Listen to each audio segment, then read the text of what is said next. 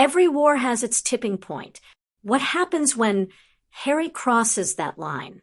In this chapter, all the pieces Harry has moved, carefully and sometimes recklessly, come together, and not all of them will stay where he planned. Welcome back to Grimoire Audiobooks. We continue with part 12 of A Marauder's Plan by Catsarecool, where Harry is forced to confront the reality of his choices as the lines between strategy and sacrifice blur. Disclaimer: this is a fan-created audiobook based on the Harry Potter universe, created by J.K. Rowling. All credit for the story belongs to Catsarecool, and this audiobook exists for entertainment purposes and to celebrate the creativity of fanfiction. In this chapter, Harry faces the consequences of his actions in full force, and the weight of leadership feels more intense than ever. Can he keep his allies close while pushing the boundaries of everything he believes in?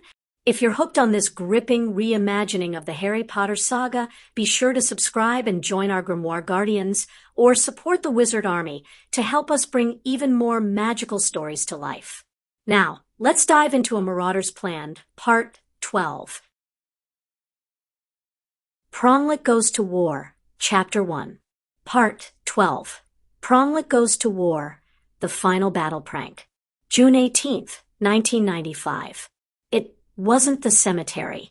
Harry stood in the remains of his nursery. It was still cold, and he shivered.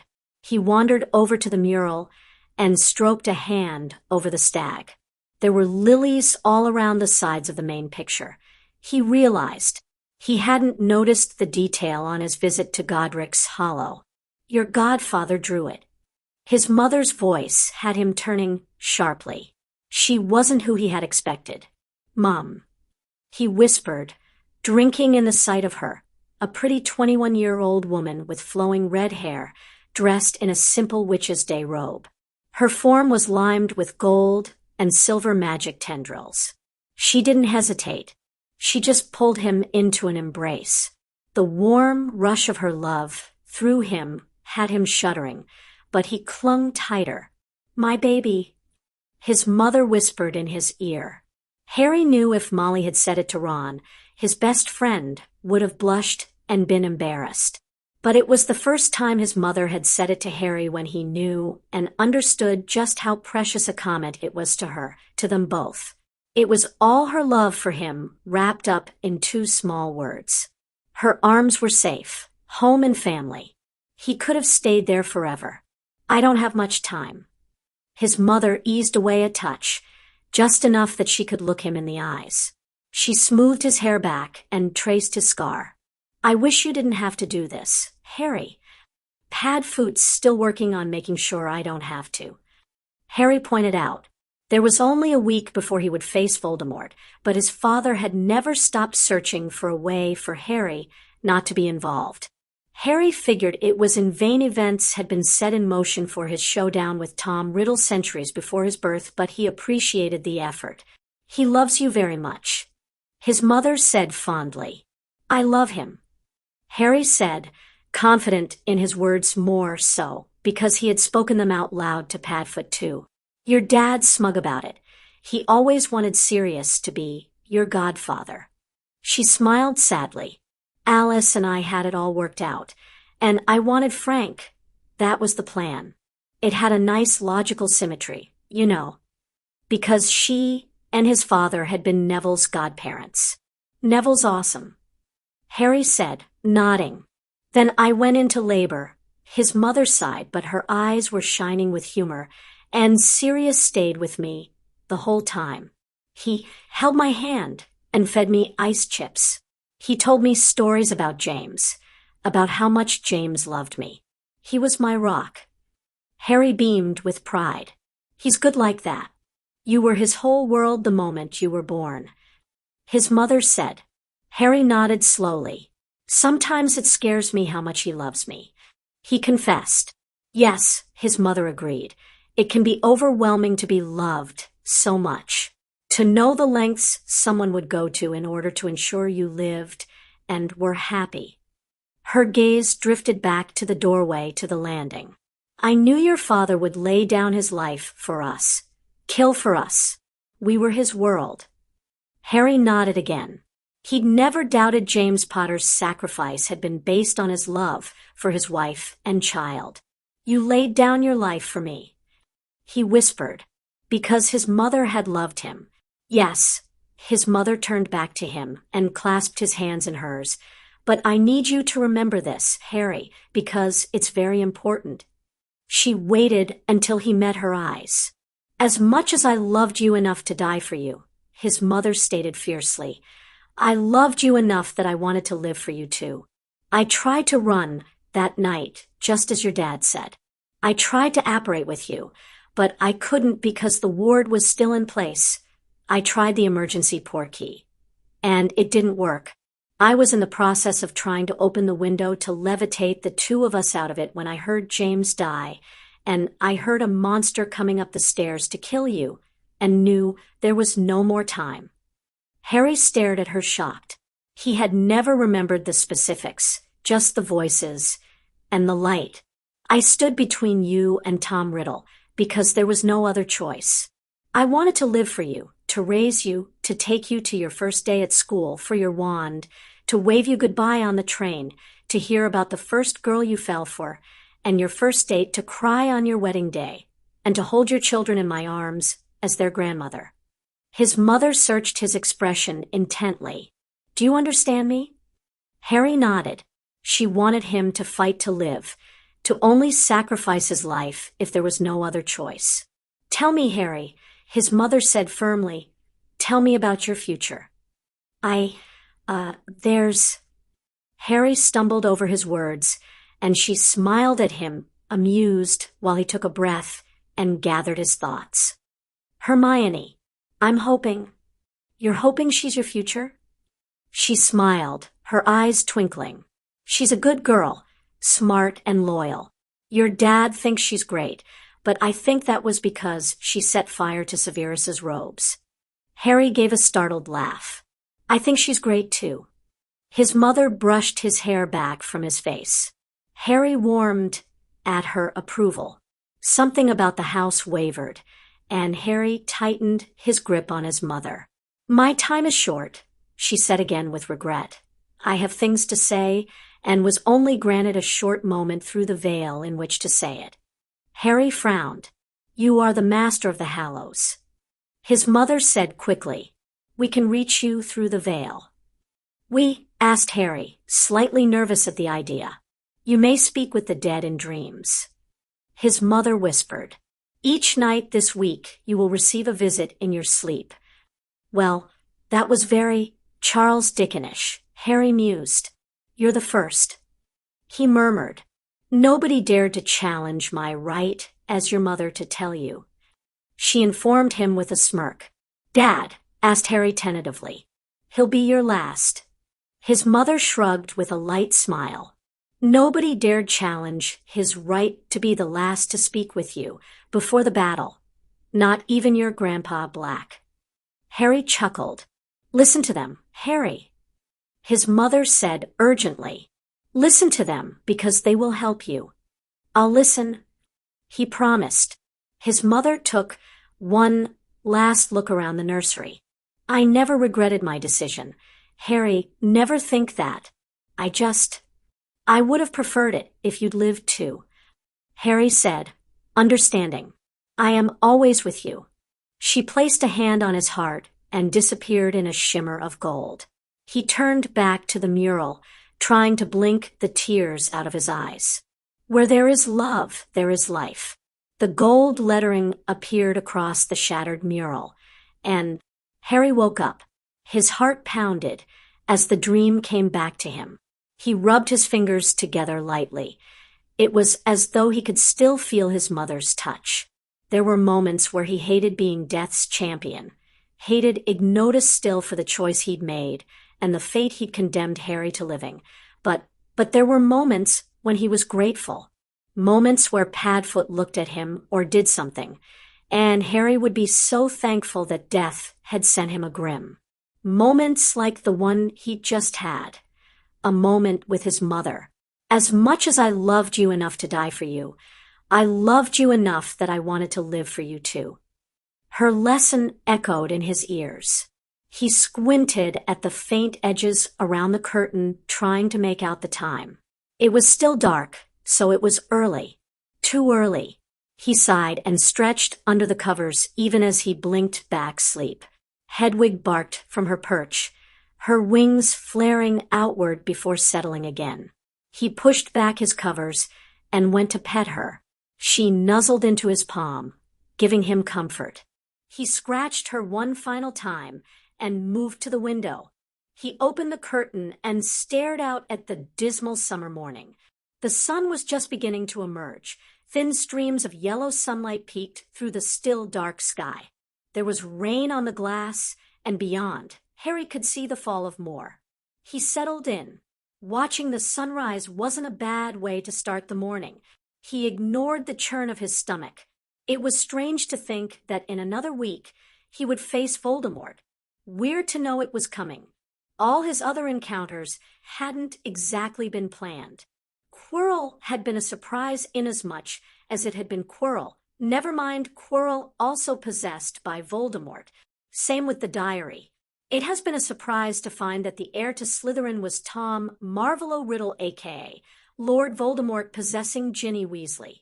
He'd known Sirius Black was stalking him the previous year, but truly wouldn't have gone anywhere near the Shrieking Shack if Sirius hadn't dragged Ron there. Unplanned, unprepared. It was a wonder he hadn't died already. It was the first mistake Harry had insisted they wouldn't make again.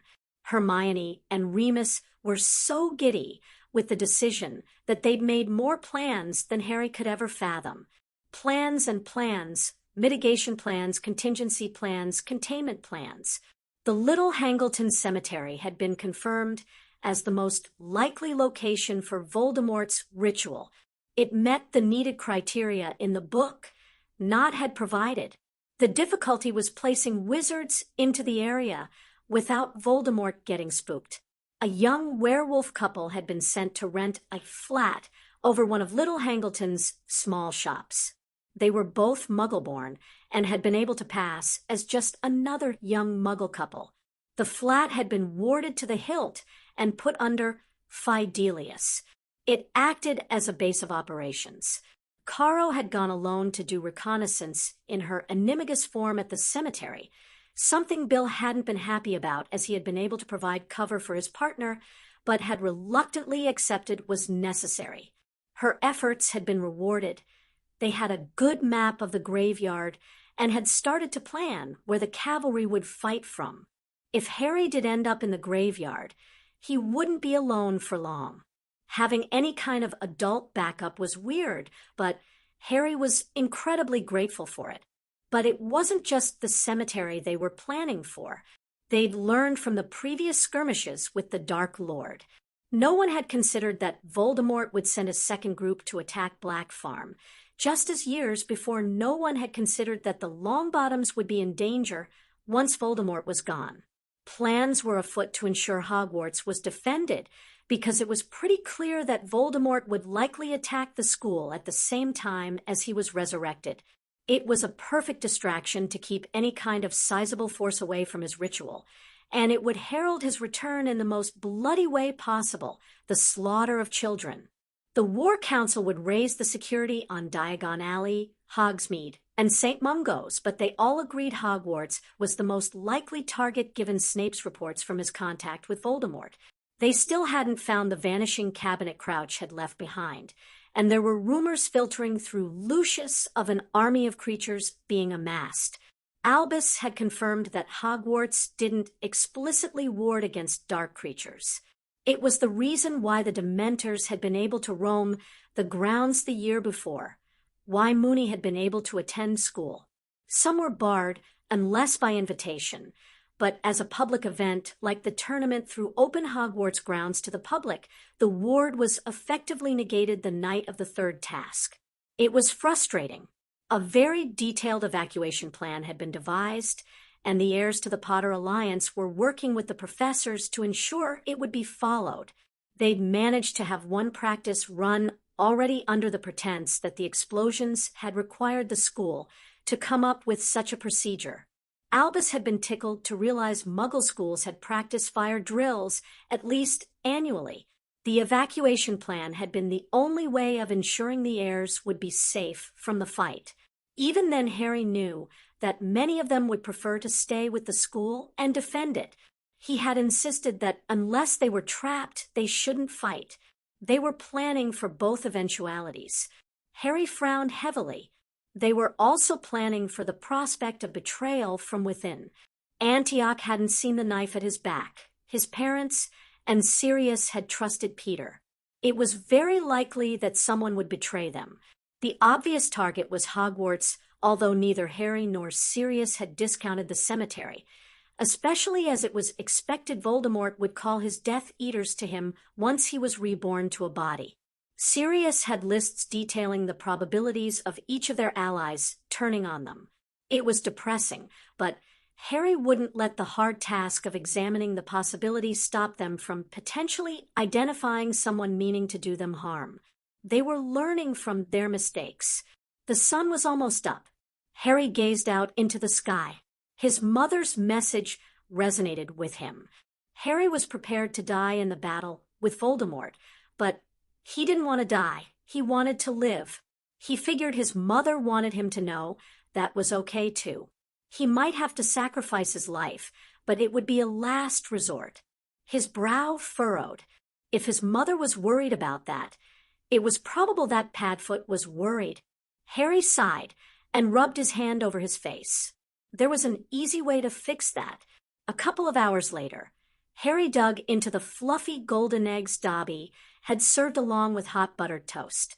After breakfast, he had dueling class, and then he had sessions planned with the Alliance to go over defensive transfiguration and charms. Sirius slid into the seat at the top of the table. "Morning. You're up early." Harry noted the dark circles under his father's eyes, the faint lines of stress that bracketed his mouth and eyes. "Had a weird dream about Mom." "Oh." Sirius paused in reaching for the paper. We were in the nursery. She told me that she wished she could have lived for me."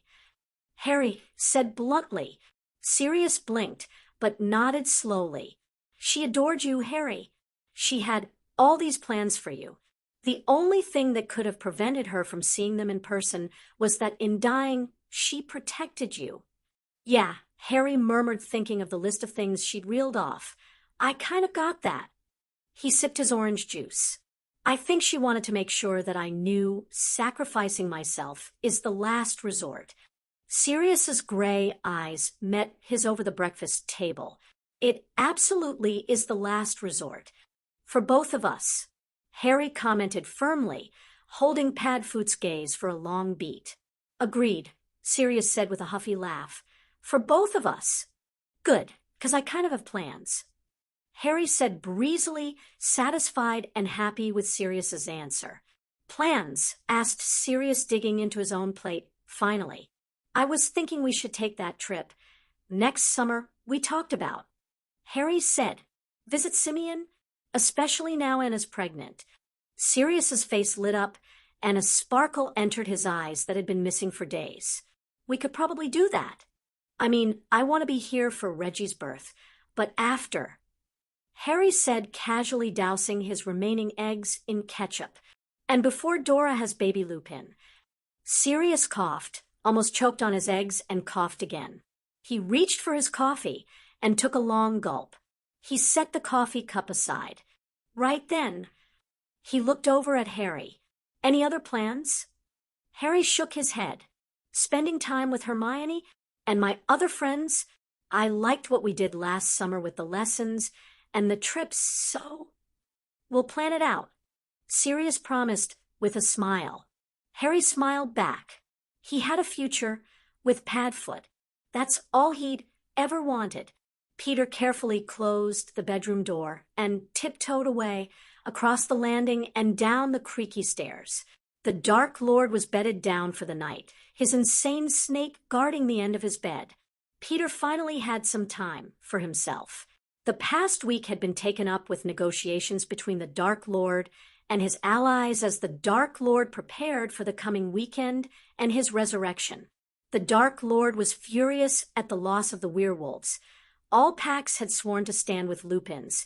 Travers had barely escaped with his life in Italy. As a result, the Dark Lord had gone to the vampire clans in earnest. The Dementors and Giants had also been approached. The former had accepted, and the latter had refused. Peter went to the kitchen and started to make another sandwich. He had eaten dinner with the Dark Lord, but his master's insistence on always feeding the snake at the same time rather hindered his appetite. The rabbit had still been alive when she'd swallowed it. Peter was certain he'd seen the hind leg kicking out around the snake's middle for moments after. He shook the thought away and focused on making himself a simple cheese and tomato sandwich. There were more than a few groceries in the pantry. The Dark Lord had tasked Snape with grocery shopping, and if the potion's master thought the task beneath him, he was keeping it to himself. Snape arrived on time for his potion making every few days. Truthfully, Peter was glad Snape was preparing the ritual potion. He had no doubt that he'd bollocks the thing up if it were left to him, but it did mean that he had to put up with running into the sly, cruel Slytherin. It felt like Hogwarts all over again. At least Caro had been left behind in the London flat to maintain the link with the vampire army the Dark Lord was amassing. They were already arriving into Britain in preparation for the Solstice Eve, when they would travel through the vanishing cabinet into the one Crouch had left in Hogwarts. Crouch was an idiot, Peter mused as he sat down at the simple pine table in the corner to eat his meal. Out of all of them, Crouch had been placed in the cushiest of positions within Hogwarts as a student. His food and comfort were assured. All he'd had to do was remain on hand to ensure Potter would touch the planted portkey and ensure the cabinet was placed in a prime location. But Crouch had initiated his own plan, which meant he'd had to leave Hogwarts, and he'd been punished by the Dark Lord, sent abroad to travel with Travers recruiting in Europe. It left the role of favored one to Snape.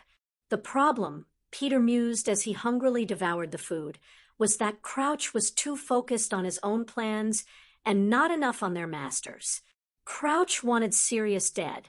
He wanted revenge for his lover, and he wanted to be favored in his master's eyes. It led him to foolish thinking that independent action would be welcomed. Peter snorted quietly. Independent action was the last thing that the Dark Lord wanted. It was nice, he thought, to finally be alone. Caro's latest visit had been taxing because his entire presence irked the Dark Lord. Caro was a visible reminder that the plan to attack Black Farm and take the Metamorphmagus and her unborn child had failed. The Dark Lord had been furious. The only silver lining was that in the fury at Caro running away from the farm because Sirius had taunted him, the Dark Lord had allowed the death of Greyback to go almost unmentioned. Peter was relieved the werewolf was dead. He remembered all too clearly one night in the dorm with a purloined bottle of fire whiskey, soon after the truth about Remus had been shared, and Remus telling him the story of being bitten. He'd had nightmares for weeks. If he hadn't already taken the vow to become an animagus and help Remus, he would never have set foot in the forest with Moony. Regret flickered briefly through him. He remembered those nights of his school years fondly. The Marauders had truly been as close as brothers. He remembered Sirius's fierce protection, Remus's kind instruction, James's steady friendship. He remembered how they'd stood shoulder to shoulder in a fight against the Slytherins, the pranks they'd played. Peter glanced across the room to the open door. Even thinking such a thing could be dangerous in the same house as the Dark Lord. He was a faithful servant, Peter reminded himself. He would take part in the ritual to deliver the Dark Lord into a body once more. His memories of the Potters and the Marauders were simply that, memories. Peter shook himself. Why was he dwelling on memories? James and Lily were gone, and Sirius and Remus would kill him rather than save him. He finished his sandwich and made a cup of tea. The old drawing room had been cleaned up, and it made a cozy place to spend the rest of the evening. There was a banked fire in the hearth, and Peter sat down in the old leather sofa.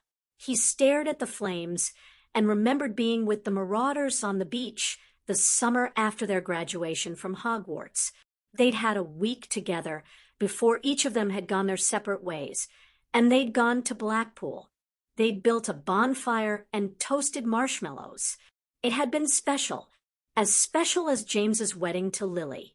He could remember every moment of the wedding day. He had been a groomsman, along with Remus, Sirius being awarded the prized position as best man. The bride and groom had danced under a charmed ceiling of stars at Potter Manor, so in love with each other.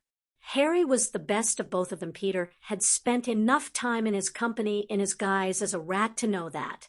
The wedding had almost been the last time the Marauders had been together before Peter had been formally marked, before he'd accepted Travers's offer, and had been given the role as the Dark Lord's hidden spy in the Order.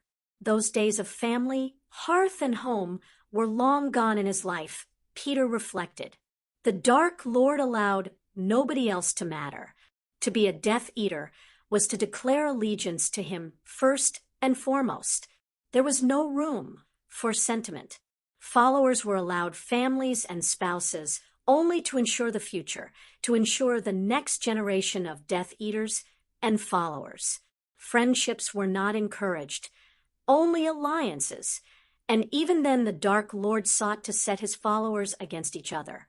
He made them compete for his attention and favor, made them compete to avoid his wrath. Tiredness washed over him. It was almost over. Another week, and the Dark Lord would kill Harry and take control of the wizarding world. It was too late for anything else. Peter hovered in the doorway of Godric's Hollow. Remus was in the kitchen, making some kind of basic stew for them all. The growl of the motorcycle coming down the country lane was loud, and Peter wondered again at just how Sirius had convinced Lily to use the thing to bring home the baby. It drew up in front of the cottage, and Peter smiled at the sight of his 4 friends. The mark on his arm tingled as though remonstrating him, and he once again wondered if he'd done the right thing. He had, he told himself sternly. Hadn't he been able to protect James the week before by diverting the Dark Lord's attention to the McKinnons? "Oi, Wormy!" Sirius called out. "Stop dawdling on the doorstep, and come and help us." Peter felt a flicker of resentment, but a quick look at Sirius had it melting away. Sirius looked in pain. It was a miracle Sirius had survived being captured by Death Eaters. Peter had heard the rumors of the tortures his friend had endured. He shivered, thankful that the mark and his position as the Dark Lord's spy protected him from that. He hurried forward. James was already dismounted. He'd been riding behind Sirius on the bike. Lily was safely still ensconced in the sidecar, the glow of a protective shield still around it. James tapped it with his wand, and it disappeared. Lily beamed up at him.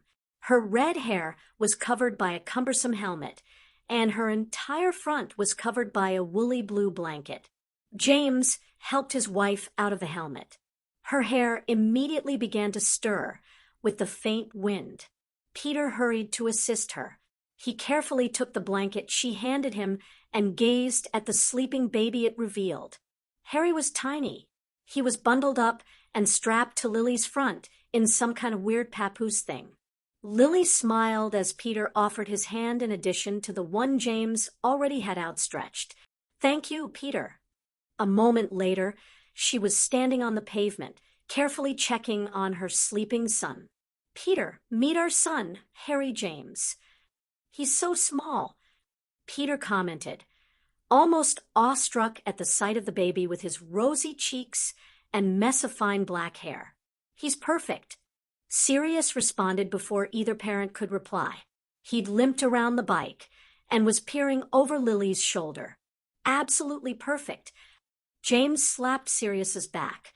"Meet the proud godfather, Peter." Peter felt a twinge of jealousy that he hadn't been considered, but then James and Sirius were cousins, and he knew as the heir to an ancient and noble house there were other considerations for James than simply friendship. Let's get this little one inside, Lily said, smoothing a hand over her baby's head. Peter nodded. Luggage. Shrunk and in James's pocket. Lily explained. Her sharp gaze darted to Sirius as she started walking up the garden path. Cane, black. Don't make me punish you. Sirius huffed, but summoned the cane from where he'd strapped it onto the side of the bike. Peter smirked at him. Don't smirk at Sirius. Peter. Lily remonstrated without looking back at him. Peter's smirk dropped from his face, and he sighed. How does she do that? James wore a familiar besotted smile. Familiar because he'd been wearing it pretty much every time he talked about Lily since they'd met at 11 years of age. Because she's brilliant. Peter and Sirius, who had mouthed the words along with their friend, grinned at each other as James caught on and shot them both an irritated look. Yes, yes, prongs. Sirius waved away James's ire. She's brilliant. She's also very scary. That's my wife, James said cheerily, leading them into the house, but at a slow pace which Peter knew was for Sirius. You have a baby now, Sirius complained. You'd think you'd be oversaying that. You're right, pads. James agreed, grinning cheekily.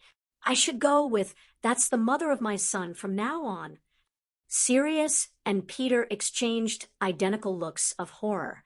How's your mother, Wormy? Sirius asked in a desperate attempt to change the subject.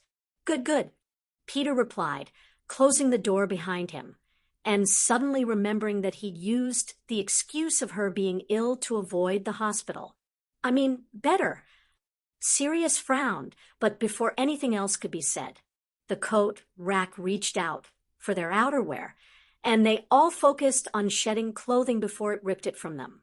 Lily had dismantled the papoose and had placed Harry on the rug in front of the fire. He'd woken up. He was on his back, legs and arms waving. His eyes were focused on the woman tending him. Lily looked beautiful, soft, and maternal. Peter had no doubt she'd turn into a complete tiger if anyone dared to threaten her child. The three men stood in hushed silence. Remus barreled in through the door to the dining room, wiping his hands on a tea towel. Sorry, but I have to add the mushrooms at the right time, or they'll shrink into nothingness and... Oh, he stopped abruptly. Lily glanced over her shoulder, tossed her hair back, and in a smooth move, picked up the baby and got to her feet. She crossed the few steps between her and Remus, and before he could protest, handed him the child. Mooney looked stunned, but quickly adjusted his hold, cradling the child as though it was the most precious thing in the world. Cub, he whispered. That's right, Remus, Lily said, retreating a couple of steps to James, who slid an arm around her shoulders as she slid hers around his waist. Peter and Sirius smiled at each other. It was rare to see Mooney so disconcerted. James dropped a kiss on Lily's head as Harry gurgled up at Remus. Sirius sprang forward suddenly. All right, enough hogging of the pronglet. Mooney, gimme. He limped over and held out his hands.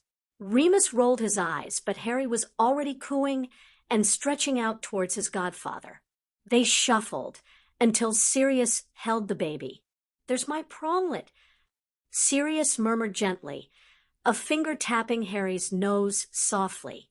Harry gurgled up at his godfather, happily blowing bubbles. Peter and Remus exchanged a curious look at just how comfortable Sirius looked with the baby. They looked at James and Lily questioningly. Don't ask us, Lily said dryly. It was love at first sight with them both. We were going to make Frank godfather, James commented, since Alice is godmother, and we've both been asked to stand for his son, Neville, you know? Only, he waved a hand at where Sirius stood rocking slightly and murmuring nonsense to Harry. So Frank gets the next one. Lily poked her husband in his stomach. Let's get this one walking before we start talking about another. Potter, when are your folks due? Remus asked. The stool be ready in... Lily was shaking her head. All the family saw him at the hospital. They're leaving us alone tonight. Charles said he'll come by tomorrow night for dinner. I suspect Mom will nag Dad into driving her here first thing in the morning. Peter brightened. He was always slightly intimidated by Lord Potter, and Lily's muggle parents were sometimes baffling to him. Do I have time for a bath? Lily asked, plucking at her blouse. I think I still smell like hospital. She grimaced. Remus nodded. It'll be about an hour. Then I'm going for a long soak in the tub. Lily declared, already turning to the stairs. James, put Harry in his crib. He needs a nap before his next feed. Sirius's face drooped with disappointment, but he handed over the baby to James without arguing. Harry seemed disgruntled at leaving Sirius, but settled quickly in his father's arms. Come and see the nursery, James said as he led the way upstairs. The bathroom door was already shut, the sound of running water drifting out to the landing.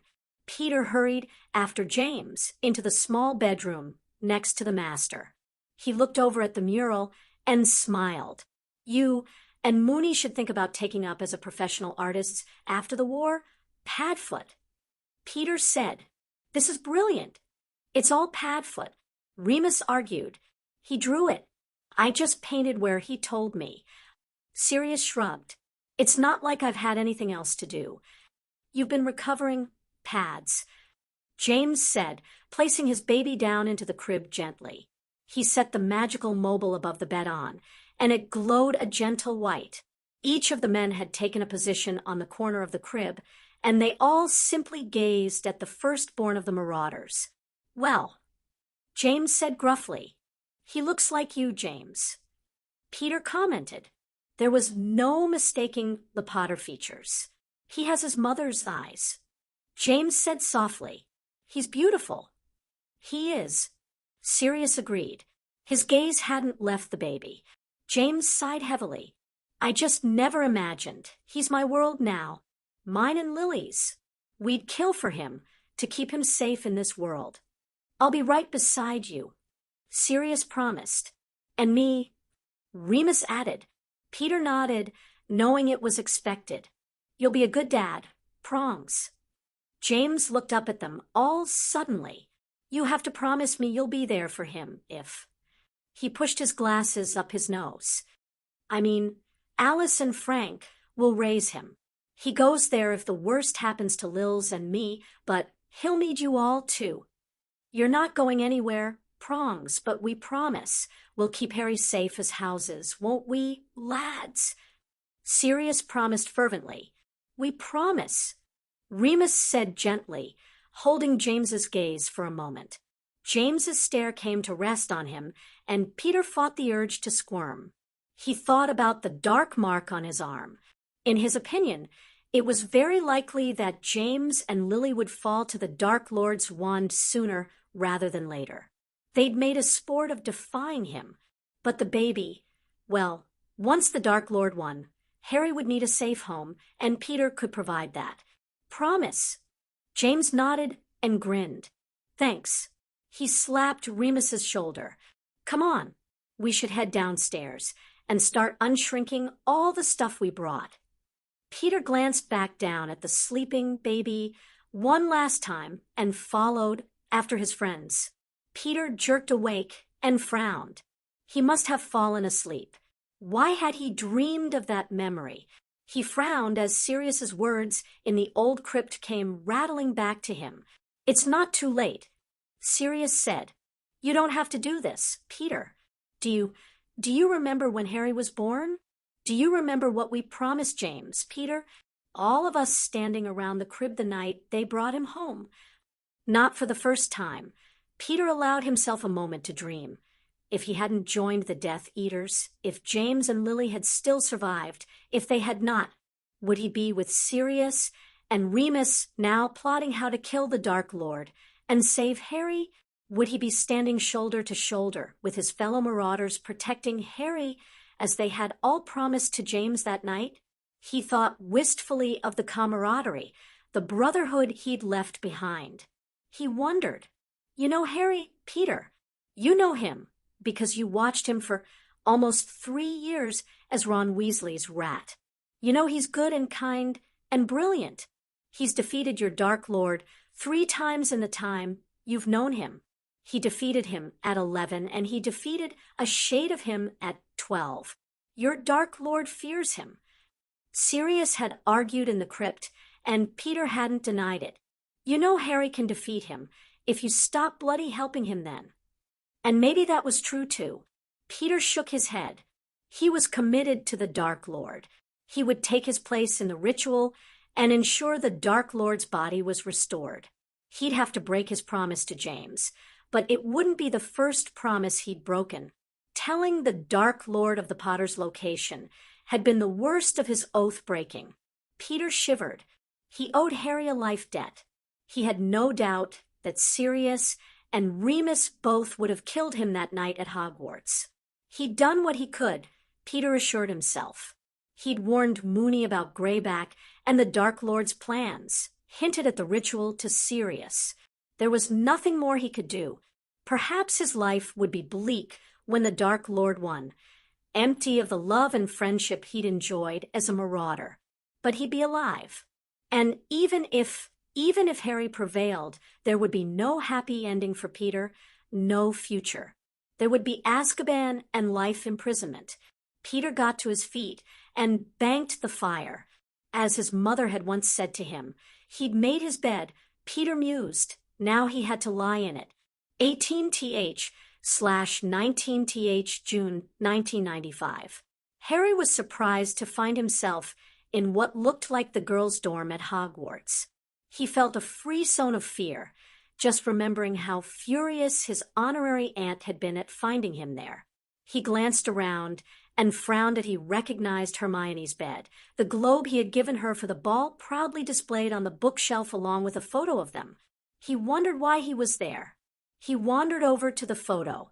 Both he and Hermione stood smiling self-consciously out, but then, as though they had thought the photo done, they glanced at each other, and their smiles eased into something fond and affectionate that made Harry's heart ache with the knowledge of how much he felt for her, and his stomach churn with nerves and excitement at the thought that she felt the same for him.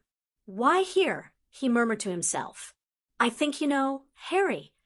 The cultured tones of a strange female voice had him turning around. He froze at the sight of 3 mature women standing beside Hermione's bed. One of the women was clearly a black. She looked so like Andromeda that he had almost thought it was her. Dressed in a green witch's robe, her hair was Sirius's black, her eyes gray and warm.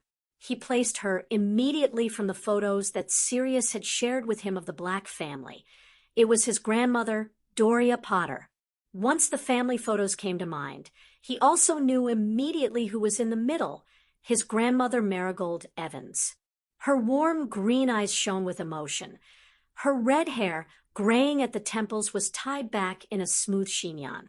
She wore Muggle clothes unlike the other 2 women, a simple floral dress in sunshine yellow. Her hand was tightly clasped in Doria's. The woman on her other side was imposing. She reminded him of Augusta. Her features were autocratic. Her eyes were pale blue. Her hair was blonde and styled in an intricate updo that Harry had once seen on Narcissa. She wore an expensive silk robe in blue, and Harry could see they were edged with silver embroidery in the emblems of the House of the Black and Macmillan. It was Sirius's paternal grandmother, Melania Black. It had been her book on witches' magic, which had given his mother the spell to save him. Harry immediately bowed to his grandmother's, etiquette that Andromeda had schooled into him coming to the fore. "Oh, poppycock to that," Marigold remarked even as Melania gave an approving nod at his manners. His maternal grandmother moved forward and swept him into a tight hug. Love suffused him.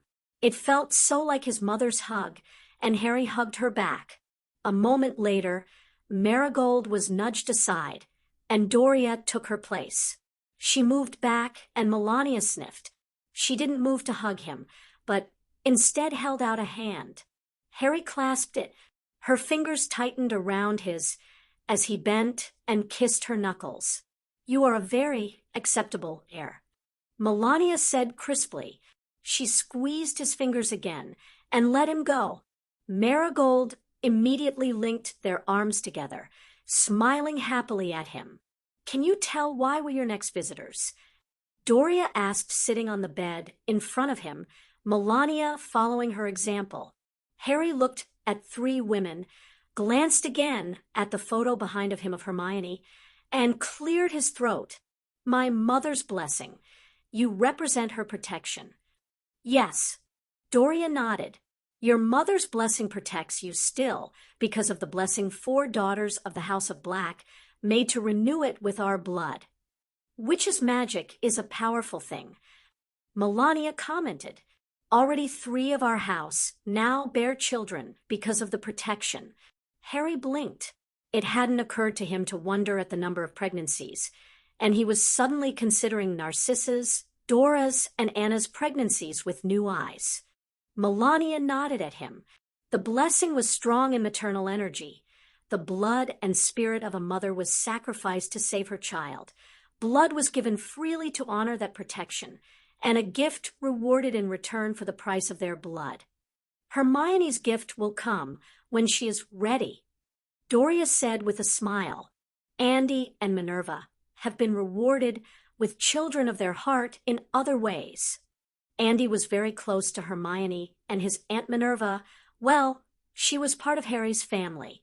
Voldemort doesn't respect women. Marigold said, "He disregarded your mother as a threat. He doesn't understand witch's magic." Doria said, "He has never respected the memory of his mother.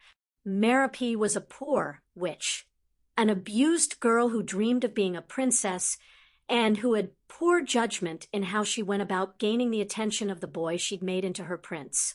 But she loved her son, and he has never acknowledged that.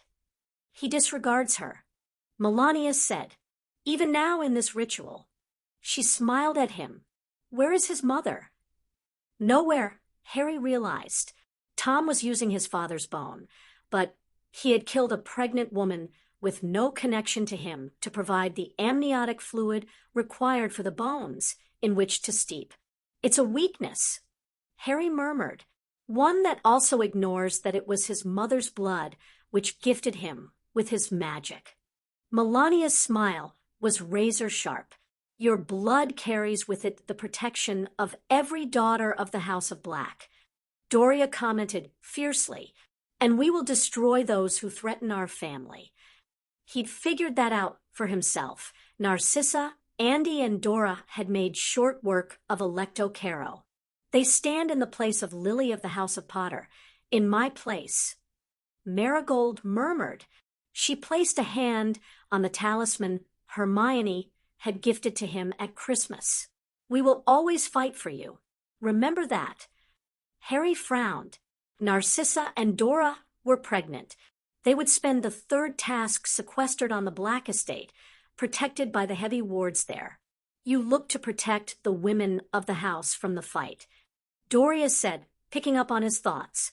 "But not all fights need take place on the battlefield. There is a fight for spirit, heart, and blood." Melania rose from the bed and crossed to the bookshelf. She pulled a thin volume from the books and handed it to Harry. "Lily's spell was but one a witch's magic can do than you can imagine. Look to your women." Marigold counseled. She smiled at him. "And always remember, Harry, where there is love." She tapped the book he held.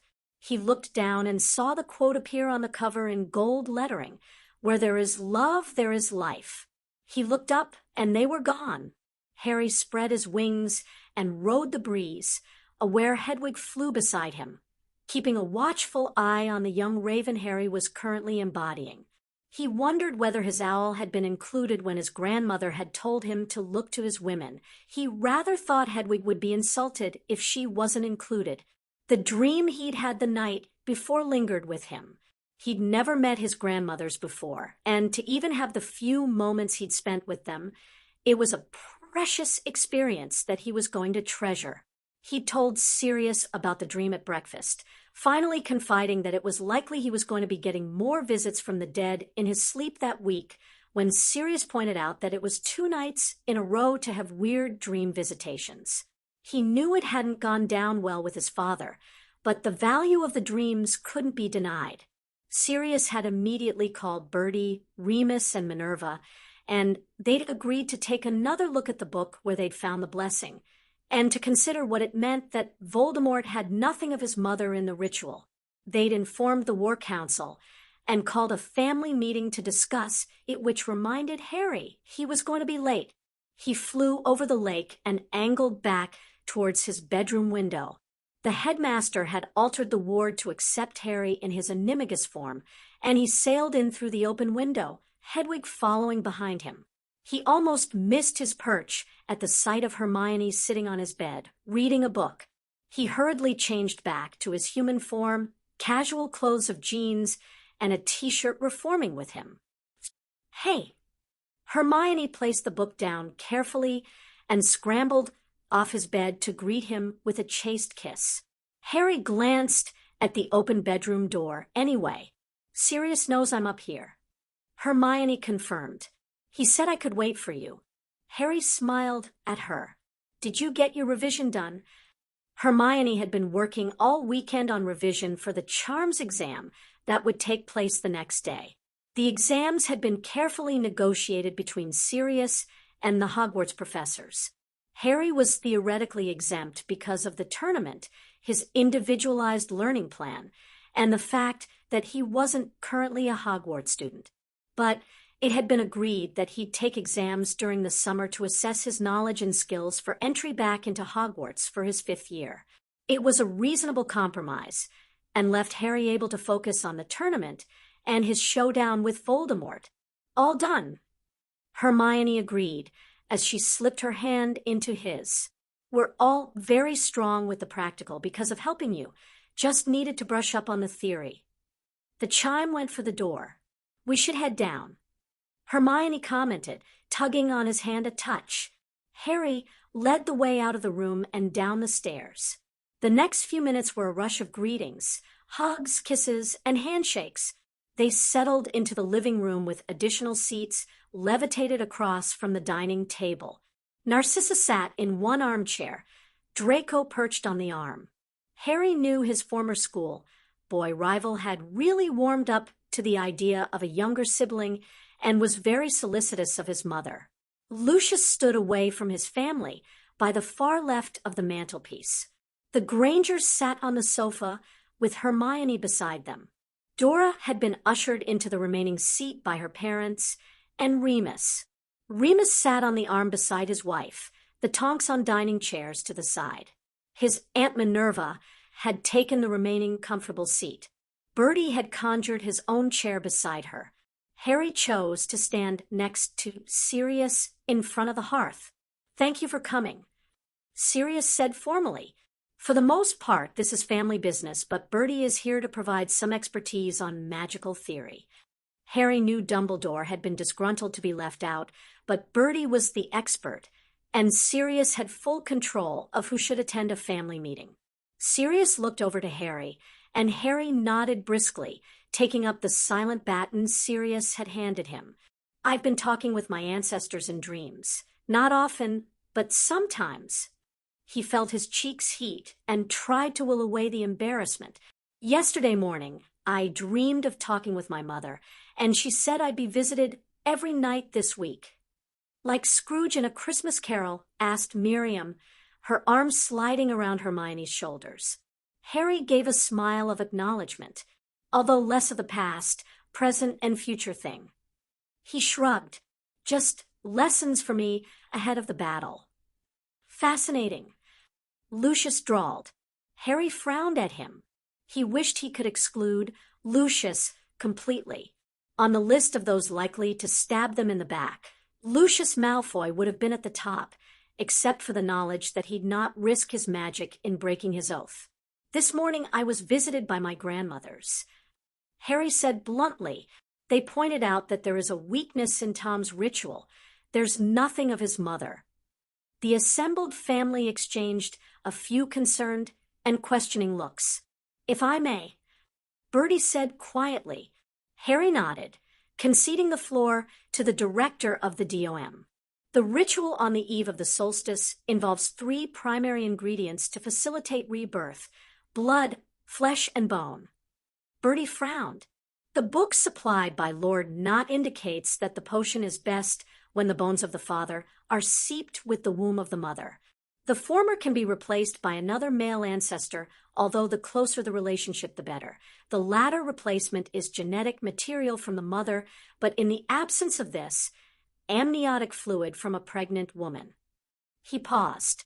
The book mentions a number of possible weaknesses with this approach, and we should assume that Voldemort has countered most of them. Harry figured the genetics gifts was one.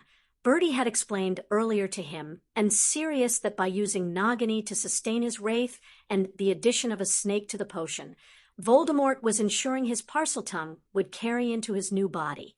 However, there is one he cannot counter. Bertie glanced over at Harry. Without his own mother's essence within the potion, it makes him particularly vulnerable to witch magic. Witch magic like the blessing of protection we did for Harry? Asked Hermione, her eyes wide. Yes, Minerva sat forward. We've been examining Melania's books on the subject most of the day, and we believe there is an opportunity to harness that protection and reinforce it we have previously ignored. Voldemort seeks Harry's blood in part because he thinks it will negate Lily's sacrifice, remove the protection from Harry. Bertie continued. He's almost right that in most cases it would do so except the House of Black has already assumed Lily's place in the blessing.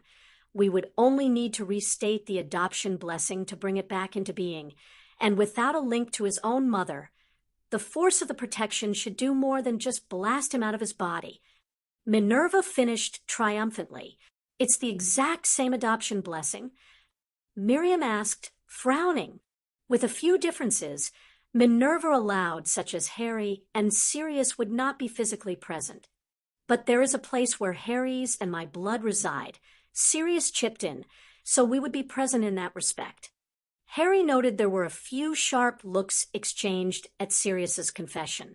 Minerva nodded her head rapidly. It would mean that all of us would need to be at that place to enact the blessing. So, I couldn't attend the third task. Hermione asked immediately. We could stay for the task, but as soon as we have word that Harry is taken, we would need to depart. Minerva confirmed. Is it safe? Asked Dora, one hand pressing lightly on her swelling belly. Yes, Remus answered, placing a hand on her arm. We wouldn't be suggesting it otherwise. Count me in then. Dora said brightly. It beats staying home and feeling useless. Hermione looked pleadingly at her mother. I want to help. Miriam and Wallace exchanged a parental look before Miriam nodded her agreement. Hermione gave a cry and hugged her mother. Thank you. Andromeda nodded slowly, her eyes on her daughter. I'll do it, and so shall I. Narcissa said without conferring with Lucius. Mother. Draco began to protest. Narcissa stopped him with a single look, and Draco pouted. I appreciate your concern, Draco, but I shall be fine. Her gaze landed on Minerva. You will stand as you did before. Minerva nodded. We 5 should get together to go over the details of the ritual, and perhaps consider how we can improve it. She motioned at Miriam. You are more than welcome to join us. Thank you. Miriam said gratefully, smoothing Hermione's hair back over her shoulder. I'll feel better about this if we know all the details. Excellent. Sirius said, shifting to sling an arm around Harry's shoulder. And now that's agreed, let's have dinner. Harry grinned and let Sirius lead him to the dining table. He watched as the women subtly maneuvered the men and directed the conversation. Hermione caught his eye and smiled warmly. He smiled back, his hand creeping to the talisman he wore. Tom was a misogynistic idiot, Harry mused, The witches of the House of Black were going to totally kick his arse. Remus shifted position in the bed for the umpteenth time, and finally came to rest on his back staring up at the ceiling with a heavy sigh. I thought I was the one who was supposed to be unable to find a comfortable position. Dora grumbled lightly beside him. Sorry, Remus said quietly. I just can't get your brain to shut up. Dora concluded with a hint of a grin in her voice. She snuggled closer into his side, wrapping an arm around his middle and pushing at his arm until he shifted to place it around her shoulders. Better. Remus stroked her shoulder absently with his thumb. You want to talk about what's bothering you? Asked Dora. Her voice was clear of sleep, and he felt a moment of guilt that he was keeping her from her rest. I was thinking about the ritual you're going to do, Remus admitted. Dora gave a small grunt. You're not going to try and talk me out of it, are you? Because I have to tell you. No, Remus interrupted her quickly. No, it's safe, and if it can do what we think, Harry will be like uber protected. Dora finished. Her fingers played with a button on his pajama top. So what's the problem? I'm just wondering if there's anything else we've missed. Remus admitted. It's worrying that Harry had to have a visit from the dead before we thought about this. You've been really close to this for a long time, and I know you have a ton of plans already. Dora commented after a moment's silence. You can't beat yourself up for not seeing every detail. We can't afford to fail. Remus rejoined. If we do, fate of the wizarding world. Sighed Dora. I know. No, Remus said sharply. Harry will be dead, and so no doubt will Sirius. He felt his heart begin to pound just at the thought of it. I can't lose them again. Dora immediately tightened her grip. You won't lose them. Remus felt his throat close up, and he hugged her to him rather than say the words that threatened to escape anyway, that she couldn't promise that he wouldn't lose them. Are you still intending to be with Sirius? Dora asked softly. Remus nodded. I can't be anywhere else. Even though the rest of his werewolf pack and their allies would be standing up to defend Hogwarts. Severus hadn't found an antidote for the potion, but he had found that a single dose of wolfsbane before being hit with the potion allowed the werewolf to retain their mind. It was a compromise. Remus had been very clear that no werewolf would be allowed to participate in the battle without taking the wolfsbane. He was proud that many of his pack had stepped forward to volunteer. They all loved Harry, and their wolves definitely considered him pack. Cub. Remus's mind slipped to the moment Lily had handed him Harry as a baby. He hadn't been allowed near the inside of the maternity ward due to his lycanthropy, so he'd had to wait for them to return home. It had been one of the most magical moments of his life. He figured holding his own child would be similar, and he was pleased that Dora had opted for an at-home water birth that would allow him to be near. He hadn't told her how Harry had explained the fertility of the Black women had been enhanced by their participation in the blessing. There was always a consequence. He wondered what price magic would exact for the coming ritual. Perhaps it would be more children down the line. He could live with that. Both he and Dora were already agreed that they didn't want their baby to be an only child. Patrick respects Gregor. Dora commented, They'll be fine. She sighed and fiddled with his button again. I don't mind telling you that I'm glad we have this ritual to do. It'll make a difference. I was dreading staying here twiddling my thumbs while you and Sirius and Remus were all fighting. Remus hugged her closer.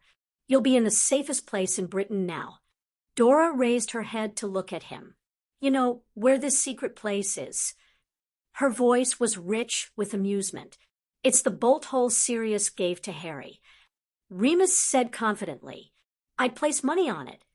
Yeah, Dora grinned at him. How much money, Wolfie? Let's call it a galleon. Dora lay her head down again. A galleon it is then. Remus dropped a kiss on her head. Sleep, Dora. You too, Dora said quietly. It took a few minutes, but eventually her breathing evened out. Remus let his free hand stray to the curve of her belly pressed against him. Mothers! Why had no one ever considered how important a mother would be in Voldemort's ritual, especially a ritual about rebirth? Remus entered his small bedsit with a sigh, shaking his damp hair with a grimace. He'd left his last umbrella on the tube, and he didn't have enough funds to replace it. He knew he'd only have to say as much to his mother, and she'd probably just give him hers, but he would be fine, he told himself briskly. A little damp wouldn't hurt his constitution. The wolf was good at least for combating coughs, colds, and sniffles. A tap on the raindrop-smeared window drew his attention, and he shrugged out of his wet coat and toed off his shoes to hurry over. He opened the latch, and the owl hopped inside, sticking out its leg imperiously. Remus smiled at the sight of James's small owl. "Hello, Godric." He ushered the owl inside the room, closed the window against a harsh October wind and the continuing driving rain. He fed the owl and took the letter from him, instantly recognizing Lily's handwriting. He set it on the table and hurried to switch on the small 2-bar electric fire next to his sofa bed. The small kitchenette area had a basic electric kettle and a small gas stove and grill. He lit the grill, opened up the shop-bought crumpets he'd bought the day before, and toasted them while he made a pot of tea. He took his meager supper back to the sofa bed and tucked in, wiping his buttery fingers on a tissue. He opened up the letter and smiled at the sight of a new photo of Harry. He hadn't seen Harry or Harry's parents since the beginning of the summer. He'd spent months abroad and with the Pax for Albus before he'd finally managed to convince the leader of the Order of the Phoenix that he needed a break. He'd come home only to find himself immediately sent out again to raise support in the British pack. He snorted like Greyback would allow dissent in his pack. Not that it stopped some of them. Sion was the most vocal. He'd had to silence her at the last meeting. She'd been so loud, and if Greyback caught wind of what she had been proposing. Remus sighed. Possibly he should tell Professor Dumbledore to send him abroad again, if only to escape Sion's fanaticism with getting rid of Greyback. It would probably suit his former headmaster.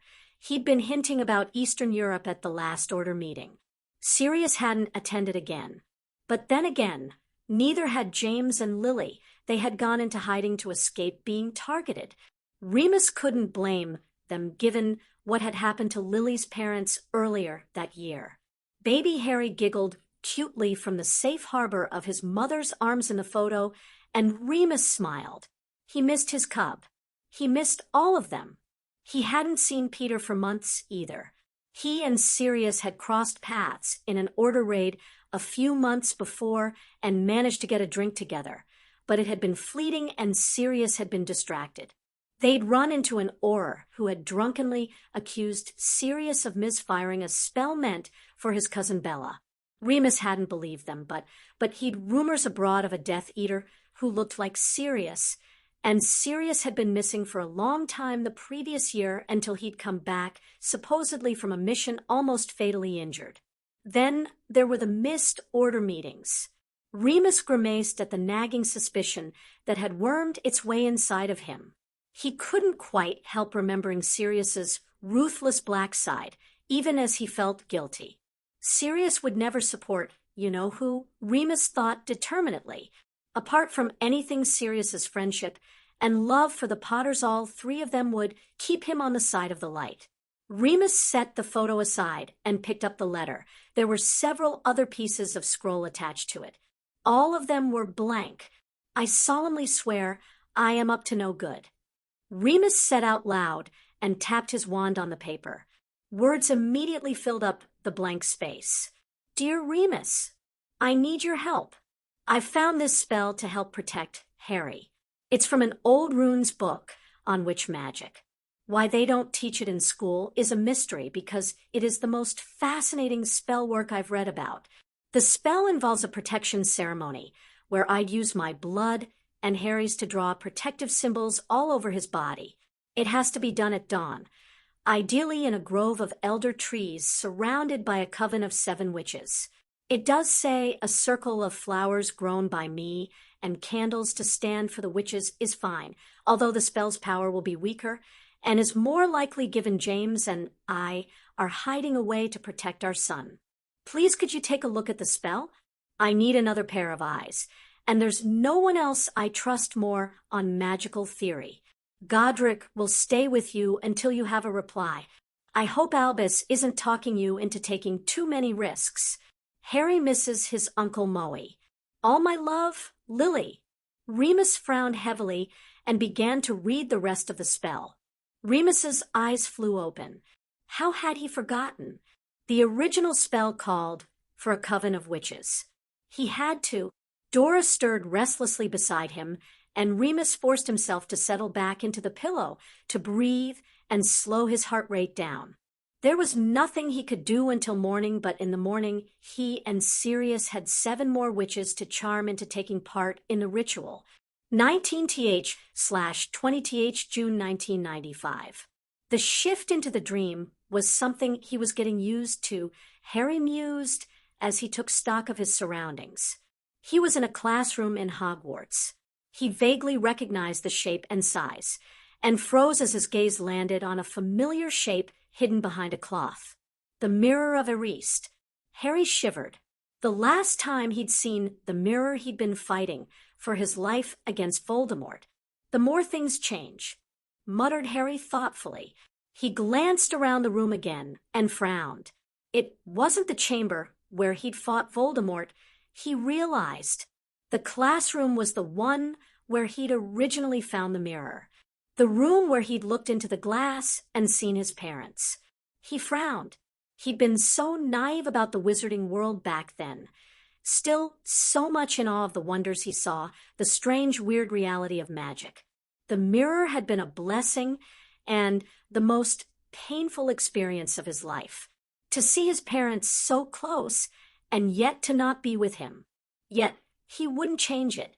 He had looked into the mirror and seen himself with his parents, seen the family they would have been. Still, he now had a family. He had Padfoot. He wasn't certain that he needed to look at the mirror again, but there had to be some reason why the mirror was there. No ghosts so far, Harry thought. His gaze strayed to the mirror. He bit his lip and sighed. It didn't take a genius to work out. Maybe he needed to reveal the large elephant in the room. He crossed the room and reached out. He hesitated for another moment, but then with a sharp tug, he removed the cloth and revealed the glass. A young girl looked back at him, no older than 16. She had red hair, blue eyes, a slightly too long nose and bow-shaped lips, a tall, slim figure dressed in a simple witch's robe. A silver charm bracelet glinted on one wrist. She vaguely reminded him of someone, but he had no real idea who she was, and even with the hair color, he figured she wasn't a relation. Harry stared at her. Well met, Harry James Potter. The young girl sank into a curtsy. I am Ariana Dumbledore. Harry automatically bowed to her. He stared at her again. I'm sorry, he said, confusion coloring every word. I guess I was expecting someone related to you. Ariana smiled prettily. You have a lot of relatives, but it's very important that I speak with you, so I was granted one of your visits. She pouted. It's more difficult visiting you, though. I had to find something which connected me, Albie, and you. Hence the mirror, Harry realized. He sees you in the mirror. Harry frowned. He told me he saw socks. Ariana held up a pair of knitted bright gold and red socks. I always gave him socks for Christmas. It was our tradition. Harry nodded slowly. The headmaster had answered his question back then truthfully but not wholly. It was very like him. I'm here to talk to you about Albie, Ariana said, solemnly. Harry gestured at her to continue and sat down in front of the mirror, grimacing at the all-too-accurate detail of the dusty floor. Ariana smiled back at him, and dropped down to sit at the bottom of the mirror. She arranged her skirts neatly and pinned him with a serious gaze. Once upon a time there was a family, a wizard, a muggle-born witch, and their 3 children, the oldest Albus, the middle sibling Aberforth, and the youngest, Ariana. She began. Ariana was only a small child of 6, playing one day in a field by their house when her accidental magic of a twinkling bright set of colored lights attracted the attention of a group of muggle boys. They surrounded her, called her a witch, and demanded she bring the lights back. Harry could picture the scene only too well. They bullied her. They didn't stop at words. Ariana said softly. When they couldn't make her produce the lights again, they began to push and shove her. When she ended up on the ground, they said about her, throwing stones at her for being unnatural. Ariana's magic was left twisted and chaotic by the attack. She would never be normal. Harry felt angry at the boys for the trauma they'd put Ariana through. Had Ariana died in the encounter, he wondered. Her father came searching for her, and when he found her and the boys, he attacked them badly, killing one of the ringleaders. Ariana sighed. He refused to tell the Aurors why he'd attacked the boys to protect his daughter from being committed to an institution. Instead, he was sent to Azkaban. Alone with her family to raise, the witch took her children back to her home village of Godric's Hollow. She bought a small cottage and set about raising her children. She was so proud of Albus, who was so clever and powerful, and Aberforth, who was quite the jeweler. She was protective of her daughter, shielding her from harm. For a time all was well with the family, although they missed their father immensely. Harry watched as Ariana's expression saddened. Albus had just graduated from Hogwarts when his mother was killed by Ariana in a burst of accidental magic caused by the news of the death of their father in the prison. Albus and Aberforth covered up the incident to protect their sister and buried their mother. Ariana smiled suddenly. Aberforth loved his sister and he wanted to drop out of Hogwarts to be with her, but Albus insisted on his younger brother finishing school. And so, Albus stayed home and looked after his sister instead of setting out to achieve great and wonderful things. That had to have been hard on the headmaster. Harry thought. It was quite a responsibility for a young man to take on, and yet he knew the headmaster wouldn't have made any other decision. "I will do what is right, not what is easy." Ariana quoted with twinkling blue eyes. "It was the last thing Father said to us." She sighed. Albus tried. He really did. But then he was a young man trapped in a small backwater village with all his hopes and dreams placed on hold. He resented it badly, although he was always careful never to show just how much to his sister. Only something happened. Harry surmised. A young German wizard, a great-nephew of their neighbor, came to visit. Gellert was handsome and dashing, clever and just as magically powerful as Albus. He rather swept Albus off his feet. Ariana said in a rush. They would debate and talk for hours on all kinds of magical theory, made wild and wonderful plans to conquer the world together. Albus fell hopelessly in love, and when Gellert suggested an old-fashioned world tour, he couldn't help but agree. "He left you," demanded Harry hotly, unable to believe the headmaster had shirked such a duty to his family. "Oh, no." Ariana shook her head vehemently. Albus wouldn't consider that. No, he would have taken Ariana with him, although neither he nor Gellert had considered the practicalities of that, but it was suddenly summer and Aberforth came home. "So he left his sister with Aberforth?" questioned Harry. Ariana shook her head. Aberforth wasn't impressed by Gellert. He didn't see the passionate German through the eyes of young love. Where Albus saw vision, Abe saw greed and ambition. Where Albus saw rebellious determination against what others thought, Abe saw ruthlessly cold arrogance. Albus argued that he and Gellert were 2 peas in the same pod, but Abe knew they were more like opposites of the same coin. Powerful, intellectual, and ambitious. But where Albus was rooted in the light, Gellert Grindelwald was rooted in the dark. Harry's eyes widened. The headmaster had been in love with Gellert Grindelwald, the same Dark Lord Grindelwald who he dueled and defeated. Aberforth walked in one morning on a planning session and, hot-tempered, began arguing about their plans for Ariana, for the world. She sighed heavily. Aberforth foolishly pulled his wand and demanded a duel, and Gellert was cruel and fast. He soon had the young Aberforth on the floor, and then he cast the Cruciatus Curse. Albus defended his brother, and there was a horrible, horrible fight between the three. She paused and waited until he was looking fully at her, and into the midst of the spellfire walked Ariana. Harry winced.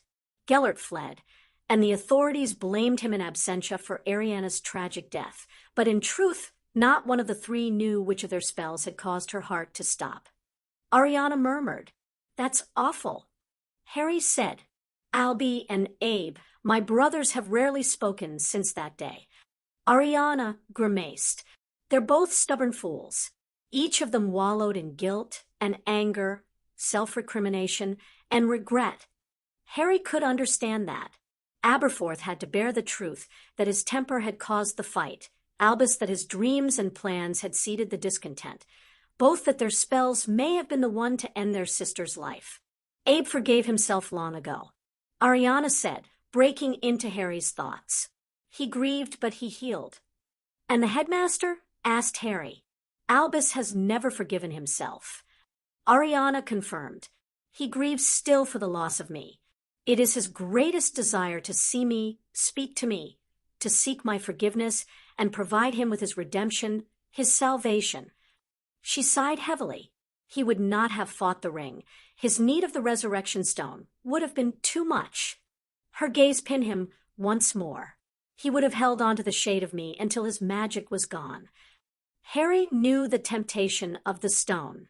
It had been wrenching to say goodbye to his parents, but then he had Padfoot with him to help him, to give him the strength to lock the stone away again. "My brother bleeds every day," Ariana said softly, "and it's long past time that he should heal. You need him." Harry nodded gravely. The headmaster was a powerful wizard, and in the upcoming battle, he was needed to protect and hold Hogwarts. "What can I do?" "I need you to give him a gift." Ariana murmured, "Something that will make him remember that where there is love, there is life." Harry frowned. "What gift?" Ariana held up the socks. He stared at her. "He'll understand." Ariana said confidently. Harry sighed.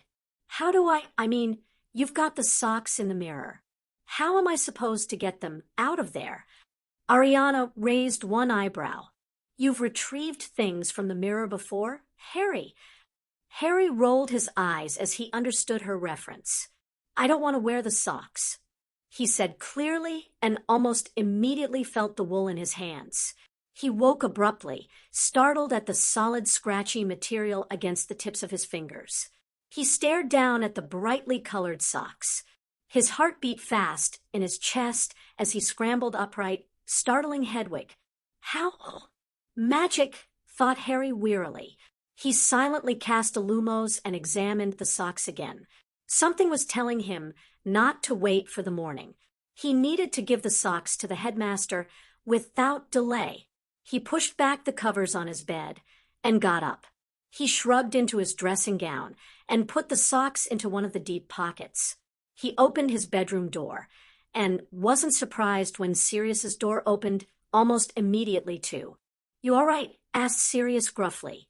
He looked as though he hadn't slept despite his own bedwear of pajamas and dressing gown, his dark hair loose around his shoulders. "I need to see the headmaster," Harry admitted. Sirius blinked, but he nodded slowly. He cast a messenger Patronus to alert the headmaster to their imminent arrival. He ushered Harry down the stairs and out of their rooms, casting his own Lumos to light the way. Harry was immensely grateful at the lack of questions, the faith that Padfoot displayed in just accepting his answer. Harry followed Sirius past the usual entrance to the headmaster's study and down the corridor. A door appeared at the end of the corridor, opening up to them as they approached. Harry swallowed hard as he entered into a comfortable living area, comfortable squishy armchairs around a banked fire with bookcases lining the walls. Harry was barely aware of the door closing behind him. Dumbledore hurried into the room from an entryway to the far left. He carried an old-fashioned candlestick holder, and dressed in a long white nightgown, fluffy slippers, and a matching blue fluffy sleeping cap and shawl, he reminded Harry of historical pictures from the turn of the century. "Harry, my boy," Dumbledore said urgently, placing the candle on a side table. "Have you had another dream?" Concern coded every word. "Is everything all right?" Harry simply reached into his pocket and pulled out the socks. "Ariana wanted me to give these to you." Dumbledore paled, still as a statue as his rheumy blue eyes fell to the socks and stayed there. He reached out with trembling hands and, ignoring the outstretched hand holding the socks, took hold of Harry's shoulders. The strength of his grip almost had Harry wincing, and he waved off Sirius when his father took a step forward in concern. "You saw Ariana?" Dumbledore's blue eyes were intent on his voice hoarse. Harry nodded. Dumbledore swallowed hard, his Adam's apple bobbing up and down prominently. He dropped his gaze to the socks. He released one of Harry's shoulders and almost reverently took hold of the woolen gift. "Your sister wants you to forgive yourself," Harry murmured in a low voice. "Because we need you." Dumbledore clutched the socks close to his heart and made a small wounded sound. He swayed and suddenly crumpled, falling to his knees, pressing his head into Harry's stomach as he sobbed wretchedly, with one hand still holding onto Harry's shoulder, the other gripping the socks. Harry flailed before he settled his hands on Dumbledore's shaking shoulders, patting them awkwardly. He looked over at Sirius desperately. Sirius gave a sympathetic grimace. He moved forward and wrapped an arm around Harry, his hand coming to rest over Dumbledore's and squeezing the older man's gently. They waited until Dumbledore's storm of weeping had subsided before they moved again. Sirius deftly helped the old wizard to his feet and firmly but compassionately led him over to a chair. Dobby was called, and a moment later, a strong cup of tea liberally laced with lemon was handed over to the headmaster. Harry hovered to one side until Sirius took a seat on a small couch opposite Dumbledore and patted the cushion next to him in a silent invitation for Harry to join him. Dumbledore stroked the socks he'd placed on his lap with a sigh. He looked up, a red blush stealing across his cheeks. "My sincere apologies for falling apart on you, Harry. He swallowed and shook his head, tears glinting again in his eyes. "I've thought all these years." Sirius cleared his throat. "I remember you told me once that you were tempted by the stone because you wanted so much to speak with your sister again after the tragedy of her death." Harry breathed a sigh of relief that his father already knew the detail. It meant he didn't have to worry about giving away details the headmaster might not have wanted someone else to know. "Yes," Dumbledore said, replying to Sirius, "to beg her forgiveness." His fingers stroked the woolen socks again. Aberforth was her favorite, but she always knitted a pair of socks for me for Yule and my birthday, just as I always gave her a charm for her bracelet. It was just a small tradition she and I had as sister and brother. "You saw her in the mirror of Erist," Harry said quietly. "Yes," Dumbledore gave an apologetic smile, "along with the many pairs of socks she never had the chance to give to me." Regret was written in every line drawn on his elderly face. "I was a young fool. You couldn't know the argument between you all would end with so badly," Harry pointed out. "No," Dumbledore agreed reluctantly. He sighed, looking up at Harry. "But it was my choice to bring Gellert into our lives." "Gellert?" Sirius's eyebrows shot up as he made the connection. Dumbledore flushed and avoided Sirius's gaze. "Yes. You still couldn't know what would happen," Harry insisted, his hands clasped loosely on his lap. "You didn't know your brother would challenge him, or that he would be so cruel in response." Dumbledore's smile was sad and regretful. I knew Gellert's faults. I simply chose to ignore them because I loved him. I chose to assume the best about his vision and his motives. I chose to disregard the dark arts he spoke about as being experimentation and youthful indiscretion rather than an already chosen path. I invited a poisonous snake into the bosom of my family. Aberforth was right about that. You were young and in love. Sirius said quietly, "We've all made foolish choices for worse reasons. You aren't to blame for your sister's death just because you fell in love with the wrong boy." "Perhaps not fully," Dumbledore acknowledged, "but I took the first step in events that led to her death, and I will always bear the responsibility for that error in judgment." He patted the socks. "What did she say?" "That it was past time for you to forgive yourself." Harry said bluntly, not sure there was a way to dress up Ariana's message. "She says we're going to need you to hold Hogwarts. Then I shall make every endeavor to do so," Dumbledore said in a firm, decisive tone. "Thank you, Harry." Harry didn't need Sirius's nudge to know it was time to leave. He got to his feet, grateful when Sirius slung an arm around his shoulders. "We'll leave you to get some more sleep, Albus." Sirius said kindly, "Good night." "Good night, boys," Dumbledore replied. They made their way to the door, which opened automatically to let them out. Harry glanced back over his shoulder. Dumbledore sat in his chair, attention completely focused on the socks. Harry shook his head. He had delivered Ariana's message. It was time to leave the headmaster to his memories, to begin the healing he needed to do. Sirius waited until they were back into their own quarters before he cleared his throat. "You all right?" Harry shrugged and rubbed his gritty eyes. "Just tired. I'm not sure these nightly visitations are a good idea," Sirius murmured as they took the stairs back to the bedrooms. Harry shrugged again. "If it helps. As long as it helps." Sirius stopped Harry before he turned away to his room.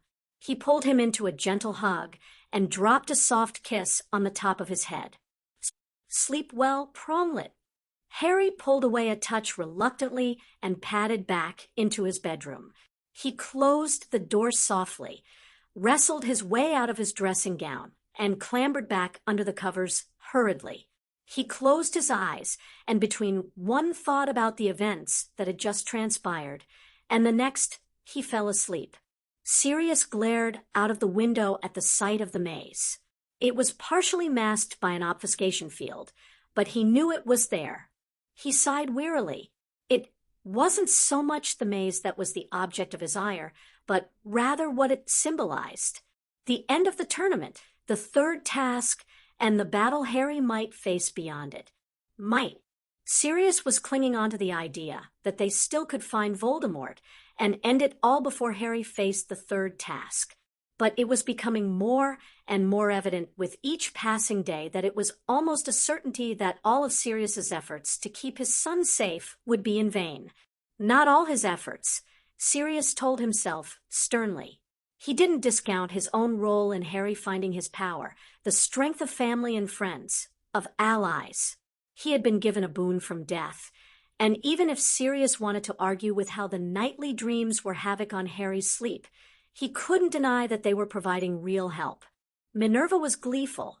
The Coven of 7 Women had been established and were helping with the final preparations for the re-blessing ritual. It comforted Sirius to know that regardless of any victory Voldemort would gain in stealing it away, Harry would have Lily's protection back a short time later.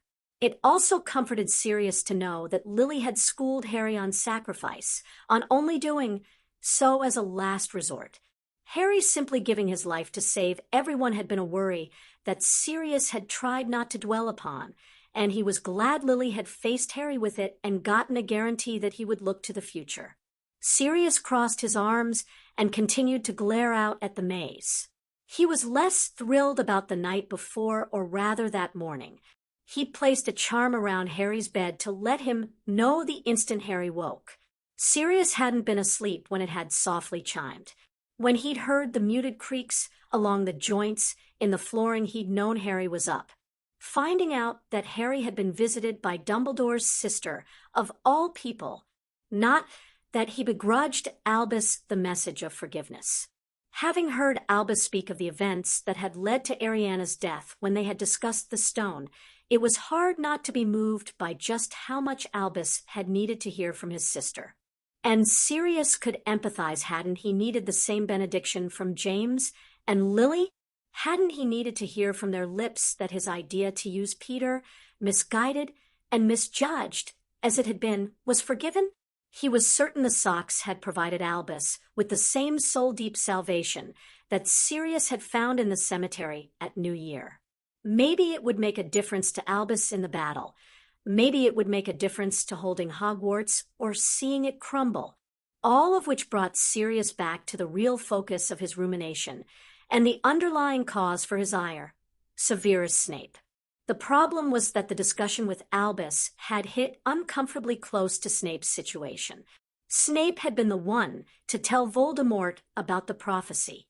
He'd set things in motion just as Albus had given into the temptation to bring Gellert and Merlin, Albus and Gellert Grindelwald, into his life.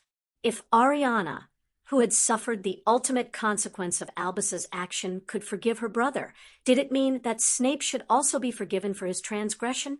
It was different, Sirius told himself stubbornly. Snape had willingly told a wizard, who was known to kill and torture, about a potential unborn nemesis. He had signed the death warrant of that child, whoever that child was at that moment. He had done so without hesitation or thought of the consequences. Albus had been young and stupid in love. He had simply fallen for the wrong type and ignored any inner voice cautioning him about the object of his affections. He had never intentionally led Gellert into an inevitable showdown with Aberforth, had never had foresight that a fight where someone would be killed would happen. It was different, and it was the same. Hadn't Snape been seduced by words of flattery and admiration? Hadn't Snape been young and foolish? Perhaps he'd known his information would paint a target on someone, but he'd had no way of knowing for certain whether Voldemort would take the prophecy seriously. In the end, was Snape's culpability any worse than Sirius's own? And if Sirius had wanted so badly to be forgiven, if Albus had wanted to badly to be forgiven, Snape's one had to be just as large and just as edged with sharp razors that kept the wound bleeding. Sirius grimaced. He didn't want to forgive Snape. But he couldn't deny that there were events in motion larger than the small role Snape had played. Fate and death and a champion's role decided long before Snape had ever overheard part of a prophecy. He'd never forgive Snape for how he'd treated Harry in the years before Sirius had taken him into his care. Snape had no excuse for that at all. It wasn't like it was Sirius's forgiveness that Snape probably needed, Sirius argued internally. Snape wanted Lily's forgiveness more than any other. But that didn't mean that Sirius couldn't make a gesture. He sighed heavily and lurched from the window, snapping up the waiting brown paper-wrapped package from where he'd placed it hours before. He veritably stormed out of his and Harry's quarters, out of Gryffindor Tower, and down to the dungeons. He rapped impatiently on Snape's door. Snape yanked the door open and glared at him. "Am I to have no peace today?" He sneered before whirling around in a billow of robes, stalking back into his room. Sirius raised his eyebrows and went after him. A quick glance at the open bottle of whiskey on the side table and a discarded teapot with the headmaster's lemon biscuits told another story. "Albus been by, has he? Aren't you here to do the same?" Snape snatched up the whiskey and poured himself a large measure. "Lecture me about the benefits of forgiving oneself for transgressions that get others brutally killed." He waved the bottle at Sirius wildly, as if he understands anything. "He lost his sister," Sirius said mildly. "And I lost." Snape cut his yell short, holding the bottle against himself almost like a shield. "You lost someone you loved," Sirius said evenly. He sighed, sat down on the arm of the Paisley sofa, and gestured at the bottle. "You have another of those." Snape looked at him wild-eyed and bewildered, but he conjured up another glass, and a moment later, thrust it into Sirius's waiting hand. Snape retreated to an armchair across from Sirius. They both took a sip, grimaced, and settled. I hate these fucking dreams. Sirius confessed baldly. Snape grunted his agreement. Harry got maybe 3 hours actual sleep last night. Sirius continued. Like that's enough when he's preparing for the fight of his life. He tossed back the rest of the whiskey. Snape raised his own glass. He seems to be handling it better than the rest of us. If he didn't have strength, he would never have survived this far. Sirius held out his glass. Snape levitated the bottle over to him. Sirius chucked the package across the space as he took hold of the bottle and poured himself another drink. Snape set his own drink down and examined the package suspiciously. What is it? Lily had things from her childhood stored in the attic at Godric's Hollow. Bill and Carl packed them up when they cleared the house. Sirius motioned with his glass. I duplicated the photos of you and Lily. He glanced toward the bedroom. You might keep everything of value at your own home, Snape, but even you probably had a treasured photo tucked away. Snape's hands clutched around the wrapped package, almost as tightly as Dumbledore had held the socks the night before. Why? Snape asked, almost as wide-eyed as he had been at the start of their conversation. Because we were all young and foolish. Sirius drank back the second whiskey and got to his feet. I won't forgive you what you did any more than you can forgive me for daring you to face a werewolf. He raised a hand. And whether you forgive yourself or not is your decision, not mine, not Albus's, he paused, and not even Lily's. His gray eyes met Snape's dark brooding gaze. What's true is that Ariana came because we need Albus, and what is equally true is that we need you in this fight. Your forgiveness is your own business, Severus, but you should know that just because Lily has never given Harry a pair of socks for you, it doesn't mean you aren't needed. Sirius set his glass down with a small thud on the side table and made for the door. Black. Sirius stopped and turned around. Snape raised the package a touch. Thank you for the photos. Sirius gave a sharp nod and left before he was tempted to grab the remainder of the bottle. Pronglet Goes to War, Chapter 2, 20th/21 SD June 1995. It was Hogwarts, the Great Hall to be exact, with the tables gone, and only the 4 banners of the houses hanging from the enchanted ceiling, which showed a night sky, moon-high and round, stars twinkling. Given the dream the night before, Harry was unsure if his being at Hogwarts was a good thing or a bad thing. He really didn't want to end up having someone else blubber all over him. He glanced down at his school uniform. He hadn't worn Hogwarts robes since Halloween, but his Gryffindor tie and crest were prominent. He fingered them nervously. They should have been green and silver. A dark, silky tone came out of the darkness. Harry turned sharply to stare in its direction, and a wizard moved to stand below the banner of Slytherin. He was dressed in an old-fashioned, simple clothing, leathers and roughly woven tunic in a sage green color. He looked nothing like the statue in the chamber. He was Roman in profile, dark hair pulled back and tied into a ponytail with a strip of leather. There was a sword holstered on his belt, along with a knife and a wand. Salazar Slytherin, Harry said, his mouth suddenly dry as the Sahara. He wears the colors of where he is supposed to be. A booming voice had Harry swinging to his left. A tall, red-haired, burly man stood under the Gryffindor banner.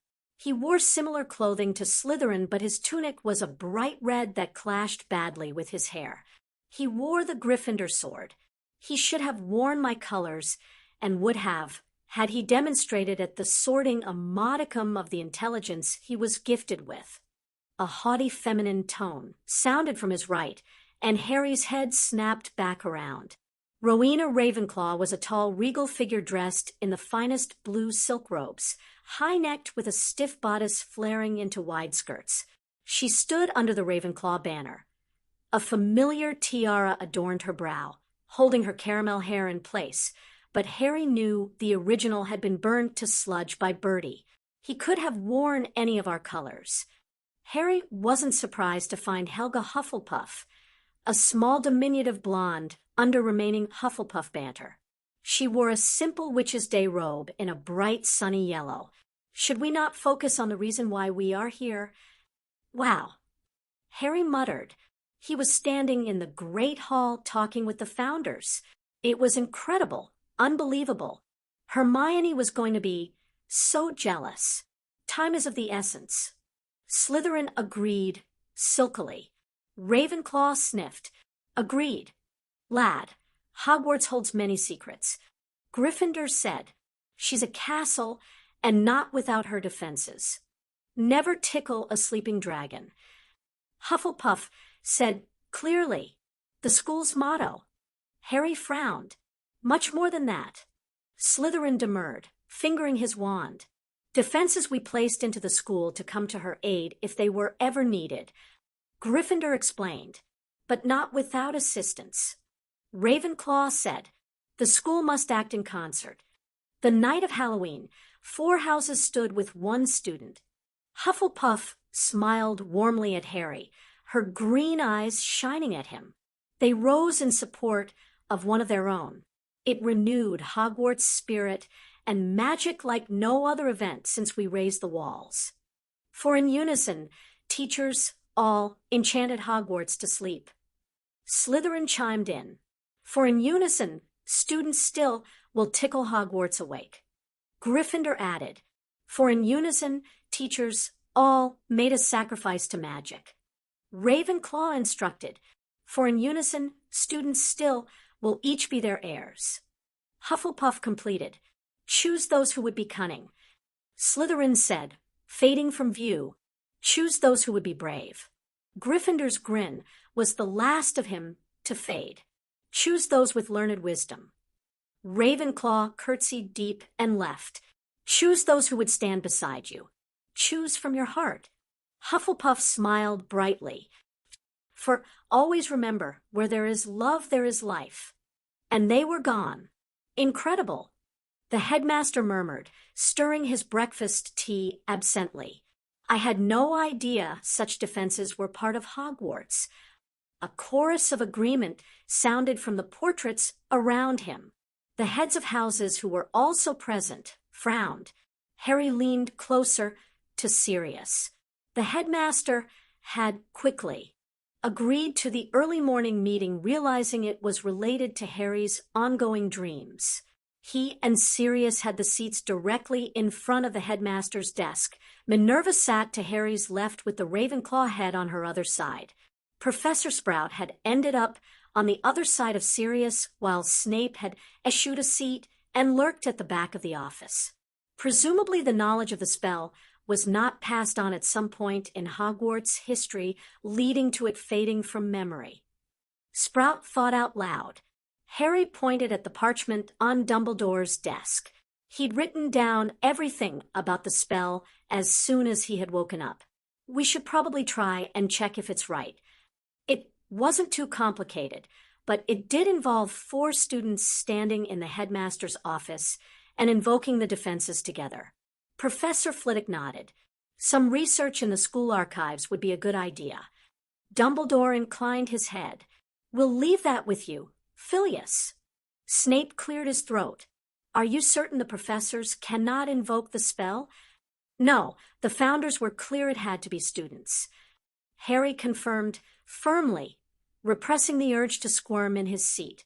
Flitwick stared at him agog again, at the reminder that Harry had spent his dream with the founders. Fascinating. And idiotic.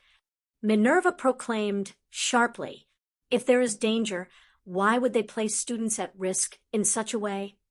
Harry had to agree with her. The plan of evacuation was a good one as far as he was concerned.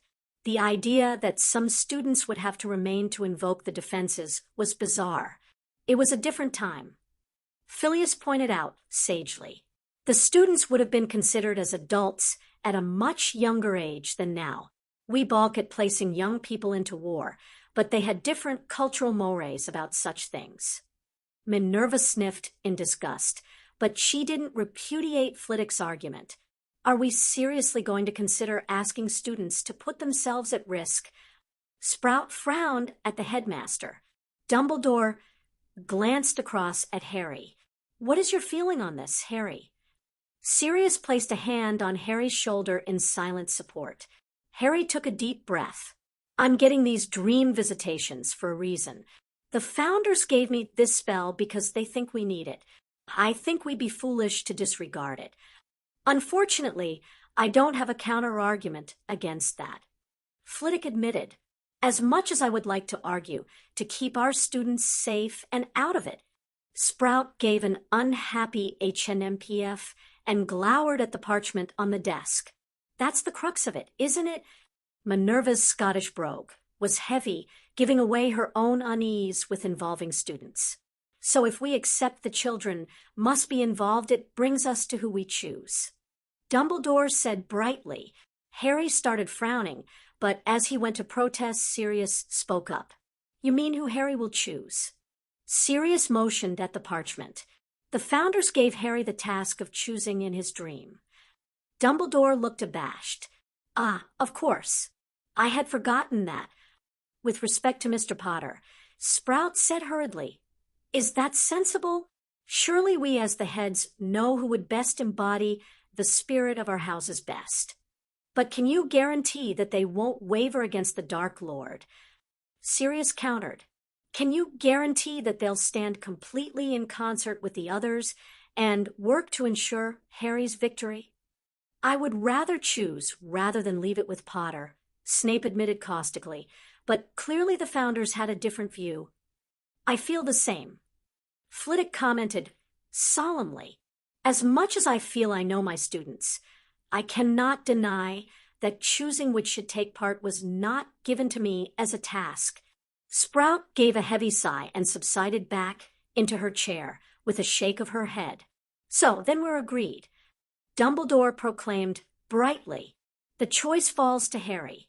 The proclamation weighed heavily on Harry as he considered the thorny problem of who threw the rest of the day. In some ways he would have infinitely preferred for the heads of houses to have chosen themselves rather than the choice falling to him. His mind was still whirling as he ate his dinner quietly and contemplated the problem again. So who are you going to ask? Sirius asked without preamble as Harry pushed his empty plate aside. Harry grimaced. It was a good question.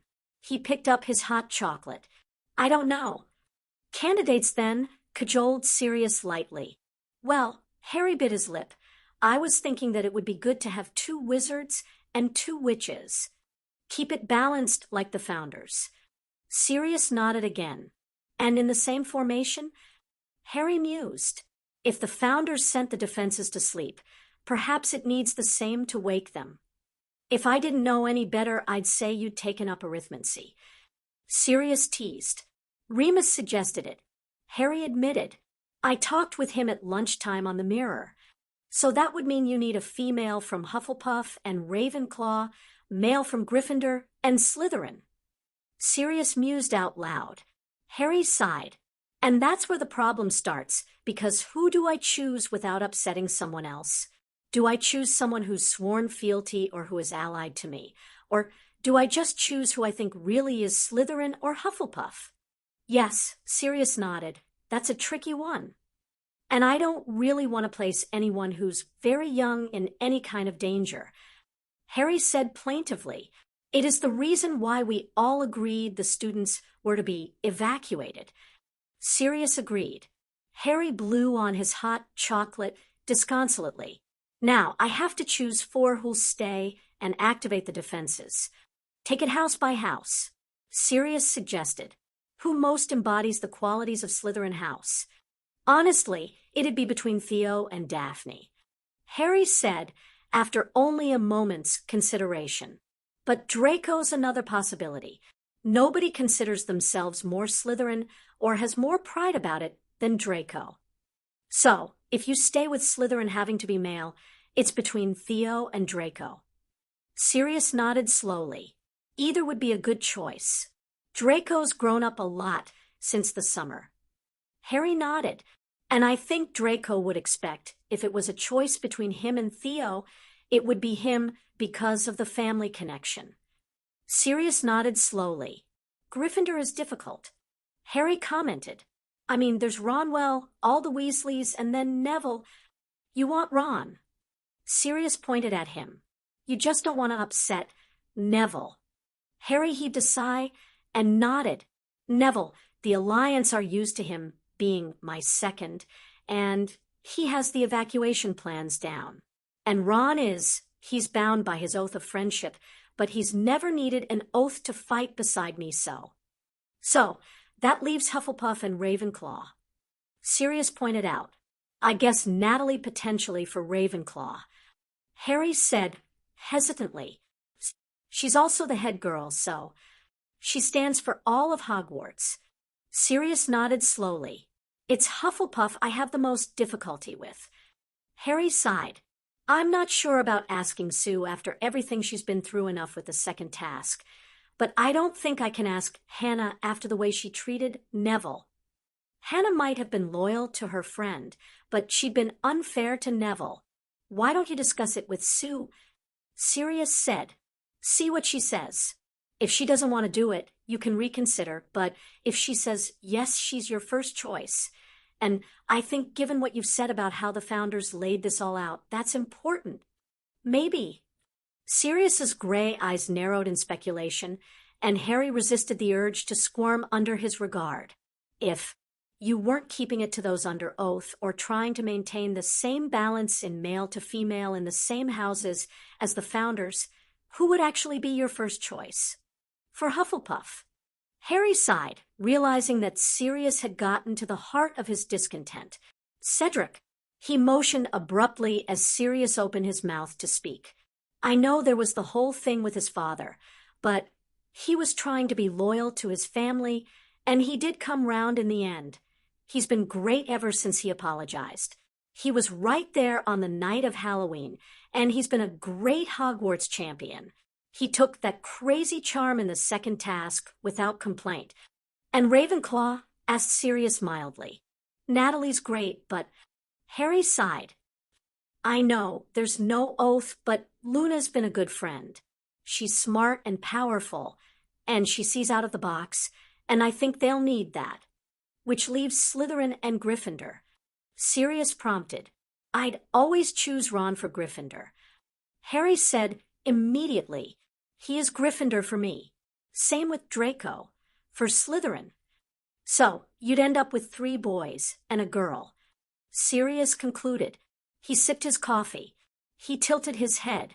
It's a good balance in some ways. Luna and Ron bring chaos and action. Cedric and Draco bring stability and consideration. So, Harry began uncertainly. I think you should choose who you want. Sirius advised. Luna's a year below us. Harry murmured worriedly. Sirius nodded gravely.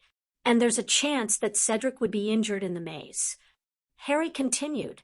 He tapped his fingers restlessly against his mug. You know, I really think we need reserves. That isn't a bad suggestion. Sirius agreed. So your reserves would be Fred and George for Gryffindor. Harry said, I still need Neville on evacuation. And because he had something else in mind for his godbrother. Theo presumably for Slytherin. Sirius murmured. Harry nodded. I think Sue for Hufflepuff. I think she'll be fine being the reserve for Cedric. He sighed. And Natalie for Ravenclaw. She's a good choice, just not. Well, Luna. Sirius nodded. Sounds like a good group. The primary choices need protecting while they wake the defenses, so maybe the reserves can do that too. Harry rubbed his head. I'm going to need to speak to the headmaster. And the people he'd chosen. Sirius set his cup down. For what it's worth, I think you're doing the right thing. Harry let Sirius's praise warm him. He hoped he was doing the right thing. He didn't know if he'd chosen the right people, but he knew he'd chosen from his heart. Barty prostrated himself in front of the small form of his lord, of his new father. He ached with tiredness. He had hardly slept on the vampire barge, which had brought him back to England. His stomach had churned with the motion of the rough sea, the quarters had been cramped, and the cot threadbare. Travers had snored the entire time. His traveling companion had seemingly been immune to the disgusting conditions of their journey, but then he'd been the same during the entire trip round Europe. Dennis Travers wore his devotion to the Dark Lord like a cloak of protection that made him invulnerable to trivial mundane matters, such as what they ate and where they slept. Travers acted like his time abroad drumming up support was some kind of fantastic religious experience. Barty knew better. He wasn't stupid. He knew he was being punished. He'd killed Winky. He'd destroyed Severus's damn potion, only to find out from the Dark Lord that the potion's master had a regular habit of saving potion samples at different stages of development. He'd wreaked havoc at Hogwarts only for his efforts to be disregarded. His new father had been just as unimpressed with his achievements as the old, just as disappointed. Nothing Barty ever did was right. Nothing Barty did was ever enough. It was Severus Snape who was the golden child. Severus who, Barty would bet his life upon it, had no loyalty to anyone, let alone the man Barty had adopted as his new father. Not that he let any of it show on his face or play in his head as he was greeted and welcomed home. He knew better. His face was smoothed into a charming mask of adoration. He had fooled his own flesh and blood for years with the picture of the loving son. He could do it again, to the wraith of Rab's Dark Lord. Rab, his dead love, was the only thing that kept Barty moving forward, kept him on plan.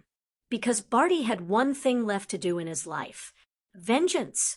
Sirius Black had killed his lover. Barty owed Black for that. Black, the memory of the Black Lord on the top of the astronomy tower played over in Barty's head. Black had looked good. The Blacks always had. Barty couldn't help the frisson of attraction that had flickered through him at the sight of Black. But it had been the way that Black had been ferociously protective of Potter, which had snagged Barty's attention. Barty sneered internally at the image in his head. Black hadn't made any move to duel him as Barty had been sure he would have. No, Black had been too focused on protecting his precious son. He'd been right to, because if Black had wavered for a moment, Barty had planned just the perfect spell to maim the lion a little. Maim, because the Dark Lord had plans for Potter, and Barty might want some recognition for his initiative, but he wasn't an idiot. He wouldn't have his life if he'd spoiled the Dark Lord's plans for the boy. The third task would make Potter fight for his life, and he'd end it in the hands of the Dark Lord. Black would die knowing he'd failed to save his treasured child, the son he loved. Envy stampeded through Barty. Potter was loved. One father had died to save him. The other had changed the world for him. Nobody had ever loved Barty like that. Nobody except Rab. Barty nodded as the Dark Lord talked, and talked about the eve of the solstice, of blood, of power, and proof that he was the best. None of it mattered. Barty would be back at Hogwarts when the Dark Lord rose again. The Dark Lord had already charged him with leading the invading force into Hogwarts to cause chaos and destruction while the Dark Lord rose. He'd announced it as though Barty should be grateful. But that was fine. Barty had left behind a spy in the enemy's camp, someone they would not suspect. A spy even the Dark Lord was clueless about. A secret Barty had kept, his ace in the hole. His spy would ensure the path would be clear when they invaded. And while Potter was being tortured, Barty would be killing Black slowly and painfully. He'd get his vengeance, and then he'd join Rab. There was no father to love him, no lover to succor him. He had nothing left, but not for long.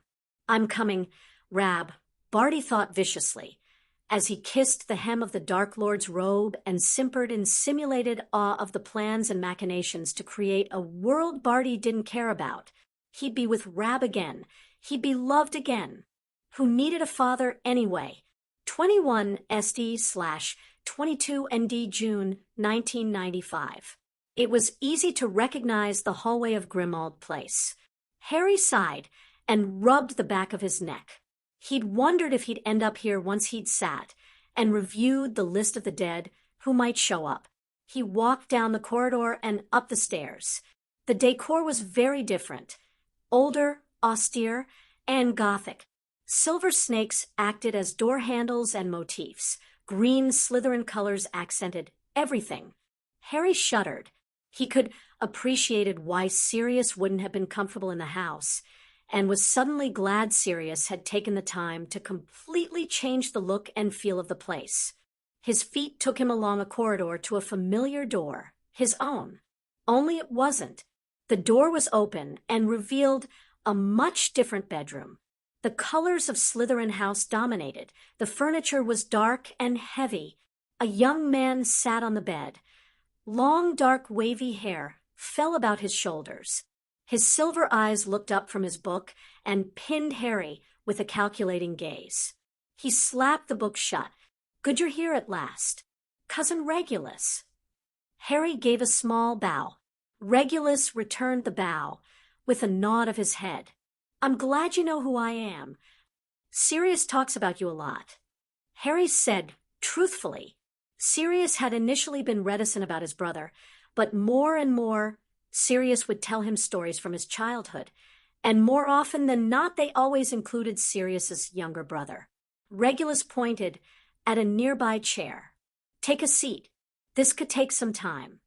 Harry pulled up the chair to the side of the bed. "I'm guessing you're not here to pass on a message to your brother?" Regulus seemed far too focused on Harry for that. "Creature already passed on my last words for Sirius." Regulus confirmed. "Thank you for that, by the way." Harry said, "Without your note, we might have been floundering around for a long time, wondering why Voldemort was still alive." Regulus shrugged elegantly. "I only wish I had decided to act sooner against Riddle." "Sirius is very proud of you," Harry informed him warmly, and wasn't surprised at how the young man in front of him seemed to puff up in response. Sirius's approval was clearly something Regulus had yearned for, and Harry could relate. He always wanted Sirius to be proud of him. "You and I," Regulus began, "we are Sirius's sons, both of us."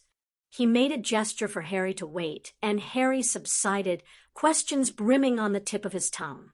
"Sirius raised me," Regulus stated simply. "We had a nanny, of course, when we were very young, but my first memory is Sirius taking my hand and helping me back to my feet when I was learning to walk." He smiled sadly. "We were inseparable.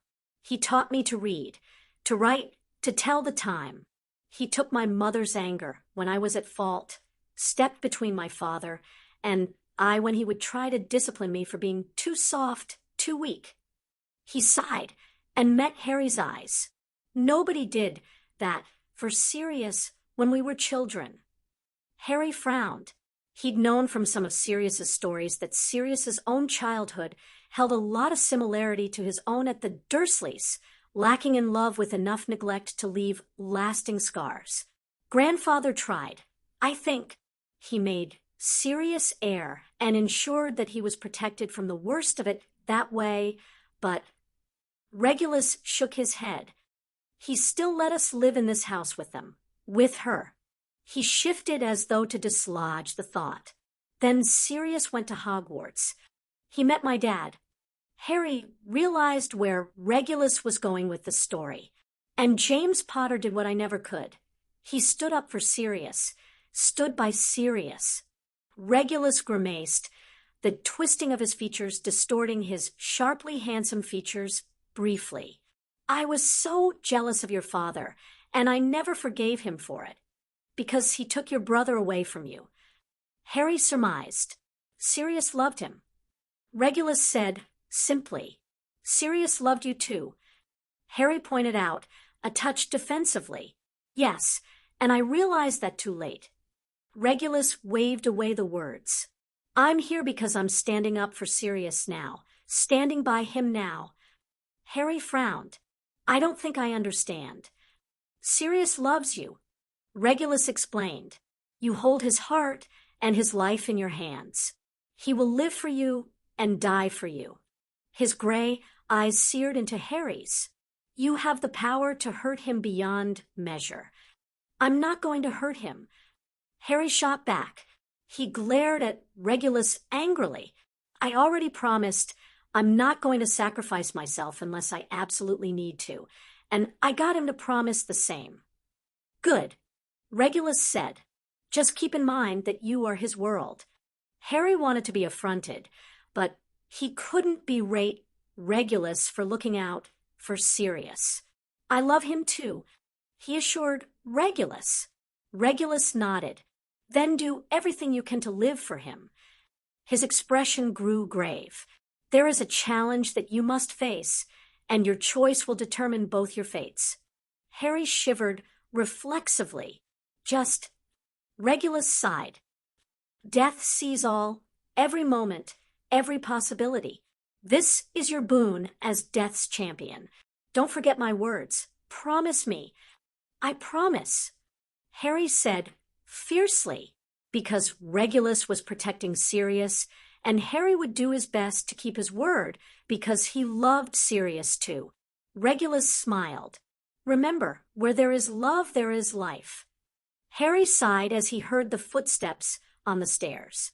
He had hoped Padfoot would have slept through Harry leaving his bedroom. He had hoped sneaking down to the living area would go unnoticed. You have my room charmed, don't you? Yep. Sirius sat down beside Harry on the den sofa and nudged his shoulder with his own. Want to talk about it? Harry glanced over at his father, dimly lit only by the light of the slumbering fire in the hearth. Padfoot looked tired. His heart ached a little. Maybe Regulus had been right to be so protective. Harry knew there was no easy way to break who had been in the dream to his father. I met Regulus. Sirius paled. Ah.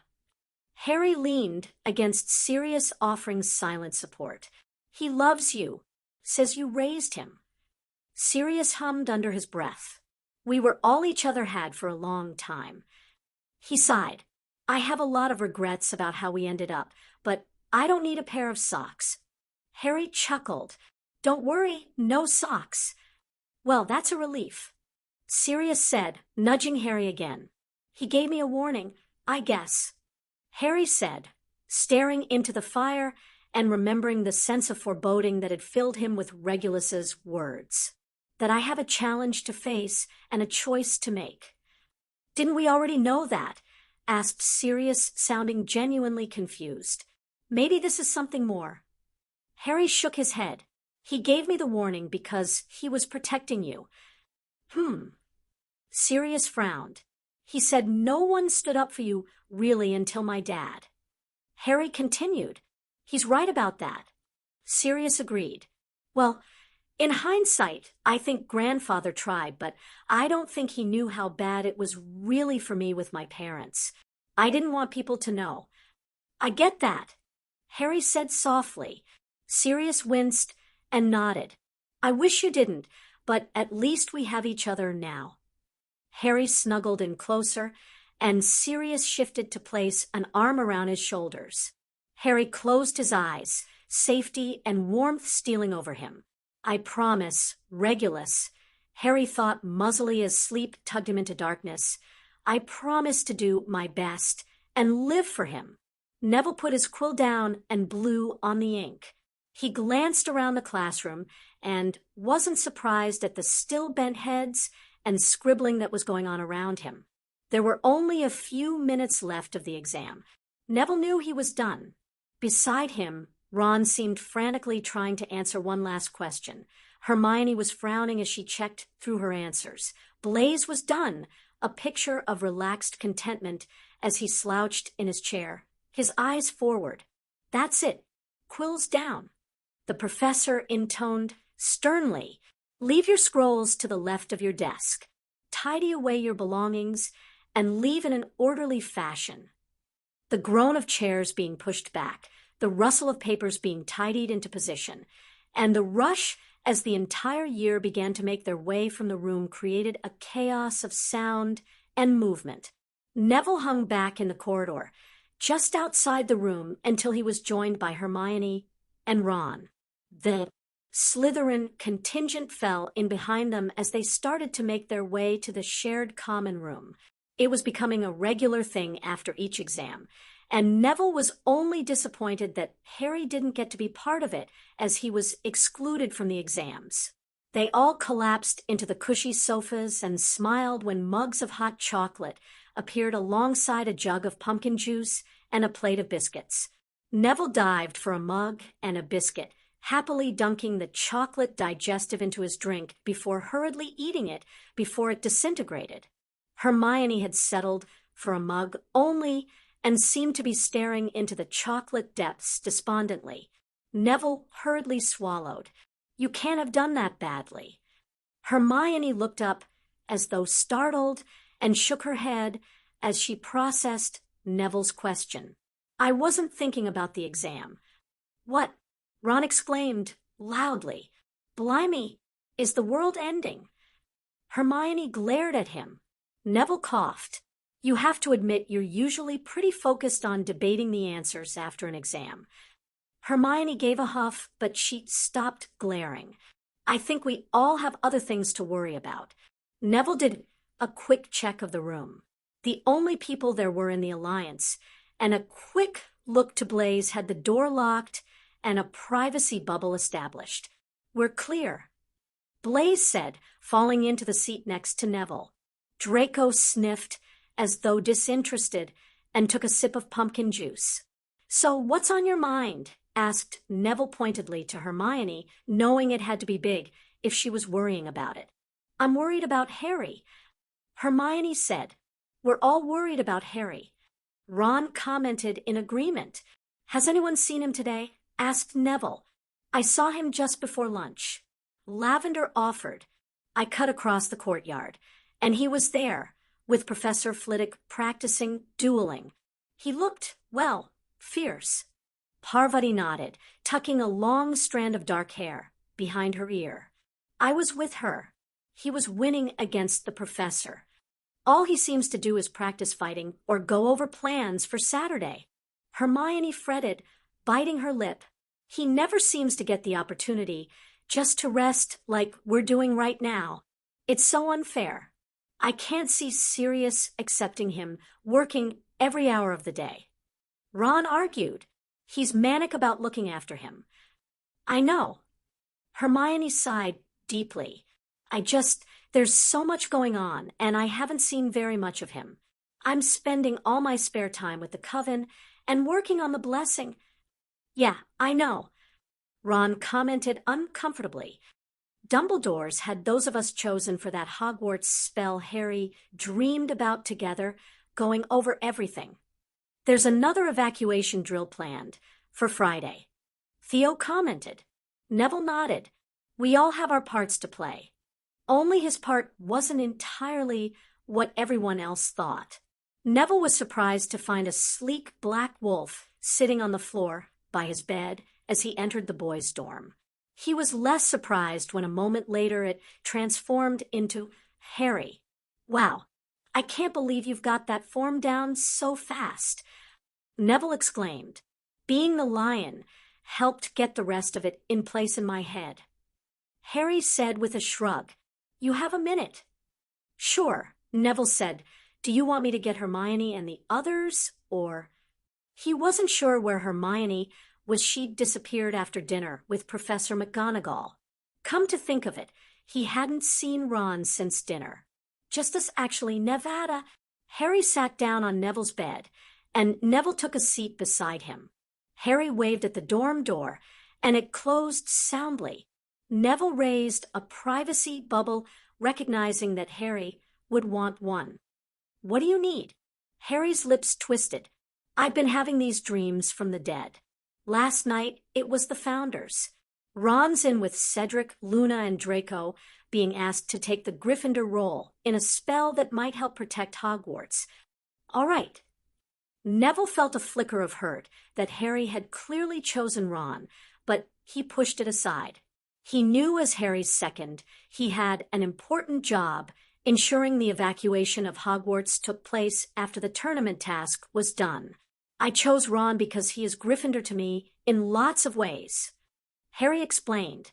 He's brave and he's reckless. He's courageous, but he sticks his foot in his mouth a lot of times too.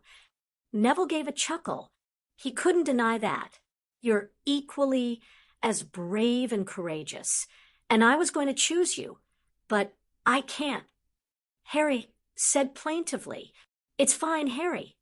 Neville hurried to reassure his godbrother. I know it wasn't an easy choice. Ron's your best mate, and obviously you'd pick him. I picked him because I can't pick you.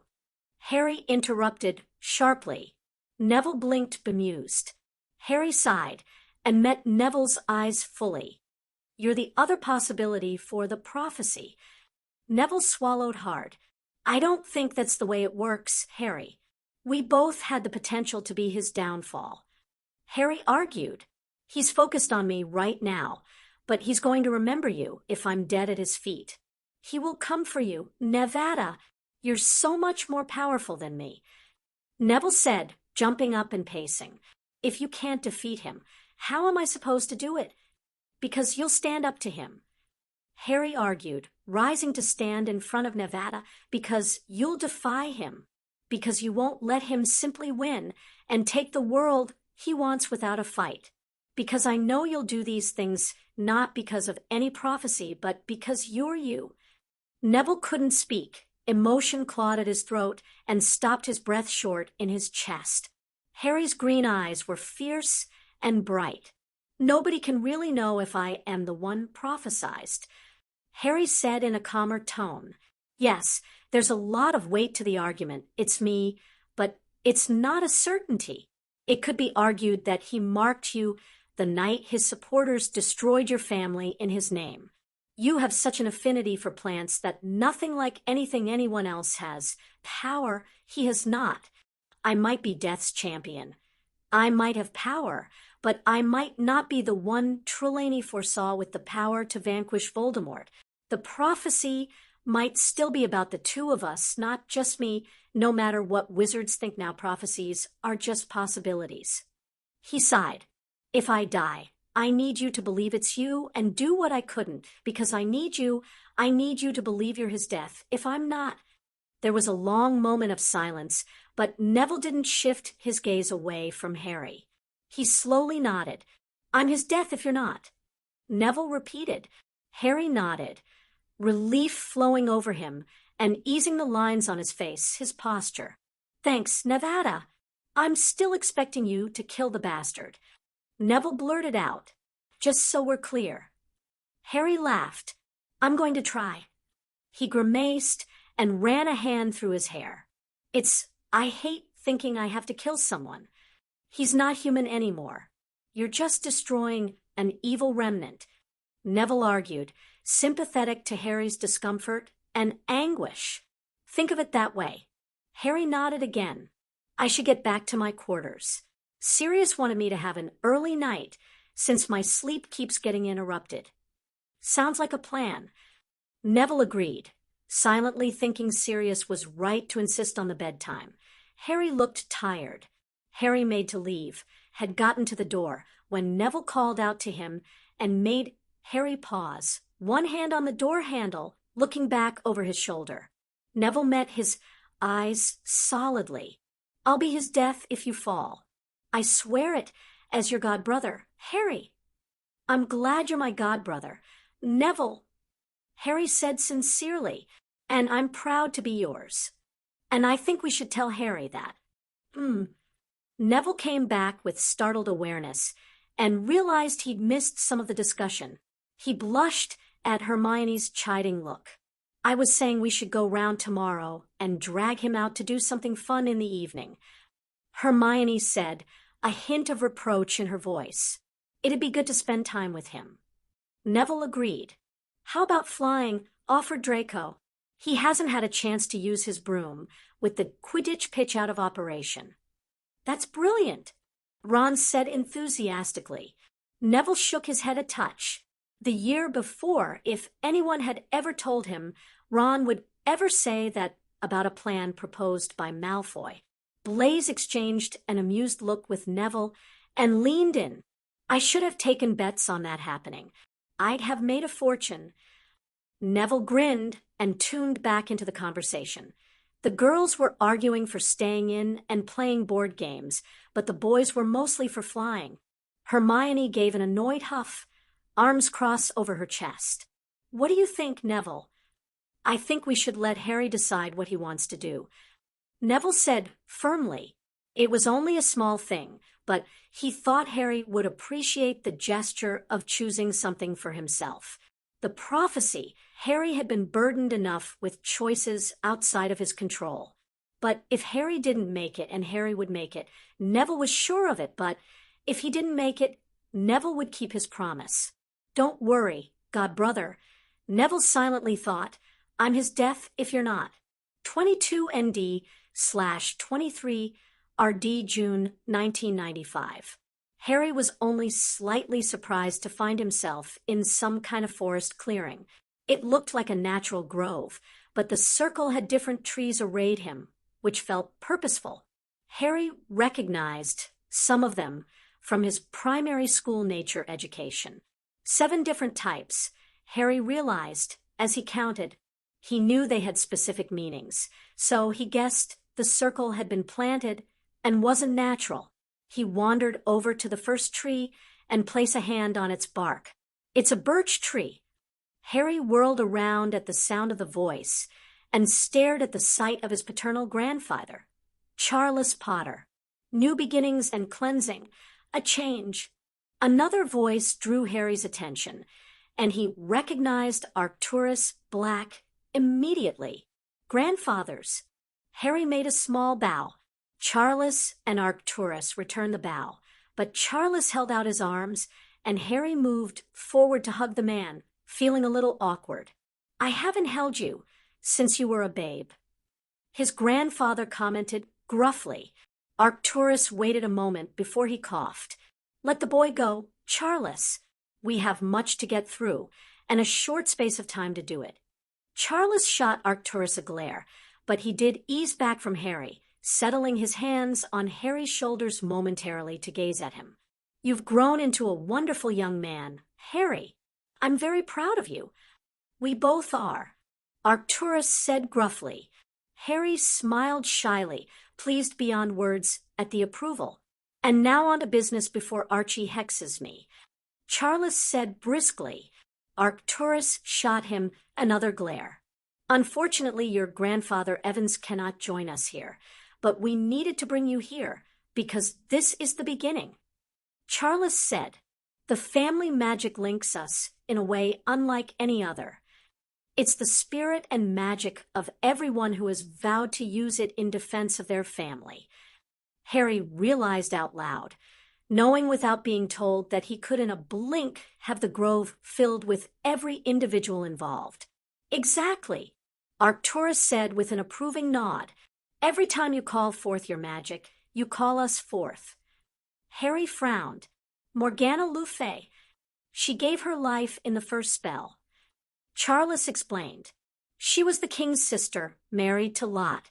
Her twisted stepson, Mordred, believed the throne to be his if the king died, that he was the heir. He killed Arthur and brought the downfall of Camelot. She stood with Merlin in this grove and sacrificed her life to rid the world of his evil. Your mother's sacrifice was powered by the family magic. Arcturus confirmed.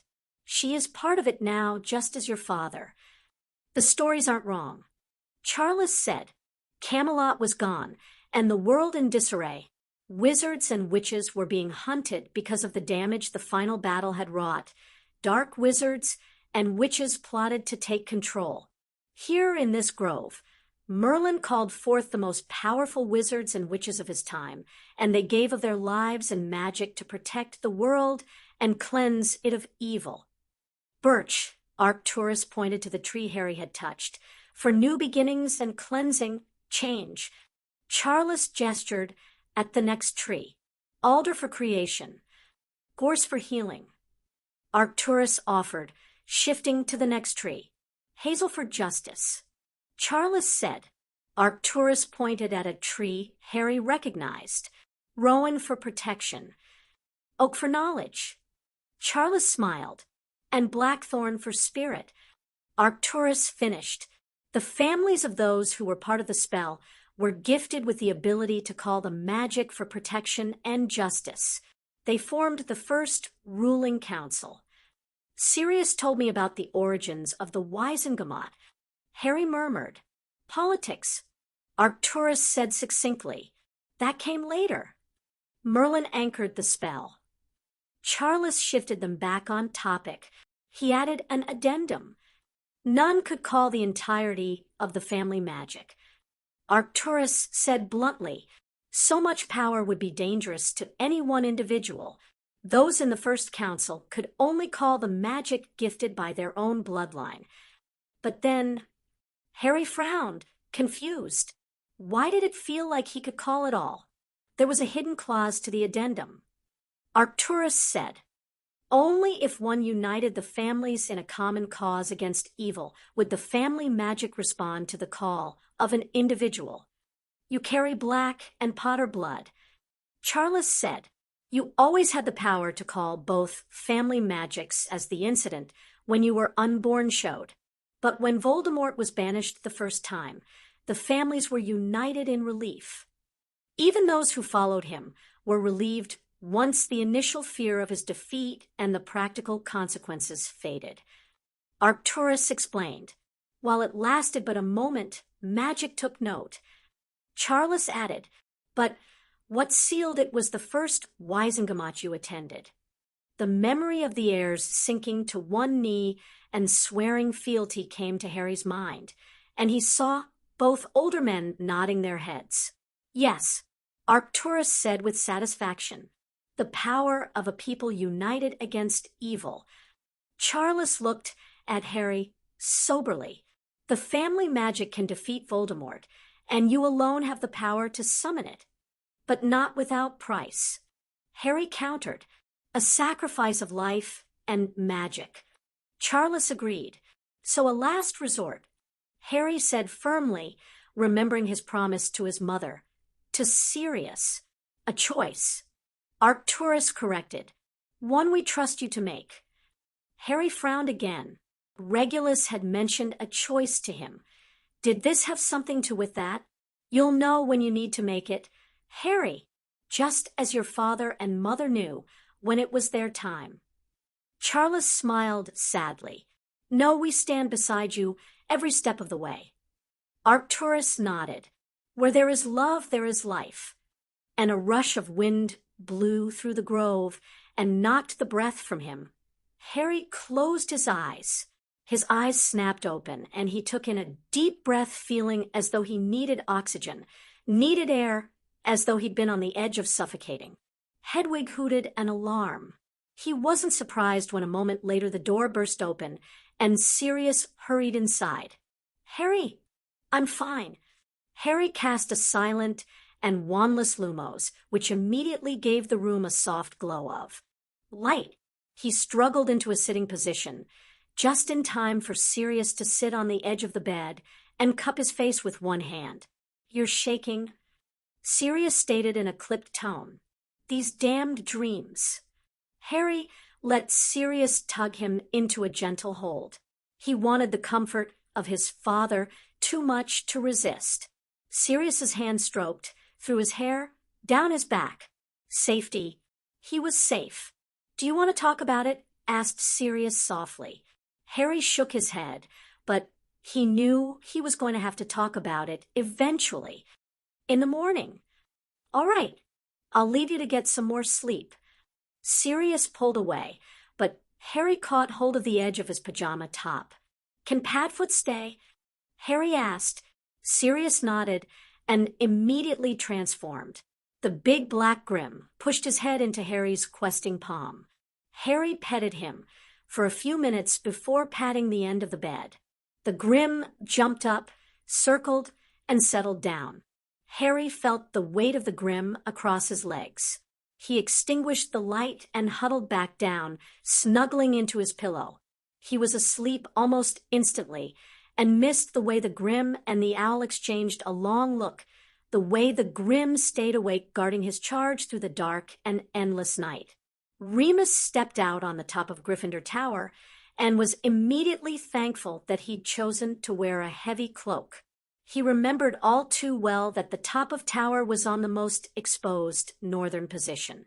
Even in the month that heralded the beginning of the summer, the tower could be bitingly cold. The temperature didn't seem to unsettle.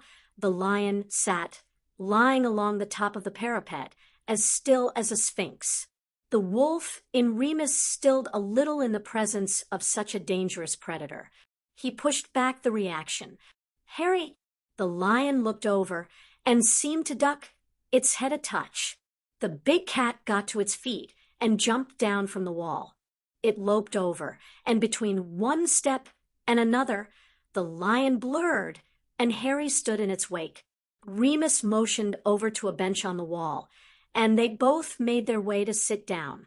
Padfoot sent you, didn't he? Queried Harry with a short, exasperated sigh. He said you were upset and weren't talking to him about it. Remus didn't even try to deny it. He's worried about you.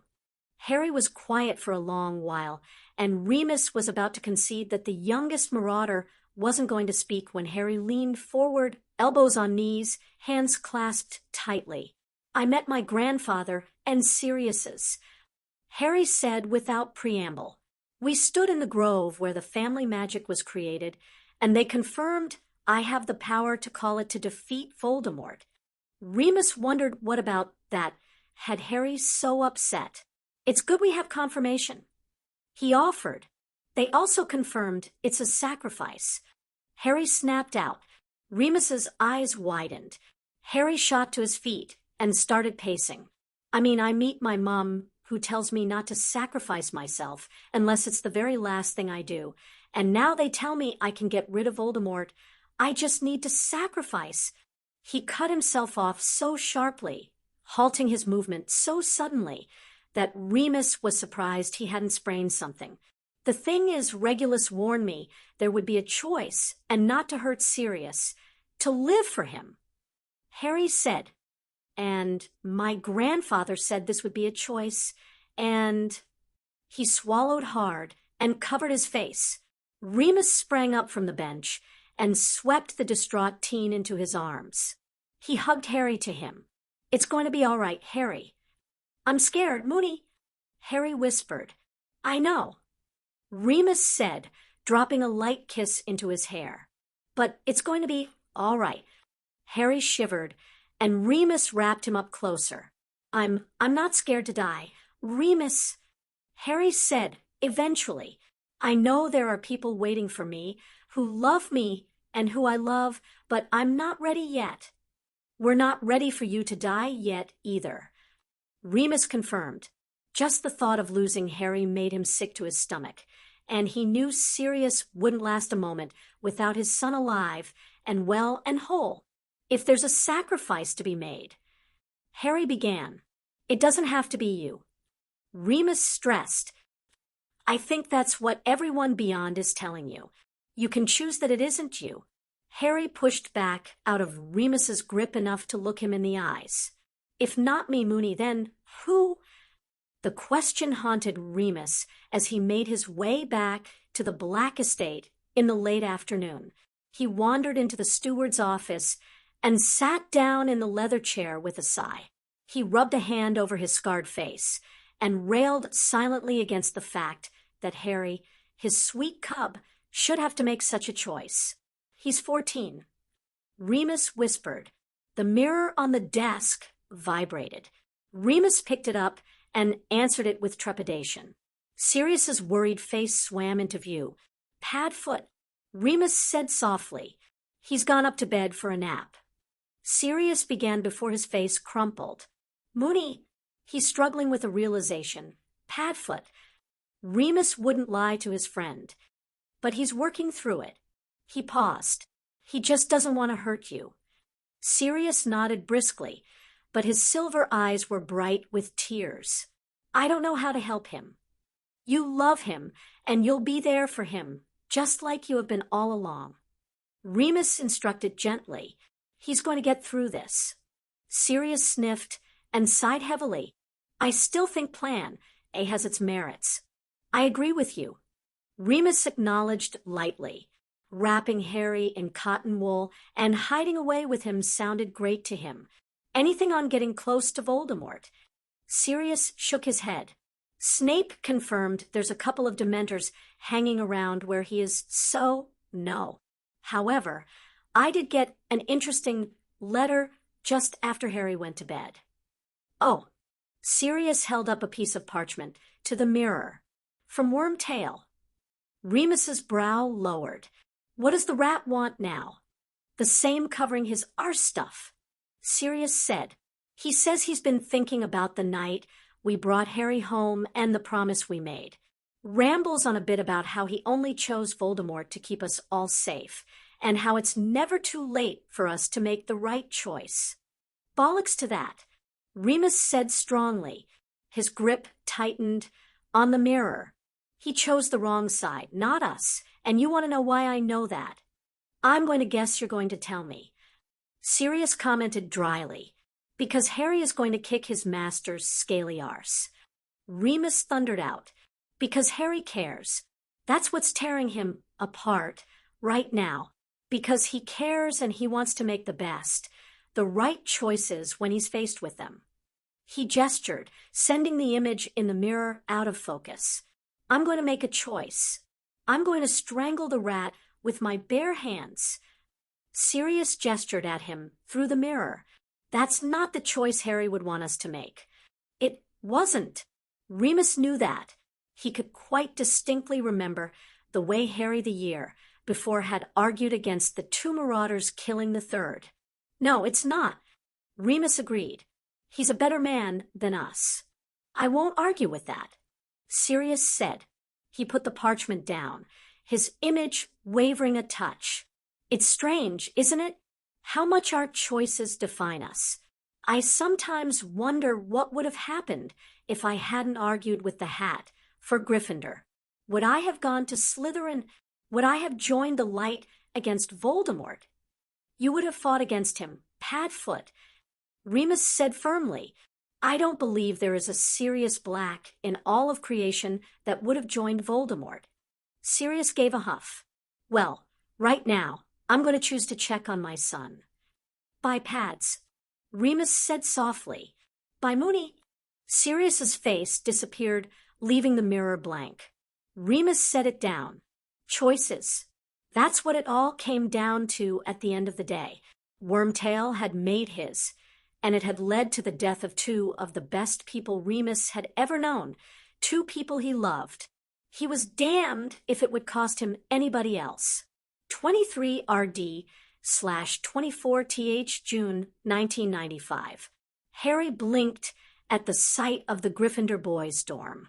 It was empty, but the 5 beds were arrayed in their usual position. Harry's was set out just the way he'd arranged it during the weekend he'd stayed over a month before. His school robes were set out on the chair. The bedside table held pictures his friends and his family. He picked up one of himself and Sirius, the same picture he'd chosen for their portrait at Christmas. It's a good picture. Harry spun around. James Potter grinned at him. Dad. Harry rushed forward, unsurprised when his father caught him and hugged him as tightly as his mother had done. It was safety and love and home. It felt the same and different to his hugs with Sirius. His dad swept a hand through Harry's hair, prompting Harry to inch backwards. For a long moment, the 2 Potter men simply gazed at each other. You've grown up so much. His dad commented, a touch of sadness in his voice. Harry didn't know what to say. Your mum and I... His dad sighed. We had so many plans. Mum said. Harry murmured, remembering the list of life events his mother had listed. It's not like we don't get to watch you, but it's not the same. His dad's hand rested heavily on his shoulder. I wanted to watch you play Quidditch and shout at the ref from the sidelines. I wanted to be there when you asked me about the girl you liked or the boy. I wanted to teach you the fine art of pranking. I wanted to hand you my cloak and tell you the tale of the Peverills. I wish. Harry stopped, unable to finish the sentence. His dad smiled knowingly. I didn't lie the night in the cemetery. Harry, if I can't be there, I'm glad it's Pad's. You're his son as much as mine. He's your dad. Neither of you ever have to apologize for that. Harry nodded. We both miss you, though. He thought Sirius actually missed James more than he did. Harry missed the idea of James rather than James himself, whereas Sirius missed his friend, the brother of his heart. Guess that might be why we ended up here. His dad glanced around, nostalgia evident in his bright eyes. Some very good memories were made in this dorm. For me, too, Harry said, remembering the past 3 years. He might have needed his rooms with Sirius, but he did miss the dorm, especially when the guys weren't drinking and coming up with insane theories. You've been upset since you talked to your grandpas. His dad sat down on the bed and patted the space beside him. Harry sat down. I think I'm going to have to choose between Sirius and me. I think I'm going to have to choose a sacrifice. His dad met his eyes, squarely, serious, and attentive. And if you do have a choice, he'd want me to choose him. Harry said succinctly. He knew that Sirius would want him to live, and Regulus had pointed out just how much it would hurt Sirius for Harry to die. Harry wasn't sure Sirius would live much beyond Harry's own death. Of course he would choose himself to sacrifice rather than you. His dad agreed. It's an easy choice when it's between you and your kid. I didn't even have to think about it. He sighed. And I'm guessing that's why everyone in the afterlife is forcing you to think about it now. Because in the moment I wouldn't think, I'd just do it. Harry mused out loud. Wouldn't you? You were serious. His dad said bluntly, who'd you choose to take the hit? Himself. He'd throw himself between Sirius and death, and that was the point of all the warnings, all of the urging to think about his choices. I don't want Sirius to die. Harry finally put into words the underlying issue he had with all the warnings. But you know he wouldn't want you to sacrifice your life for his. His dad countered. No parent wants to outlive their children. Harry, it's against the natural order of things. More, it would devastate him. I feel like everyone is trying to argue me into letting Sirius die. Harry sprang up and stormed over to the window. The view was the usual one, the maze he would have to face nowhere in sight. His dad wandered over to him. You know the thing I wanted to teach you most? Harry frowned and shook his head. Never to give up. His dad said simply. He placed his hands on Harry's shoulders. You already have the instinct in spades. I think it's genetic. Harry felt a warmth spread through him at his dad's words. He stared at their reflection in the window, his father behind him, hands on his shoulders, eyes meeting his in the window pane. I fell in love with your mother on the first train to Hogwarts. I didn't even know I had. I just knew she was it for me. His dad smiled fondly. I spent the next 4 years trying my hardest to gain her attention any way I could. His expression turned sheepish. I may not always have gone about that the right way. Harry smiled sympathetically. Girls are hard. His dad smiled. My 4th year was bad. It was the year most everybody started dating. All I wanted was one weekend with Lily. Either I was going to with her or I was going alone. He caught Harry's gaze meaningfully. 2 options. A choice. One or the other. He grimaced. Then my dad sat me down and gave me a talk. Harry's lips twitched. I saw Sirius's memory of you telling the Marauders about the talk. His dad's eyes brightened with mirth. It was the most excruciating conversation of my life. His expression sobered a touch, but it made me realize that I'd narrowed my focus too much. Lily, and it didn't have to be either I had her as my girlfriend or I didn't. Once I stopped trying so hard at forcing a relationship with her, we actually became friends." He smiled widely, and once we became friends, things developed from there. "A third option," Harry said. His dad nodded. "You've already identified it for the prophecy. It doesn't have to be you or Voldemort, although that train is definitely in motion. There is the faintest possibility remaining that it could still be Neville who defeats him. So maybe it doesn't have to be you or Sirius." He held Harry's gaze. "Maybe what everyone is trying to tell you is that you don't have to sacrifice either of you." Harry breathed out slowly, tension eking away from him and leaving him sleepy. A third way. He could find a third option. Something that didn't mean he'd lose Sirius or Sirius would lose him. "Come on."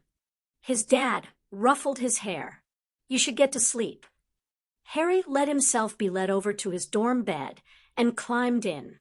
His dad tucked him in, and Harry felt his heart squeeze in pain and loss for all the times his dad should have tucked him in before, and hadn't.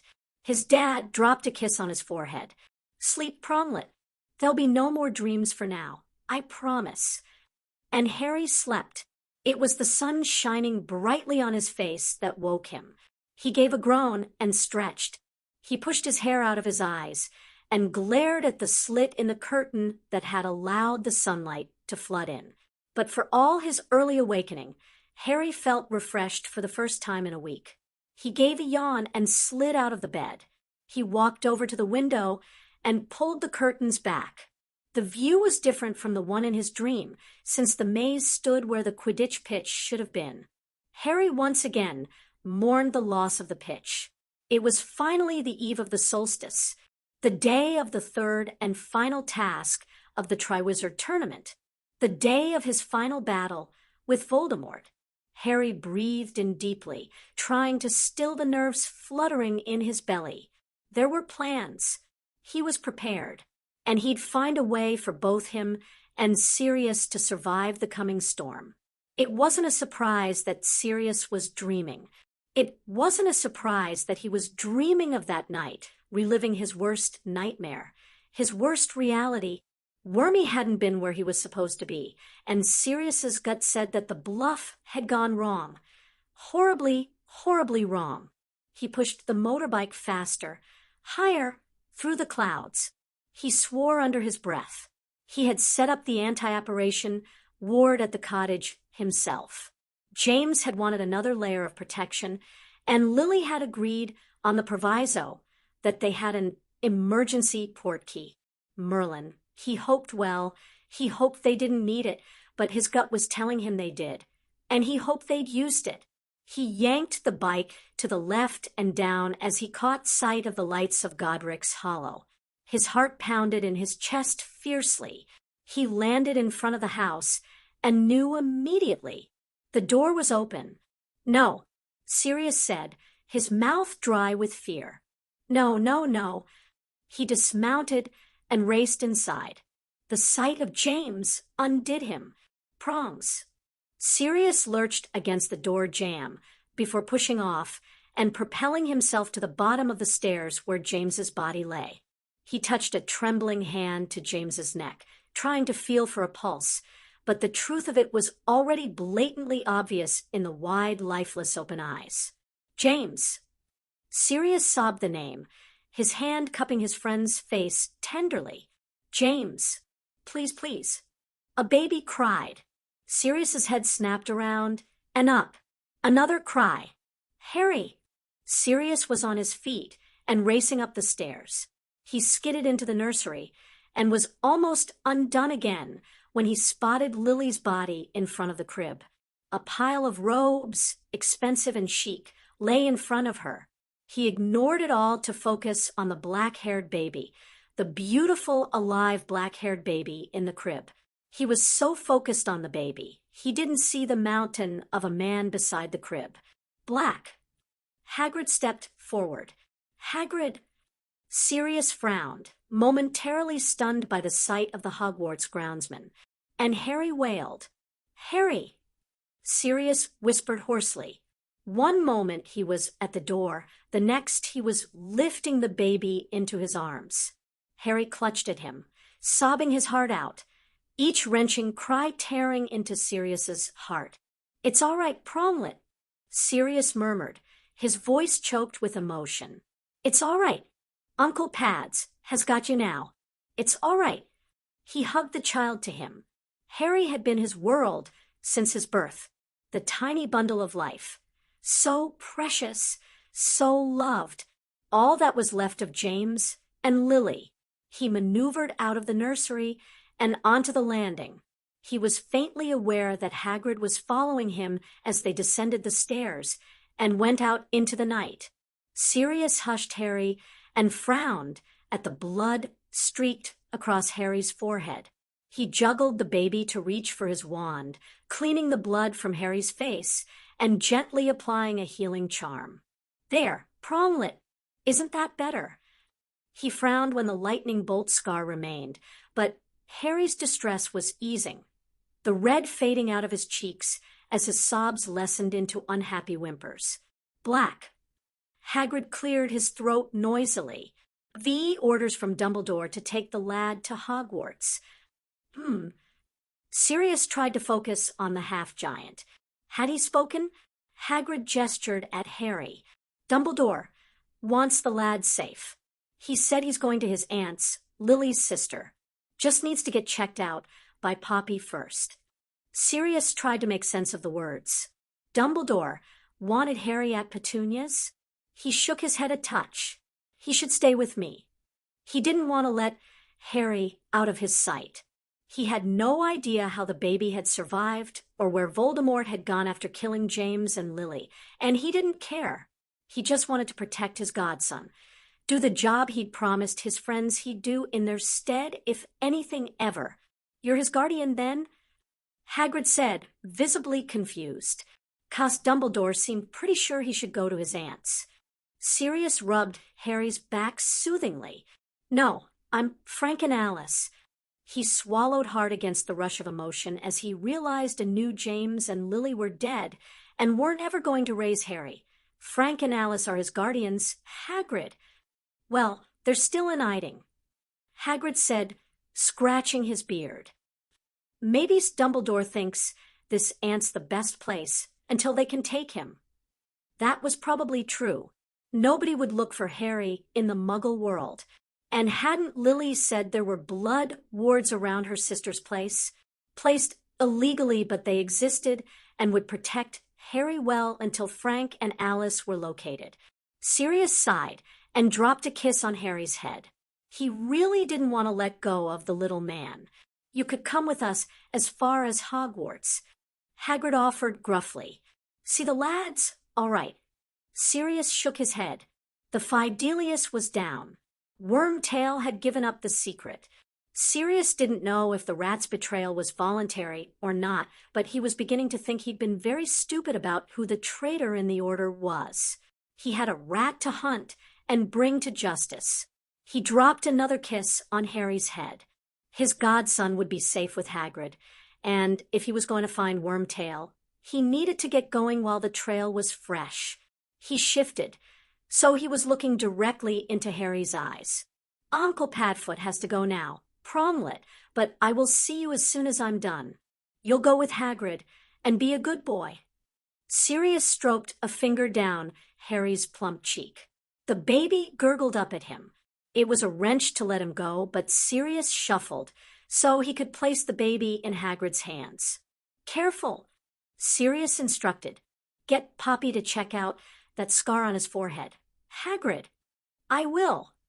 Hagrid promised. They both looked back at the house. Sirius swiped at his face, at another rush of hot tears.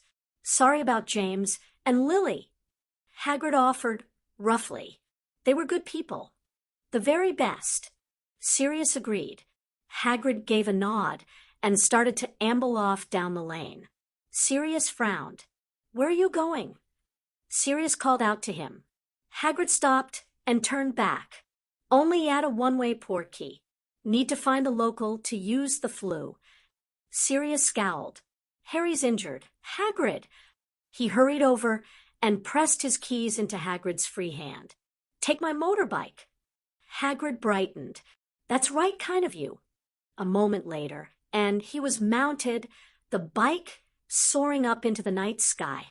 Sirius shivered in the cold night air. He took a few steps over to the garden and blew up a single stone, the anchor for the apparition ward. It was time to hunt a rat. He turned sharply and left with a crack. He landed in the cemetery. Sirius wobbled, but corrected himself straight away. He was dreaming, he reminded himself. He was dreaming, and that was why he'd landed in the cemetery in front of his friends' graves rather than finding himself on the trail of the rat. He crouched down and ran his fingers over the words he'd added to the stone. "Where there is love, there is life. And you are both so loved." Sirius whispered, "Harry's incredible, and I'll not apologize for keeping him here with me. I know you're so very proud of him because I am, as you rightly should be, my Grim." Sirius shivered and stood. A dark, hooded figure stood in front of him. "Death, I presume?"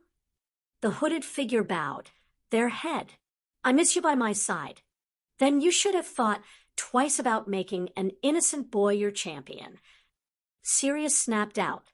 There was a sense of knowing, of familiarity, a hint of timeless eons spent beside a cloaked figure, of protecting innocent souls as they went beyond, of standing against evil.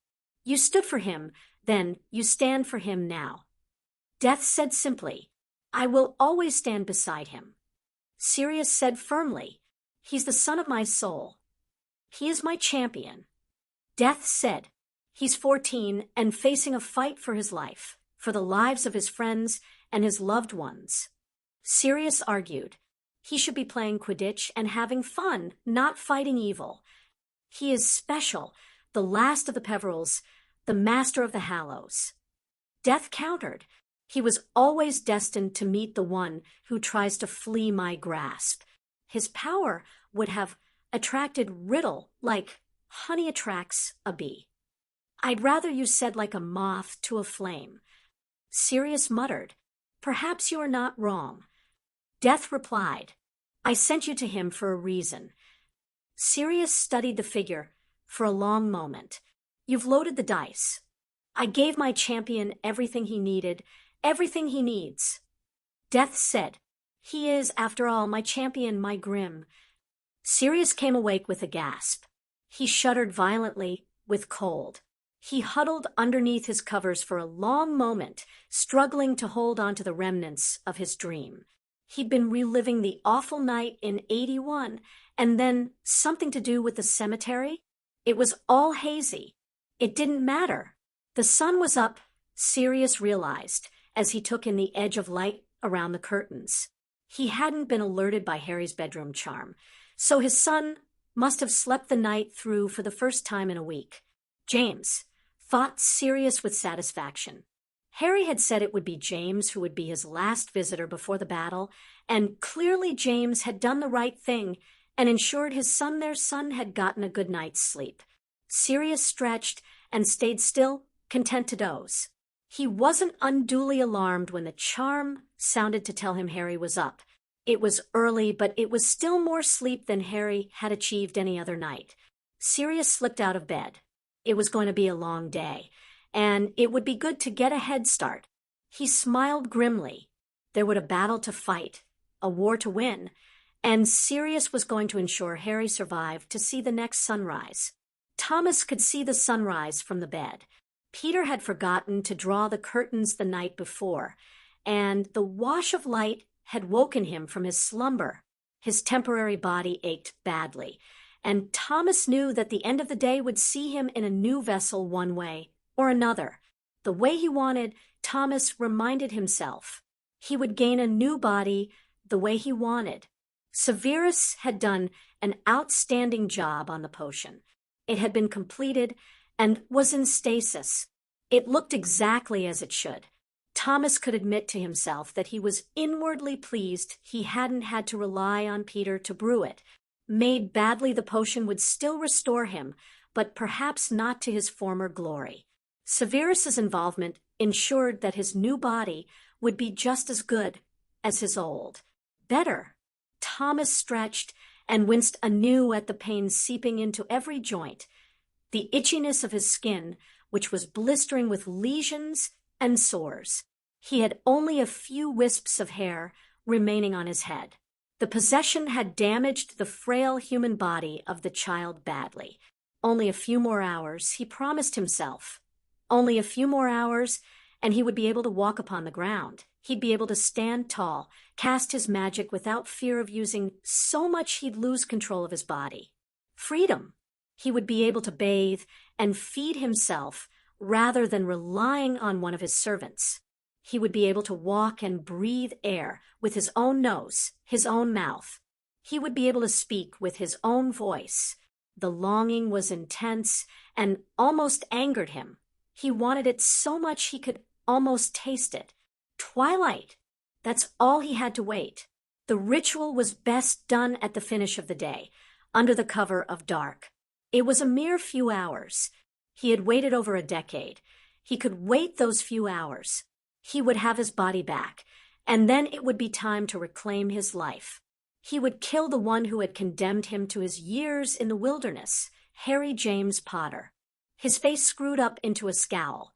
The boy was proving to be a worthy nemesis. Potter had survived the Triwizard Tournament. He had survived his run-ins with Bartimius. Potter seemingly had risen to the challenge. All the better for when he lay dead, Thomas thought viciously. When he crushed the boy beneath his feet, when he executed him, no one would be able to deny Thomas's power. He would rule, and the wizarding and muggle worlds would burn. They'd pay for every slight and every hurt Thomas had suffered. Only a few more hours. Only a few more hours, and he would rise again and destroy all those who would stand against him. Pronglet Goes to War, Chapter 3. June 24th, 1995. Harry stared at his image in the bathroom mirror. He couldn't believe that it had only been a short few months before when he'd stood there ahead of the first task. In just under an hour, he'd faced the third task of the tournament, and after, he was dressed all in dragon hide. He brushed a hand over the tight black jacket. He wore over a thin long-sleeved t-shirt. They, along with the durable black trousers that encased his legs, added another layer of protection. Hard-wearing durable boots, in a thicker dragon hide, completed the outfit. He wore the crests of the houses of Potter and black stamped in silver and gold thread, one on each upper arm. His gold-framed glasses had been charmed to repel water, stay clear and stay on. His hair was, well, it was its usual messy style, but it was him. There was a thigh holster for his holly wand on his right leg. A knife was strapped to his left. He felt bereft, with only his wand and a knife, but the rules stated the only magical item he was allowed was his wand. His invisibility cloak was laid out on his bed. He would call for it as soon as he could, along with the resurrection stone and the elder wand. The headmaster had demurred over the use of the wand, stating his preference for his own chosen wand. Harry was ready. Maybe, apart from the huge butterflies that seemed to have set up camp in his stomach. He closed his eyes and took a deep breath. When he reopened his eyes, his father's reflection was in the mirror. Sirius looked every inch the hit wizard he had been in the past war. His own clothing was similar to Harry's, dragon-hide long-sleeved t-shirt, trousers, and boot. Where Harry wore a short jacket, though, Sirius had opted for a long duster-style version, which looked almost like robes. His dark hair was tied back with a strip of leather. Harry held his father's silver gaze in the mirror as Sirius walked up behind him and placed his hands on Harry's shoulders. Harry was reminded of how James Potter had stood behind him in the same position in his dream the night before. He and Padfoot hadn't spoken about the dream. Sirius had asked him if it was James who'd been there, and Harry had nodded. That had been it. But seeing the similarity between them, seeing how much they both loved him, "I can see why you miss Dad so much," Harry blurted out. Sirius smiled at him sadly. He was the best. He loves you a lot. Harry said with certainty. I love him too. Sirius confirmed with a smile. He squeezed Harry's shoulders gently. You ready, Pronglet? Sirius's confidence in him shone from his eyes, and made Harry's heart almost want to burst with feeling. I'm ready, he said, and was surprised to realize he meant it. We're going to be with you as soon as we can. Sirius promised in a low voice. You just keep yourself alive. Until then. I know, Harry said firmly. He turned and hugged Sirius hard. You'll keep yourself safe. Sirius dropped a kiss on the top of his head. I promise. Harry stayed where he was for a long moment, drinking up Sirius's love and affection for him as though it was a secret power, and it was, Harry mused. His love for Sirius was how he'd worked out what he had that Voldemort didn't. People who loved him. People he loved. He eased back from the solid embrace. They went down the stairs side by side, only to both slow at the sight of a pacing Snape at the bottom. The rest of their family and most of the War Council remained seated in the living area watching concerned. Snape's head snapped up as he realized they were there, and Harry felt a small nudge from Sirius to complete the journey. He summoned me, Snape said as soon as they were down. We knew that was going to be likely. Sirius said cautiously. Harry could understand his concern. Snape's sallow face was pale and pinched. He looked fearful. He said he needs a secret keeper. Snape snapped out, and Harry knew what Snape meant immediately. He's going to put the cemetery under Fidelius.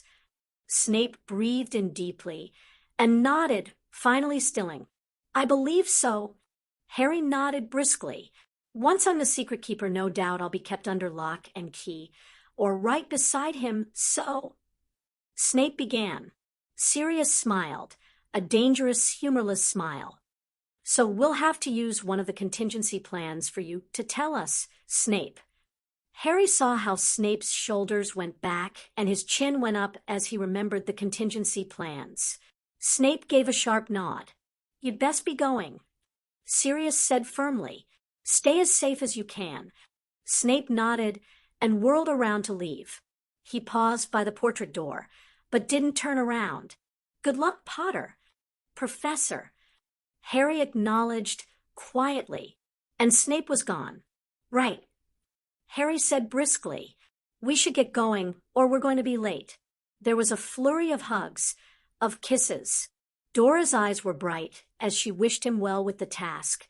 Andy didn't speak, her eyes glistening with tears. Ted wasn't much better. The Grangers were stoic, but their faces, white and lined with tension, gave away their worry. Narcissa's eyes were clear, but her hand shook as she cupped his cheek. Lucius gave only a nod. Draco clasped his hand warmly. I expect you to win, cousin. Don't make a liar out of me. Harry nodded. There was Hermione left. She hugged him tightly. Remember? She whispered in his ear. Friendship, bravery, and love. He whispered back at her. They held hands as they walked out through the castle to the newly revealed maze. Harry took comfort in Sirius walking to his left, his hand on his shoulder. Hermione was on his right. Her hand held his tightly. The maze was surrounded by the usual Quidditch stands. With the seating so far up to watch the match, in usual times, the audience had a good view of the maze below them. Although just like with the lake, the action below would be projected above. The stands were packed. The rest of the school were crowded into the lower rows, ticket holders into the upper. Moody had been super vigilant over the tickets, and Harry knew that within the crowd there were a number of undercover Aurors and Unspeakables, ready and waiting for war. The Alliance were present, banners raised in support of Harry. Bright balls of light suspended in the sky illuminated the whole maze as the sky was darkening from blue to gray. Harry breathed in deeply. There was a heavy scent of vegetation, bright green leaves exuding the brash odor that filled the air. The hedges were high enough to dissuade the contestants from climbing over them. The vines and branches were thick, too thick to cut through, and Harry recognized that the type of hedge would be impervious to flame. The only way to win was to traverse the maze. The platform at the entry of the maze came into view. The minister had taken his position. Dumbledore sat beside him along with Karkaroff's replacement, Professor von Humberg and Madame Maxime. Victor was already on the platform. He'd chosen a similar outfit to Harry's. Fleur stood beside him in practical black robes that couldn't quite hide her beautiful form. Cedric had chosen open black robes edged with Hufflepuff yellow, the crest of Hogwarts proudly displayed on his chest. Ludo Bagman grinned and put his thumbs up as he saw Harry approaching. "Ah, excellent. We can make a start." Hermione sweetly kissed him, squeezed his hand, and slipped away. He watched as Ron and Neville stepped out from the shadows of the stand to escort her. Sirius grasped his shoulders. "I want you to remember that whatever happens tonight, you are my son and I love you, Promlet." "I love you too, Padfoot." Harry hugged him unashamedly. He stepped back at Bagman's unsubtle throat-clearing, knowing he couldn't delay things any further. He nodded at Sirius just once. Sirius nodded back and stepped away. Harry took his place on the platform. Bagman bounded up to the magical microphone someone had erected on the platform. "Ladies, gentlemen, boys and girls," he announced, his voice echoing around the stands. "Welcome to the last task of the Triwizard Tournament." The crowd roared. Harry took a deep breath. "The final task our champions have to take on is simple," Bagman declared cheerfully. "They need to enter the maze and find their own personal goblet." He held up his hand, and an illusion shot into the air, revolving around the center of the pitch above the maze. It clearly showed 4 gold cups, each emblazoned with a different name. Once the winner has found their goblet, they and the other champions will be transported to this platform, and the maze will disintegrate. The winner will be presented with their prize. He paused dramatically. 1,000 galleons and the real champion's cup. The air was filled with cheers, whistles, and clapping. Bagman hushed the crowd again. "Now, as much as it pains me to say it, we do have a few rules to go through." The crowd groaned collectively. Bagman laughed heartily. Harry exchanged a bemused look with the rest of the champions. Yes, rules," Bagman said loudly over the noise, and surprisingly, everyone settled again. "Firstly, there is a net of magic above the hedges, which will not allow any travel over them or anything to enter. There will be 3 challenges within the maze for each of our champions. They will face a trial by element, a trial of wit, and a trial by creature, different for each of them. For elements, for creatures, for puzzles, they will face their fears. They will have to show bravery and cunning, wit and hard work. Only when have they overcome these challenges will they find their cup. Let's hope it's not another bloody dragon." Cedric muttered under his breath. "I would be on the lookout for snakes." Harry murmured back. "And now," Bagman paused dramatically, "now we are ready to begin." Another loud cheer went up from the crowd. Harry scanned the boxes and sought out first Sirius and then Hermione. They'd made it into the champion's box and were watching him. He nodded at them and was grateful when Sirius gave a nod back, Hermione a small wave. Bagman pointed his wand at the hedge, for archways appeared. There was a stone pedestal beside each one with a statue, for statues for the 4 different Hogwarts houses. As all the champions received equal marks in the second task, Bagman announced, "The order is the same as after the first task. Lord Potter will choose his path first. After 5 minutes have elapsed, he will be followed by Mr. Crumb, then our own Mr. Diggory, and finally the lovely Miss Delacour will take the last path left." He turned away from the microphone to them and smiled widely. "Any questions before we start? What if we get into trouble?" Cedric asked, "Are we able to request help?" Bagman's cheery expression faded. I'm afraid not. Well, not until someone has won. As soon as you're on the platform, at that point the game's over and you're no longer competing. The goblet won't consider it a break in your contract. Mon Dieu. Fleur sighed heavily. You can say that again. Cedric said tersely. Even Victor looked grim. Harry felt a twinge of guilt. He knew that the original parameters of the tournament probably held some kind of fail-safe arrangement, a way for the contestants to request help if the maze became too dangerous for them. Voldemort had removed the safety net, and they would all have to prove their mettle. We were all chosen by the goblet for a reason. Harry said, glancing round at his fellow champions. We survived the other 2 tasks and Voldemort's sabotage. We can survive this. The other 3 straightened a touch with his words. Victor gave him a silent salute. Fleur nodded sharply, and Cedric met his gaze determinedly before turning back to Bagman. We're ready. Bagman attempted another smile, but it fell away at the sight of 4 resolute expressions, and he turned back to the microphone. Lord Potter, you may begin. Harry turned and faced the hedge. He made his way over to the paths. The first was a badger, and he walked past it, leaving it for Cedric. The next, with the eagle with its wings spread wide, almost appealed, but he knew the path wasn't for him, regardless of his animagus form being a raven. That left him with the one he was paused in front of the snake, or the lion, which represented Gryffindor. He smiled. He'd made his choice once before sitting on a stool, and the sorting hat on his head. Harry walked confidently to the last path, to the lion. He'd chosen Gryffindor once before, and he'd choose it again. He stepped inside the maze. Sirius shivered as he stepped inside the ballroom of the old Riddle Manor and repressed the urge to go for his wand.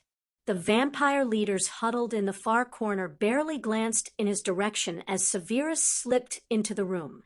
In the other corner, the dark shroud of a Dementor lurked. Caro, Travers, and Crouch were already prostrated in front of the Dark Lord.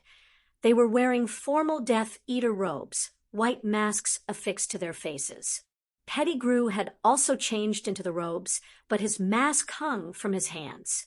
He stood hovering next to the chair, which held the decaying vessel of the Dark Lord. Nagini slinked in and out of the chair legs, hissing lowly. Come here, Sirius. The Dark Lord beckoned him. Sirius walked over to him with a confidence he didn't feel. He shielded his mind tightly. He could afford no slips if he was to assist Potter. My lord! He prostrated himself and kissed the edge of the black robe. He kept his head down and his eyes lowered. Rise, Sirius, and take your place at my side. The Dark Lord said. Sirius rose gracefully. He took the position indicated by the Dark Lord and waited. The Dark Lord bade the others to their feet, and they stood in line in front of him, like the pawns they were. Crouch's dark eyes glittered with hatred as they briefly met Sirius's, but the wizard looked away before Sirius could make any kind of reply. I have gathered you here today to finish what I started so many years before. The Dark Lord proclaimed arrogantly, tonight we'll see Lord Voldemort rise from the ashes and destroy those who would betray him, those who stand against him.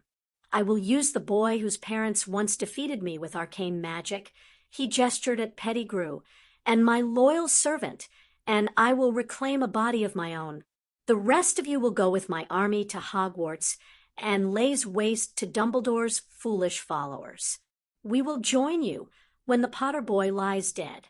The others made murmurs of agreement. Sirius said nothing.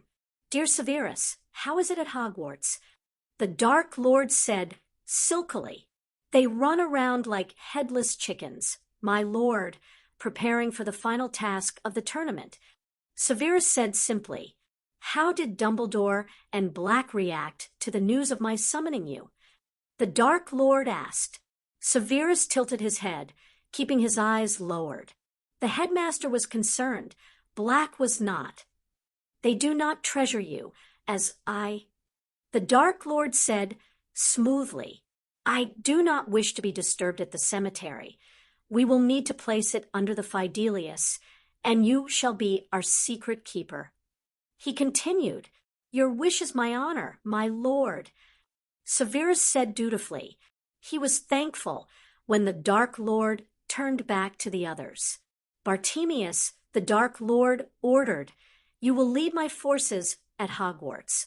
You will take the castle from Dumbledore and see his life's work destroyed in front of his eyes." "Yes, father." Crouch bowed his head. "Go." The Dark Lord decreed, sternly, "It is almost time." Crouch bowed his head again and gestured for Travers and Caro to follow him.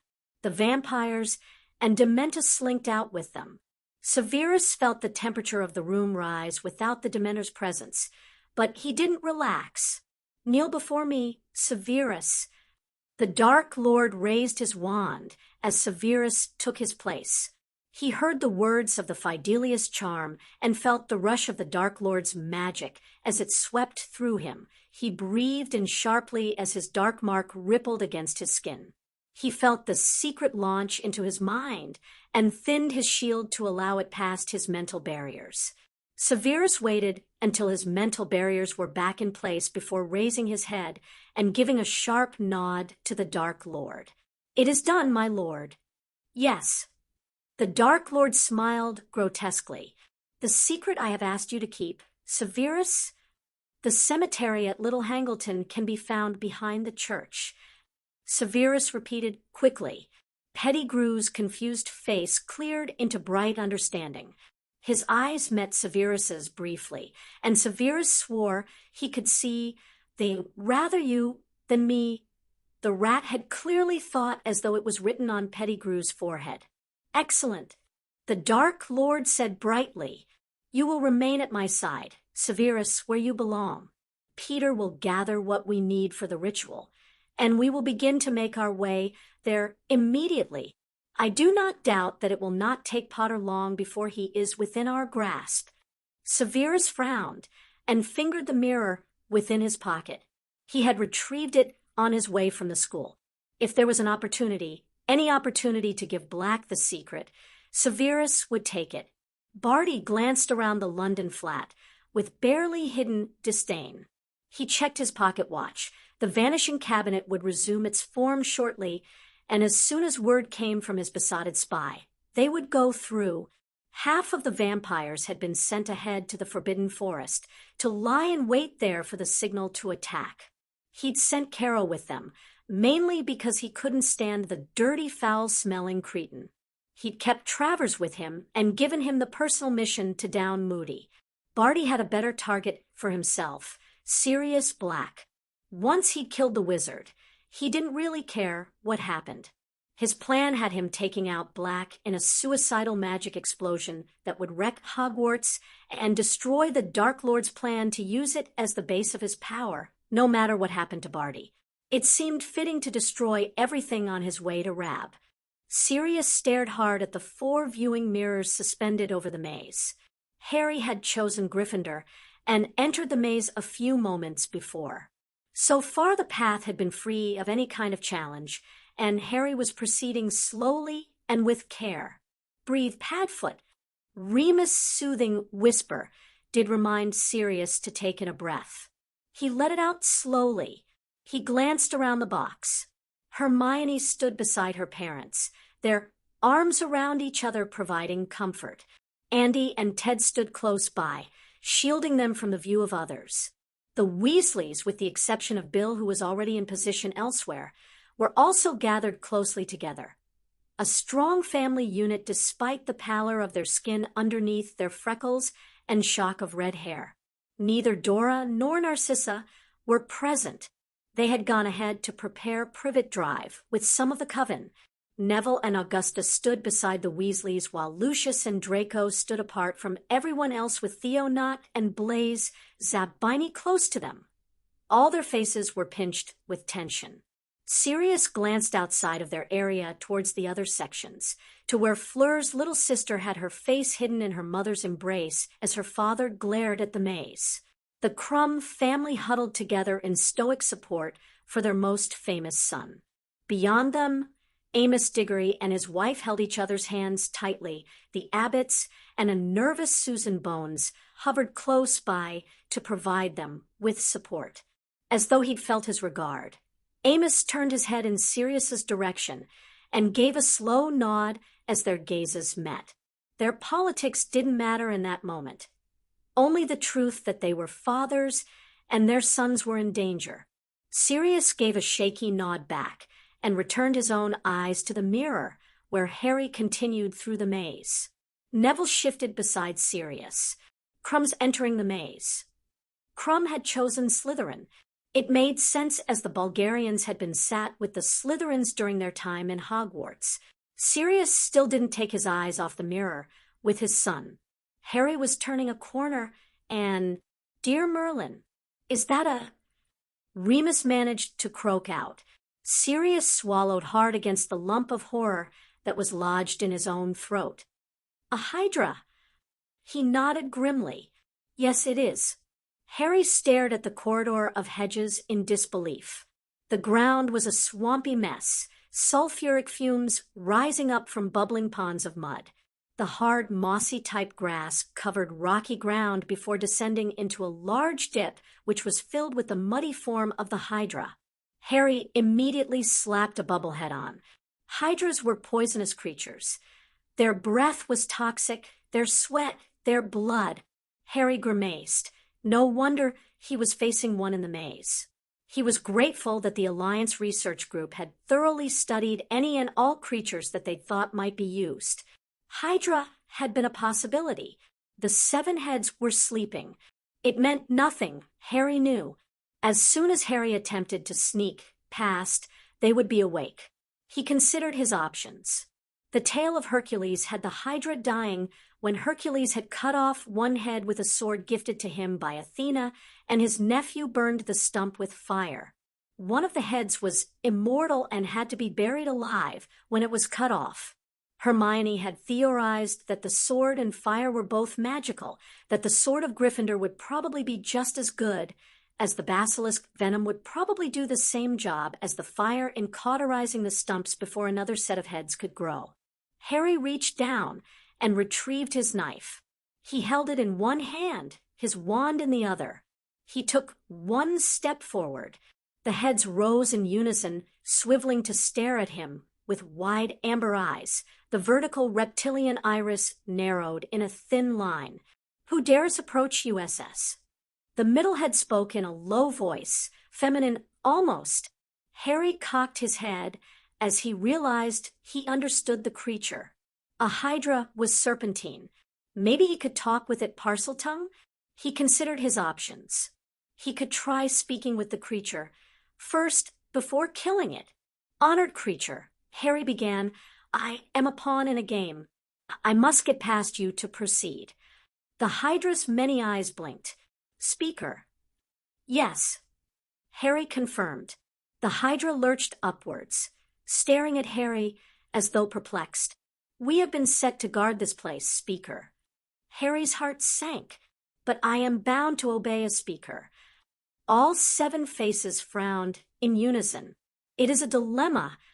The furthest right head rose higher than the rest. "Guard." His furthest left head rose to match the height of the other. "Obey." The right's neighbor lowered its head. "Guard." The left copied the right and hissed, "Obey." Harry watched as the right head next to the center pinned him with a forceful glare. "Guard." "Obey." The left snapped out quickly. The center head rose, and the others dropped down. "Guard or obey." It hissed, "We are divided." Its head tilted thoughtfully. "We will guard, and if you defeat USS, we will obey." And almost immediately, one of the heads struck out towards him. Harry leaped backwards and silently engorged the knife to the length of a sword, swinging it in the direction of the head. It sliced it cleanly from the neck. Harry didn't wait. He followed up immediately. "Ignis flagellum." His wand instantly sprouted a whip of fire, and Harry wielded it with unerring accuracy at the bubbling, bleeding neck in front of him. He barely avoided the strike of the next head, rolling on the ground to avoid it. He hefted his makeshift sword again, and whirling around followed it with the whip. The wound was cauterized before the second head hit the ground. The third right head gave an angry hiss and reared back. Harry panted for breath, adrenaline surging through him as he waited for the Hydra to make its next move. The Hydra blinked and struck, two heads diving for Harry in unison. He scrambled backwards until his back hit the hedge. He only just remembered to ensure his bubble head didn't make contact. The heads were close. So close. Harry leaped to the side and used the whip of fire to divide the Hydra's heads from its body. He eased to the side, almost at the edge of the pit, and the Hydra immediately countered his path. 3 heads remained, one on either side of the Hydra's immortal middle head. "I will spare you," Harry offered. The 2 heads, either side of the immortal one, looked to each other, and both struck out at him from both directions. Harry went left, his sword moving into action almost without thought. He defended his right side with the whip, the crack of it forcing the striking Hydra head closest to it back a moment. It was just enough time for Harry to finish killing the left, the whip following the sword quickly. He dived over the right head and slammed the sword through it, the whip once again used to prevent the head from regenerating. The Hydra slithered back into the pit. Harry tried to catch his breath. He was panting a touch with the exertion. "I will spare you," he offered again. The Hydra glared at him from its place in the pit. "Why would I want it to be spared? You have left me all alone without my companions." Harry sighed, went to rub his nose, and only just stopped himself from knocking the bubble head he wore. "Neither you nor I are in this maze because of choice." He gestured at the hedges. "I don't want to kill you." The Hydra considered his words for a long moment. Harry felt his heart pounding in his chest. The Hydra lowered its head. "You have defeated USS. We will obey, Speaker." It turned around, its back to Harry. Harry moved quickly, sidling around the pit on the very narrow ledge that was available. He made sure to keep the Hydra in sight at all times. He didn't trust it. Once he was past, he still walked backwards until he turned the corner into an empty corridor. He quickly warded the turn with a creature trap that would suspend the Hydra in a ball of magic should it try and breach it. With that done, he finally canceled the bubble head and bent double, panting, trying to catch his breath. He took stock. He was a touch winded and shaky from the surge of adrenaline, but he was relatively unscathed. He had some bruises from rolling around the ground, a couple of scrapes over his hands, but he was uninjured. He also had a knife which now had the poison of a Hydra magically imbued into its metal. He'd have to be careful how he handled the blade, but he knew it was an advantage. He frowned, wondering whether Crouch had guessed which path Harry would take, and had therefore set out tasks which were a challenge but played to Harry's strengths. After all, none of the other champions could have spoken with the Hydra. He shrugged the thought away. Whether Crouch was making it easier for him or not, he knew the dark wizard wouldn't mind Harry being maimed before being served up to Voldemort. He still had to focus. There were 2 trials remaining before he could find his cup. The cemetery looked ominous in the gathering gloom as the daylight seeped away from the already gray and overcast sky. Sirius shivered. He cast a glance around. The ground was not well maintained. Grass had been allowed to grow to a substantial height around most of the stones. The main pathways were muddy trails that had few paving stones and were pitted with holes. He set down the vast cauldron he had been levitating and waited for Pettigrew, the Dark Lord, and the snake to catch him up. "Where exactly are we to place this, my lord?" Sirius asked deferentially. The Dark Lord gestured imperiously with a chubby infant hand. Over there, between the graves marked Riddle and Obermann. Severus made no comment. He simply lifted the cauldron again and set it down as directed. Perfect. The Dark Lord praised. We should take our positions. Potter will not arrive before it is fully dark. He conjured up a chair, and Peter placed him on it reverentially. Severus transfigured a nearby tree stump into a bench. Peter sat on one end before Severus could say anything. Severus sniffed, gathered his robes, and sat down stiffly at the other end. He resisted the urge to reach into his pocket and finger the mirror. He had to be patient. If he acted too soon, Nagini hissed, and the Dark Lord responded. She slithered away into the grass. She is taking the opportunity to hunt. The Dark Lord informed almost proudly, and while she goes to hunt her prey, we will await the arrival of ours. Severus shivered again and stared out blindly into the cemetery.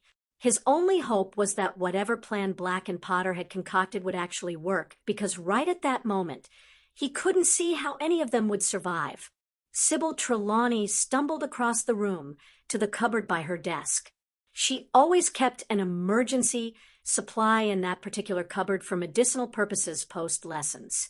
She flung her brightly colored scarf back around her neck when it flopped forward and reached into the dark space. Her hand closed around the bottle, and she gave a small shout of triumph. She pulled out the bottle and regarded it with a frown. It wasn't the expected bottle of Harvey's Bristol cream, but rather a bottle of Croft. Minerva had gifted it to her at Christmas. Sybil sniffed. She really wasn't fond of the brand, but it was all she had until she could get to the 3 broomsticks and replenish her supply. Dry, Sybil muttered under her breath. She knows I prefer a medium. She staggered over to a beanbag and sat down with a thump. She unearthed her wand from her pocket and clumsy summoned a glass. It bounced on the rug in front of her. She picked it up and carefully poured a large measure of sherry. She set the bottle carefully down and took a large gulp. Immediately her shoulders dropped with relief as the alcohol burned its way down her throat and warmed her. Sybil took another sip. What a day it had been. The school was overridden with people because of the infernal tournament. Her inner eye had been restless all day. She knew something terrible was going to happen. Probably to the Potter boy, because didn't it always happen to the Potter boy? And her vision suddenly darkened. The one to vanquish the Dark Lord will face his fate. Born as the 7th month died. Born to those who had thrice defied his enemy. Born with the power the Dark Lord knows not, for he is the Raven, Death's champion. And at the end, he will face death and choose. For one in the light must die, so the rest may live. Sybil blinked and burped loudly. Oh my! Her head was fuzzy. Had she said something? She shook herself and took another sip. Terrible day, she thought darkly. Too many people trampling around the school. Too much excitement. No, she was pleased to be safely inside her tower and away from the tournament. Behind her, a small unicorn ornament glowed brightly and shifted, returning to its original shape as a vanishing cabinet. Fleur's finally in, Neville commented, fidgeting with his wand. His eyes were affixed to the 4 massive viewing mirrors suspended over the maze. The Beauxbatons champion was cautiously taking her first footsteps down the Ravenclaw path in one mirror. Cedric was also progressing cautiously down the Hufflepuff path. Their caution wasn't surprising, as they had already witnessed Harry's first challenge before either of them had entered, Cedric beginning his path a few moments into Harry's fight with the Hydra. "What is Crumb doing?" asked Ted, frowning. Neville's gaze shifted from Harry's mirror to Crumb's. Victor was traversing the Slytherin path and had found his first challenge just as Cedric entered the maze. It was a deep pit, as long and as wide as the maze corridor bar a small landing on the opposite end. The pit had been filled with magical vipers. A long ladder provided a way down into the pit, but there was no way out. He's going to use the ladder to fashion a bridge over the pit. Hermione answered briskly, "It's quite clever." It was too, Neville thought grimly, watching as the Bulgarian levitated the ladder into position and enlarged it to ensure it bridged the entire distance. "Why doesn't he just vanish the snakes?" asked Andromeda, magically resistant. Remus replied tersely. He tried as soon as he got to the pit, but it failed. They've been modified by someone. Neville took a breath. Crouch was a sadistic bastard. He felt the weight of his grandmother's hand on his shoulder and leaned into her touch. "Merlin, is that an acromantula nest?" Ron blurted out, pointing at Cedric's mirror. Along from them, Diggory's mother gave a horrified cry and turned her face into her husband's shoulder. Neville shuddered at the sight of the multiple webs spanning the corridor in front of Cedric, one vast spider sitting threateningly in the middle of the corridor, surrounded by its webs. "I can't watch," Ron said, turning away, visibly shaking. Neville nodded. All the boys in the dorm knew of Ron's phobia. Cedric was dealing with the problem with a liberal use of the incendio spell, the web catching aflame, but it was slow to turn to ash. The acromantula, though, was beginning to move to deal with the prey that had sneaked into its nest. Neville was suddenly glad Harry had decided to have deputies for the Hogwarts spell. If Cedric didn't survive the maze, at least Sue could step in. Harry's found a second challenge. Hermione announced breathlessly, "Oh, it's the wit challenge." Neville's gaze immediately sought out Harry's mirror. It looked like Harry had come to a dead end, but there was a raised pedestal in the center of the space, and clearly it had instructions written upon the stone, because Harry was reading it intently. To discover the way ahead, solve this puzzle. Harry traced the words and grimaced. Was it wrong that he wished it was another Hydra? He really hated riddles. At least Hermione and Luna had semi-prepared him with endless rounds of brain twisters in the previous month. He heaved a heavy sigh. In front of you are 3 walls, one to your left, one to your right, and straight ahead. Harry recited out loud. One is crossbred with a poisonous plant called Venoma, whose invisible thorns are imbued with a deadly toxin causing disintegration. He looked warily at all 3 hedges. Nice. He couldn't tell from the distant visual comparison whether there were any differences between the hedges. The second hedge is crossbred with a woody vine. Get too close, and it will tie you up. Harry rubbed his head. So he was dealing with 2 killer plants, and the third hedge will allow you to pass through to the path if you can take the pain that it will shock you with at the attempt. Harry frowned. All 3 hedges were dangerous, then even if one of them allowed him to progress. He bit his lip and continued reading. If you don't want to be left behind, the right path may be painful, but ahead of you is death. Harry concluded. Choose carefully. He tapped the stone thoughtfully. Left behind, the left is the one with the vines. If you get caught, you're left behind, all tied up. Harry murmured to himself. His head swiveled to the front. Ahead is death, so that must be the one with the poison, while the right is the one that's painful, so that's the one that will let me progress. Or that's what Crouch wanted him to think. Harry pointed his wand at the ground. Serpensortia. The snake appeared instantly. Harry sent it off to the left path. Another few seconds later, and 2 more snakes were dispatched on test runs. The first snake slithered up to the left and disappeared into the hedge. There was no violent reaction from the hedge at all. Harry carefully watched as the second snake almost reached the path. Ahead, suddenly vines shot out and wrapped around the snake, yanking it from the grass and into the hedge. He wiped his brow and turned to the last snake. It approached the right path, but as soon as it touched the hedge it gave a hiss, rising up in startled anger before disintegrating into a puddle of blood. Well, clearly Crouch wasn't too bothered if Harry died. Or maybe what was written wasn't actually the answer to choosing the way forward. Or maybe it was all too clever. The left path was the one where the snake had disappeared. So clearly it was the right path. So if the left path was actually the right path, ahead was actually behind Harry, and that way was death. It was the Hydra, which meant that the right path was painful because it was imbued with the Venoma. Harry stepped off to the left. He regarded the hedge with trepidation, took a deep breath, and walked forward. It was almost like stepping through the barrier at King's Cross, combined with being electrocuted. Pins and needles attacked his skin ferociously, viciously, making him feel like he was being burned, and just when it became unbearable, when the wordless cry screamed in his breast to be heard, he was through. He stumbled and landed heavily on the ground. He instantly rolled and got to his feet, wand and knife in his hands. The dark maze corridor stretched out in front of him. Harry glanced at the corpse of the snake to the side. It had been unable to take the pain. He checked his hands, trembling a touch as he did so.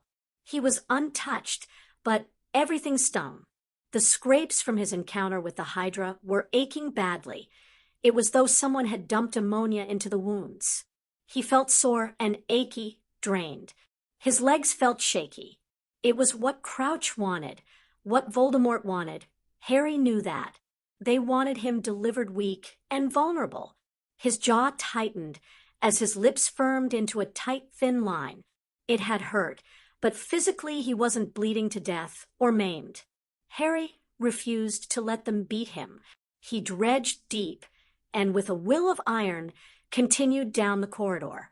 Peter glanced across the bench at the stern visage of his former childhood nemesis and swallowed the urge to laugh hysterically at the realization he sat waiting with Snape. He doubted the Dark Lord would appreciate him getting a fit of the giggles. Instead, he yanked his gaze away from Snape and looked nervously around the cemetery. It was cold despite the time of year, dank and dismal with a drizzle of rain falling almost invisibly through the sky. Not that they were getting wet. The Dark Lord had immediately ordered Snape to cast a spell to divert the rain around their area, and they remained dry, if not warm. The Dark Lord was quiet. He waited on his perch like a stone statue. It was clear that the vessel he inhabited was at its end. The skin looked dead, gray and papery, lesions oozing with pus. Its hair was gone bar one or two strands that clung onto its scalp. The eyes were sunken, the lips non-existent. The body stank of decay. Peter reviewed the ritual again in his head. Snape would be responsible for performing the ritual. It was something of a relief for Peter because the idea of being responsible for ensuring the safe resurrection of the Dark Lord terrified him. It had been a happy day when the Dark Lord had declared Snape would brew the potion. If it had been left in his hands, well, he wasn't bad with potions. The Marauders had all had skills apart from Remus, who could melt a cauldron just by being near it, but he wasn't that good. No doubt he'd have gotten something wrong, and instead of something human, it would have been something less that would have been created instead. The image of a naked, snake-like Dark Lord emerging from the cauldron flitted through his mind, and Peter had to repress the urge to giggle again. Peter clenched his fist. The ritual called for him to willingly cut off his own hand. The Dark Lord had promised him a prosthetic silver version of his hand that would be stronger and better than his own. Peter grimaced. He really didn't want to lose his hand, but he had vowed to be the Dark Lord's willing servant, and he would play his part. Besides, Peter thought determinedly, his flesh would rebuild the Dark Lord. He would effectively become a parent to the form that the Dark Lord would take. It was an honor, and perhaps the Dark Lord would look more favorably upon him afterwards. Perhaps Peter would be rewarded over and above the new hand. Peter started as Snape cast a tempest into the sky. The sun was beginning to set. "It is time we made preparations, my lord," Snape said quietly. "The task will have started. Ready the cauldron and potion. Severus, the Dark Lord instructed, Peter will see to my needs." Peter hid a moo of distaste. One last time, he reminded himself, it would be one last time of changing soiled nappies and clothing, one last time of feeding the Dark Lord by hand. By the end of the night, the Dark Lord would walk among them in his own adult form again, and Peter's role as caretaker would be over. But not his role as servant, Peter mused as he hurried to take care of the Dark Lord. He would always be the Dark Lord's servant, unless Harry won. Peter shook his head of the traitorous thought. The Dark Lord would rise, and Peter would be by his side. He'd made his choice. Of course, Peter thought, as he ignored the low hiss of the Dark Lord's snake behind him, if the Dark Lord was restored, and if it looked like Harry would win, then there was nothing stopping Peter from making another choice. After all, once the Dark Lord had a body, Peter would no longer need to be his servant. But until then, he was the Dark Lord's willing servant. There was a moment of regret. One, the look on her best friend's face when she'd realized, when she'd understood what was happening. That look of betrayal and horror.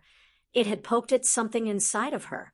The part of her who was a best friend, who'd spent years playing with the other girl loyally beside her, who'd listened to her dreams and commiserated when things had gone wrong. Years of friendship, all destroyed in the moment when she turned her wand on her best friend. She grimaced. Barty was going to be so angry with her, but she just couldn't kill her best friend. She'd settled for stunning her, wrapping her in ropes, and locking her into a closet where she'd be safe from the coming fight. She'd even cast the spell that would hide her from the map the others would use, the same spell she had cast on herself, the one Barty had taught her. There had to be a chance to change her mind and bring her over to the right side once they'd won. Hadn't she thought the same nonsense for years? How Dumbledore was a great wizard. How the light side was always in the right. Hadn't she wanted to run and inform Dumbledore, her parents, everybody when she'd realized who had been leaving her the love notes in her bag? But she hadn't. She still didn't know why. She had met with Barty and realized the truth that he was right, that Sirius Black had subjugated the magical world, had influenced Harry into believing that Barty was evil when he wasn't. He wasn't. He was sweet and kind and mourning his first love. She would be his last. The memory of their lovemaking the previous night flitted through her head. How tenderly Barty had touched her. How lovingly he'd taken her. Her fingers touched her lips, remembering the gentle kisses he'd bestowed upon her. It had been so risky meeting up with him at the edge of the Forbidden Forest. He was a wanted man, unfairly and unjustly because of Black. And he had the machinations of the Dark Lord to deal with too.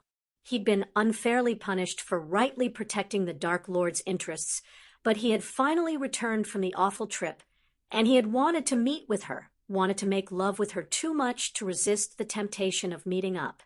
She shook her head and checked the time. She needed to hurry. She made her way swiftly through the castle to the ladder that would take her into the divination classroom. She pushed open the hatch and looked around cautiously. Her nose wrinkled at the heavy scent of incense, perfume, and sherry. Trelawney sat nearby her back to the hatch and the newly visible vanishing cabinet. The divination professor was oblivious as she drank back more alcohol and mumbled something about too many people. She aimed her wand and fired. The spell hit Trelawney with enough force to send her flying forward. She hit the floor in a sprawling mess of scarves, unconscious. Another spell saw the hapless teacher bound in rope. She grimaced at Trelawney. She never had liked the woman. She moved to the window and breathed out a sigh of relief at the sight of the mirrors. As soon as Harry took the cup, she'd open the vanishing cabinet. Soon Hogwarts would be theirs, and the wizarding world. Hermione took another deep breath as she watched Cedric finally slay the acromantula he'd been fighting. He'd taken a bad gash to his leg, presumably infected with the venom of the spider, and he was clearly lame as he staggered down the maze corridor. "Thank Merlin," Amos said softly, his voice carrying over to them as Cedric stopped and performed a healing spell that would cauterize the wound and burn away the venom before continuing. In the mirror beside him, Fleur sat by a pit of water which she had come across, complete with multiple giant squids, and continued to transfigure grass into planks of wood for her raft. It was a slow, time-consuming task, and Hermione figured it was deliberate. Fleur knew she was last into the maze, and as long as she remained alive and attempting the task, she would survive, as one of the boys was bound to win the cup. Hermione admired her tactics. Victor was tackling his wit challenge, the Greek alphabet laid out in stepping stones over what appeared to be quicksand. If he stepped on the wrong stone, he'd be dropped into the mire. There was a determination about him, though, and Hermione believed that Victor wanted to win. His competitive spirit wouldn't allow anything else. The crumbs were silent, but Hermione had noticed that their eyes had never strayed once from their son. She finally let herself watch Harry again. She was relieved he was still walking through the maze. He still had the third challenge to overcome, but until then, he was safe. Hermione shivered and didn't protest when her mother placed an arm around her and rubbed her briskly. She leaned into the maternal comfort. It seemed surreal that they were just watching and waiting for Harry to be kidnapped. She couldn't help but think that there had to have been another way. But she had seen Sirius try everything to get to Voldemort and fail. She knew letting Harry be kidnapped was their best hope to ambush the self-proclaimed Dark Lord. She just wished it wasn't Harry. Prophecies. She hated the idea that Harry had been targeted because of a prophecy from a woman she considered a fraud. Yet she couldn't deny that it was in motion, had been in motion from the moment Voldemort had chosen to believe it. More unfair was the halting story Harry had told her, Ron and Neville earlier that week. The story of the Peverils and death, of Death's champion and his Grim. None of it seemed real to Hermione, none of it. Yet she couldn't deny the reality of Harry's situation, the tournament and Voldemort's pursuit of him. And she wouldn't shirk her place beside Harry for the world. She would stand beside him and watch him stamp Voldemort into dust. She touched the leather strap around her neck with the rune of protection. Harry had given her his Christmas present for safekeeping. He hadn't been able to wear it as it was designated a magical item. But that was all right. She would wear it for him when she stood in the center of the coven and blessed him with the protection of the House of Black, when she and the others would turn Voldemort's thievery of Harry's blood against him. Cedric slowed down a lot. Neville muttered beside her, "He's feeling the poison from the spider." Hermione said quietly, "Even though he's cleaned the wound, some of it had to have seeped into his blood already." Neville's gaze flickered to the Diggories, and Hermione followed his gaze. Cedric's parents looked incredibly worried. Leonard Abbott had stepped forward to place a hand on his friend's shoulder, and his wife similarly had an arm around Cedric's mother. Hermione frowned. "Where's Hannah and Susan?" Neville shrugged as though unconcerned, but his eyes gleamed with worry. "They left a while ago. I don't think Sue could take," Watching said. Hermione bit her lip, but before she could say anything, the sudden murmur from the crowd had her eyes flashing back to the mirrors. Her heart leapt into her throat. Harry had found his third challenge. The chasm in front of Harry seemed endless, turning the corner into what he thought might be another dead end. He had only just stopped himself from falling off the narrow ledge that was all that was left on his side. The vast empty space was shocking. Magical space. Harry considered with a touch of exasperation. Of course, the maze couldn't just be a maze. The ground was a long way down, and while Harry could believe it wasn't quite the distance of a skyscraper, it was probably some kind of illusion. After all, he could believe that he would fall a fair distance if he fell. Clearly the goal was to get to the other side. He guessed he could change into Snitch and fly across, but he wasn't sure that was a good idea. He'd faced the wit challenge and the creature, so the chasm had to be the elemental challenge. He doubted whether it was going to be as easy as flying from one side to the other. He suspected that as soon as he was in the air, something would emerge to try and kill him. He needed to have his wand available, which meant he couldn't be Snitch. But how else was he meant to get across? A glint of something to his left caught his eye. He turned and found a broomstick propped up against the fence. Right. He felt a little chagrined at not spotting it immediately. He felt tired, though. The trip through the hedge had weakened him. His body still trembled and ached. Harry pushed away the weakness and squared his shoulders. He waved his wand at the broomstick, performing a series of diagnostics.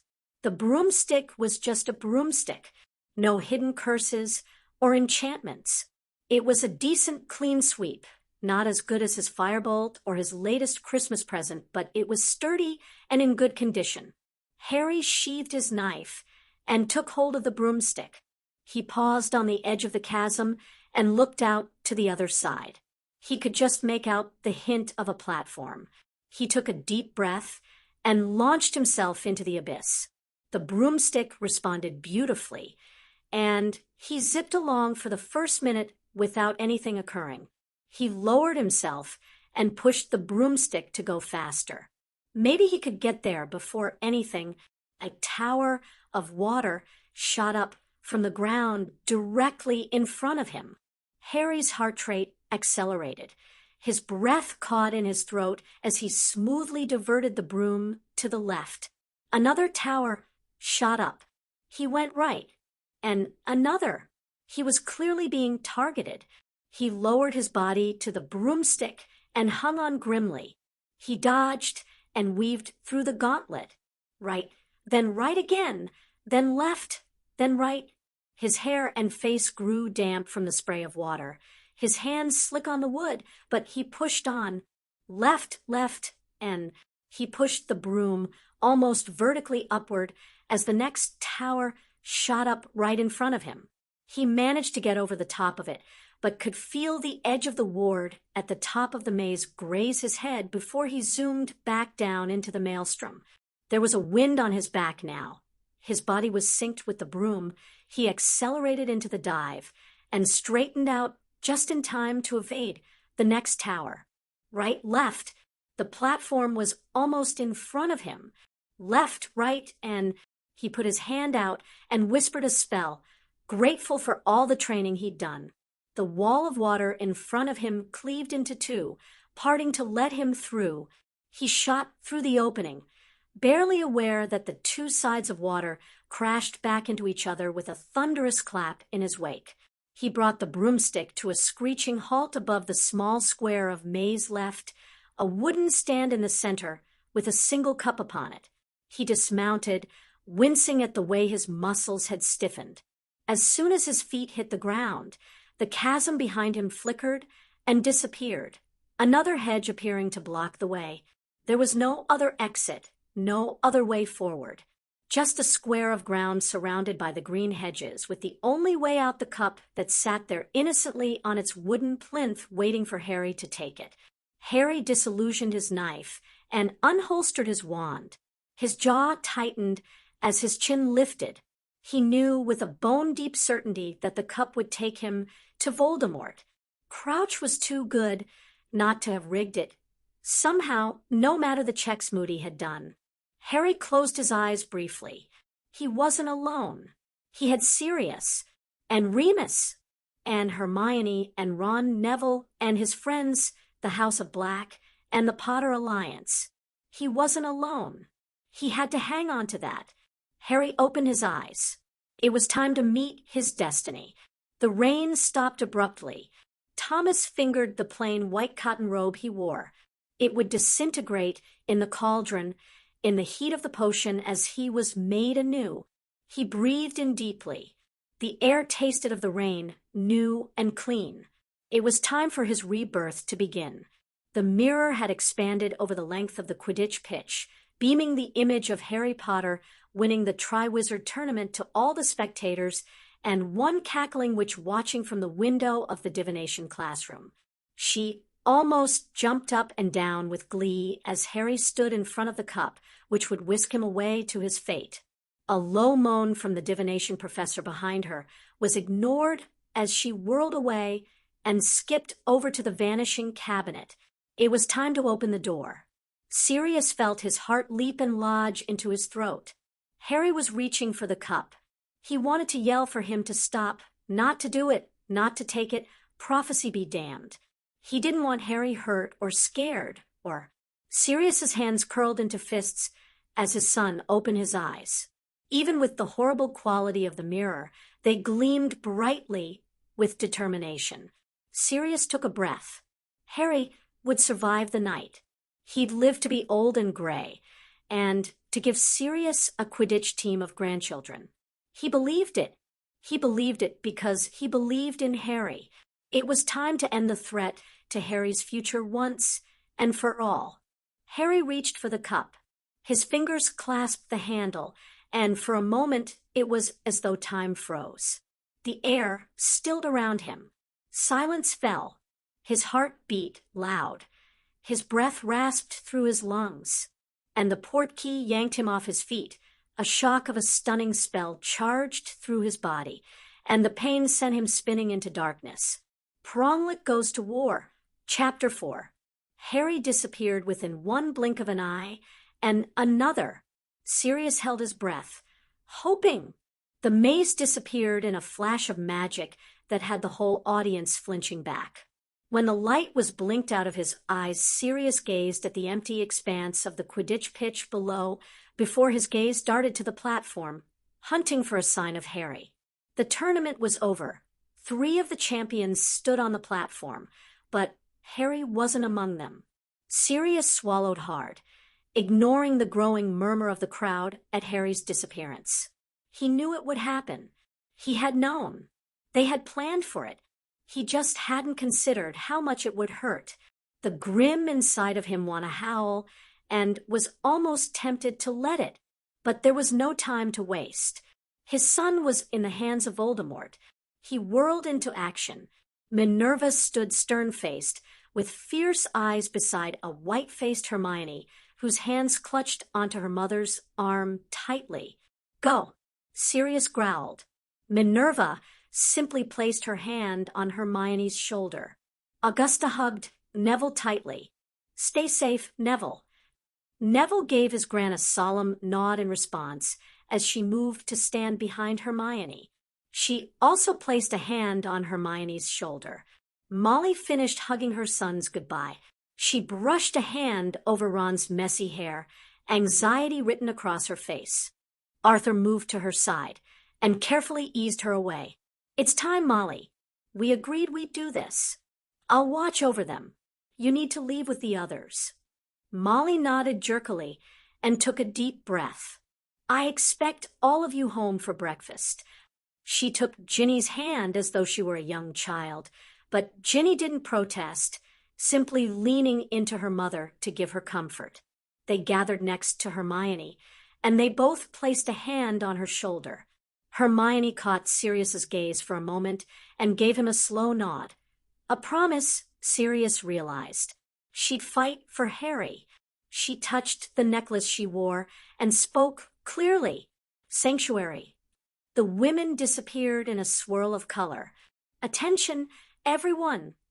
Albus's voice sounded out over the crowd, and a hush fell. "Hogwarts is declaring an emergency. All students and visitors are to be evacuated. Please leave in an orderly fashion to the evacuation points." Again, all students and visitors are to be evacuated. Neville caught Sirius's attention, determination set in the lines of his body in a way that reminded Sirius of Frank. "I've got to assist with the evacuation. Blaze, I'm with you." Blaise said, "I'll escort you." Percy offered. Arthur patted Percy's shoulder as he moved to join Neville and Blaise. The three boys hurried out. Sirius breathed out sharply, knowing Albus would only have given the order so early if the invasion had already begun. Before he could speak, the ethereal shimmer of Albus's phoenix Patronus flew into the box. "Sirius." Albus's voice traveled out of the phoenix's mouth. "The wards have alerted me to a breach in the castle, and the centaurs have sent word that there are dementors and vampires in the forest. We need those who are tasked to raise Hogwarts defenses in place." "I'll send a reply." Remus offered. Sirius nodded and turned to the other men with him. Arthur turned to Sirius. "We'll take the students involved with the Hogwarts spell to the headmaster's office now. We'll rendezvous with those missing as agreed." He motioned toward the two men standing at the back. "Richard, Leonard, are you ready?" Sirius turned to look at them and frowned at the huddle of the Bones and Abbots. The families of the other champions were already gone, and Sirius vaguely remembered them heading for the steps at the sight of their children on the platform below. "Richard?" Sirius questioned sharply.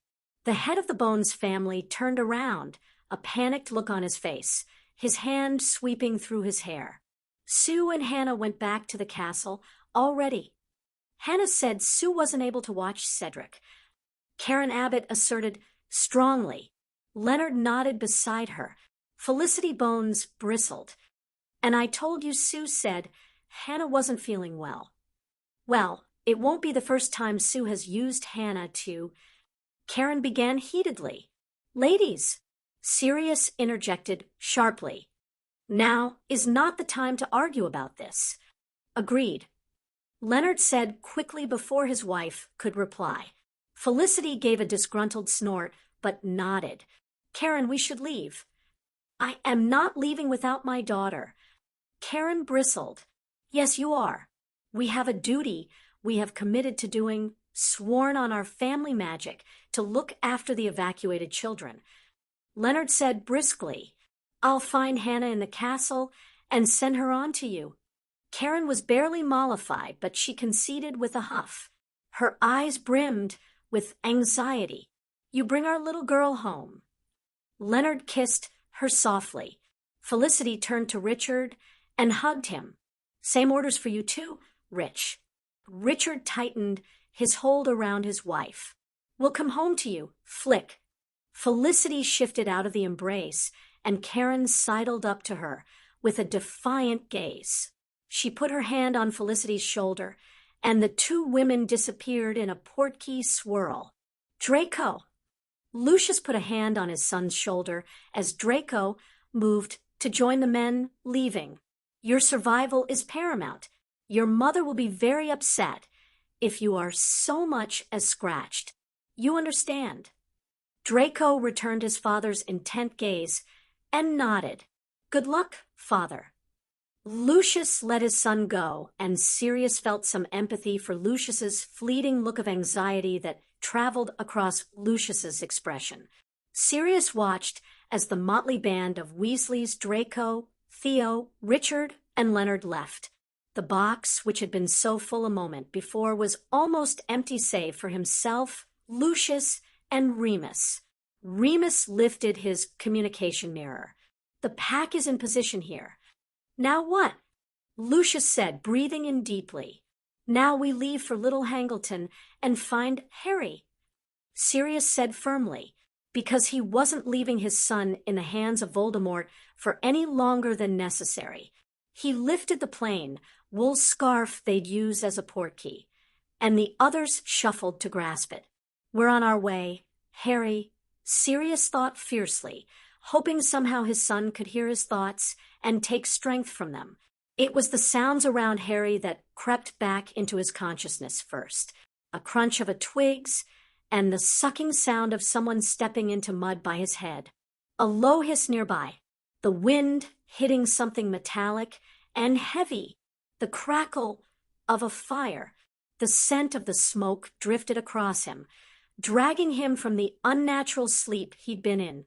His nose wrinkled. There was smoke and ash in the air, but also a strong smell of dirt and grass and leaves, and over it all the stench of a decaying body. Harry kept still, fighting the urge to open his eyes and understand where he was and what was happening. He'd taken the cup and been stunned. He had allowed himself to be abducted by Voldemort. Wherever he wasn't safe.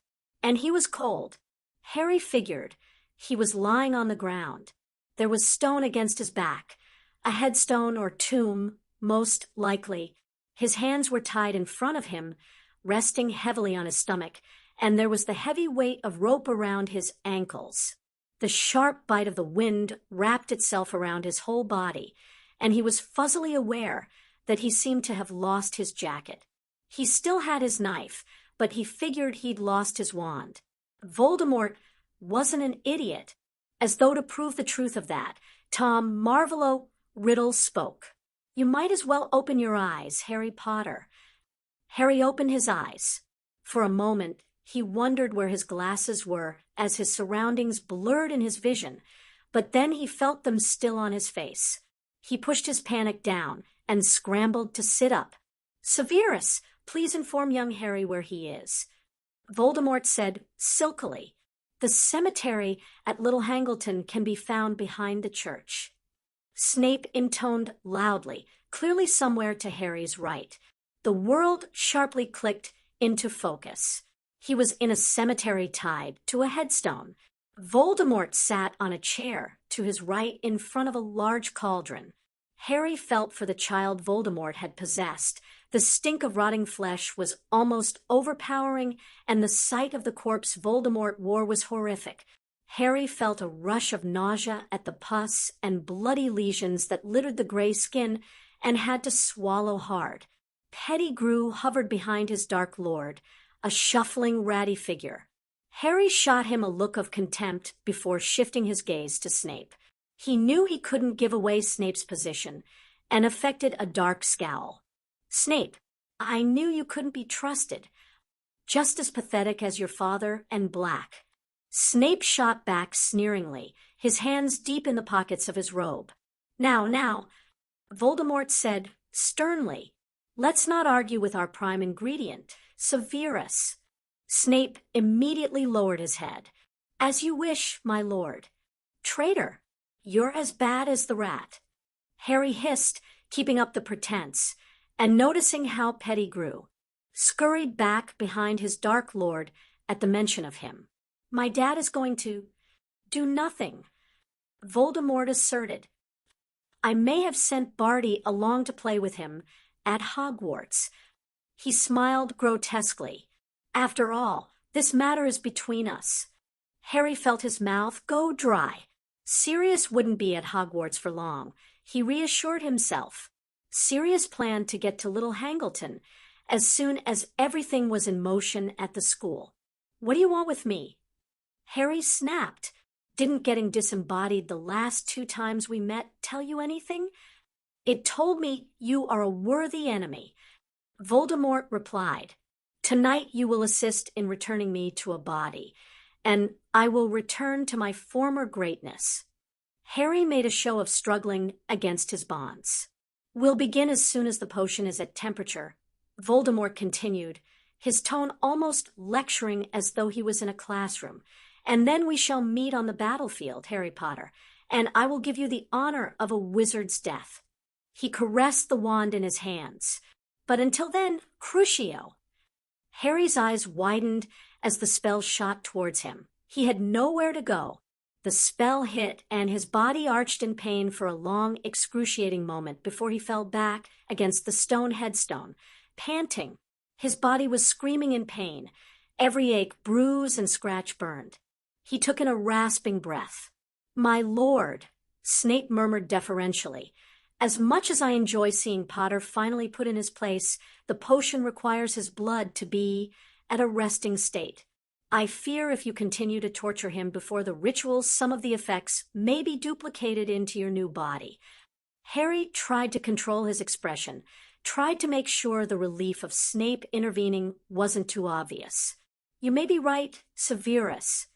Voldemort tilted his head as he considered it. I shall wait until after the ritual is completed. I believe you've made a wise choice to wait, my lord. Snape inclined his head and went back to the potion. Relief washed through Harry so fast he almost felt dizzy with it. Snape had saved him from getting tortured. Peter, gag our guest. I don't wish to hear him speak until after the ritual is done. Voldemort ordered. Harry struggled as Pettigrew hurried over, but he was forced to accept the black cloth Pettigrew used to gag him. Harry glared at the rat until he scampered back behind his master. Harry lowered his eyes and focused on his breathing. Every breath hurt. He pushed the pain aside and reached inside to his magic. He focused on a wandless, silent healing spell that Flitwick had taught him for dueling. It wouldn't do much to counter the Cruciatus spell, but it would help with the damage he'd taken in the tournament and his Portkey landing. He just had to be patient, Harry told himself. He had to be patient and wait for the right moment. Once his blood was used, he could call the Hallows and even the playing field. He knew Sirius would be somewhere close just waiting. He risked a quick glance towards Snape. Whatever happened, he wasn't alone. Barty stepped out of the vanishing cabinet and into the divination room classroom. He allowed himself a small smile and opened his arms to the girl waiting impatiently beside it. He tolerated her gauche hug and separated himself from her after only a moment. He hadn't enjoyed having sex with her the night before when she'd sneaked out to meet with him, and he was glad the pretense was almost over. Almost over, but not quite done. He cupped her cheek. My beautiful girl. Barty kissed her lips softly. It had been so easy to seduce her, so easy to turn her from her parents and her vows. Of course, the occasional compulsion spells on the notes and suggestion potions his elf had ensured she'd received had helped things along. My beautiful Hannah. Amos Diggory had been a wonderful tool.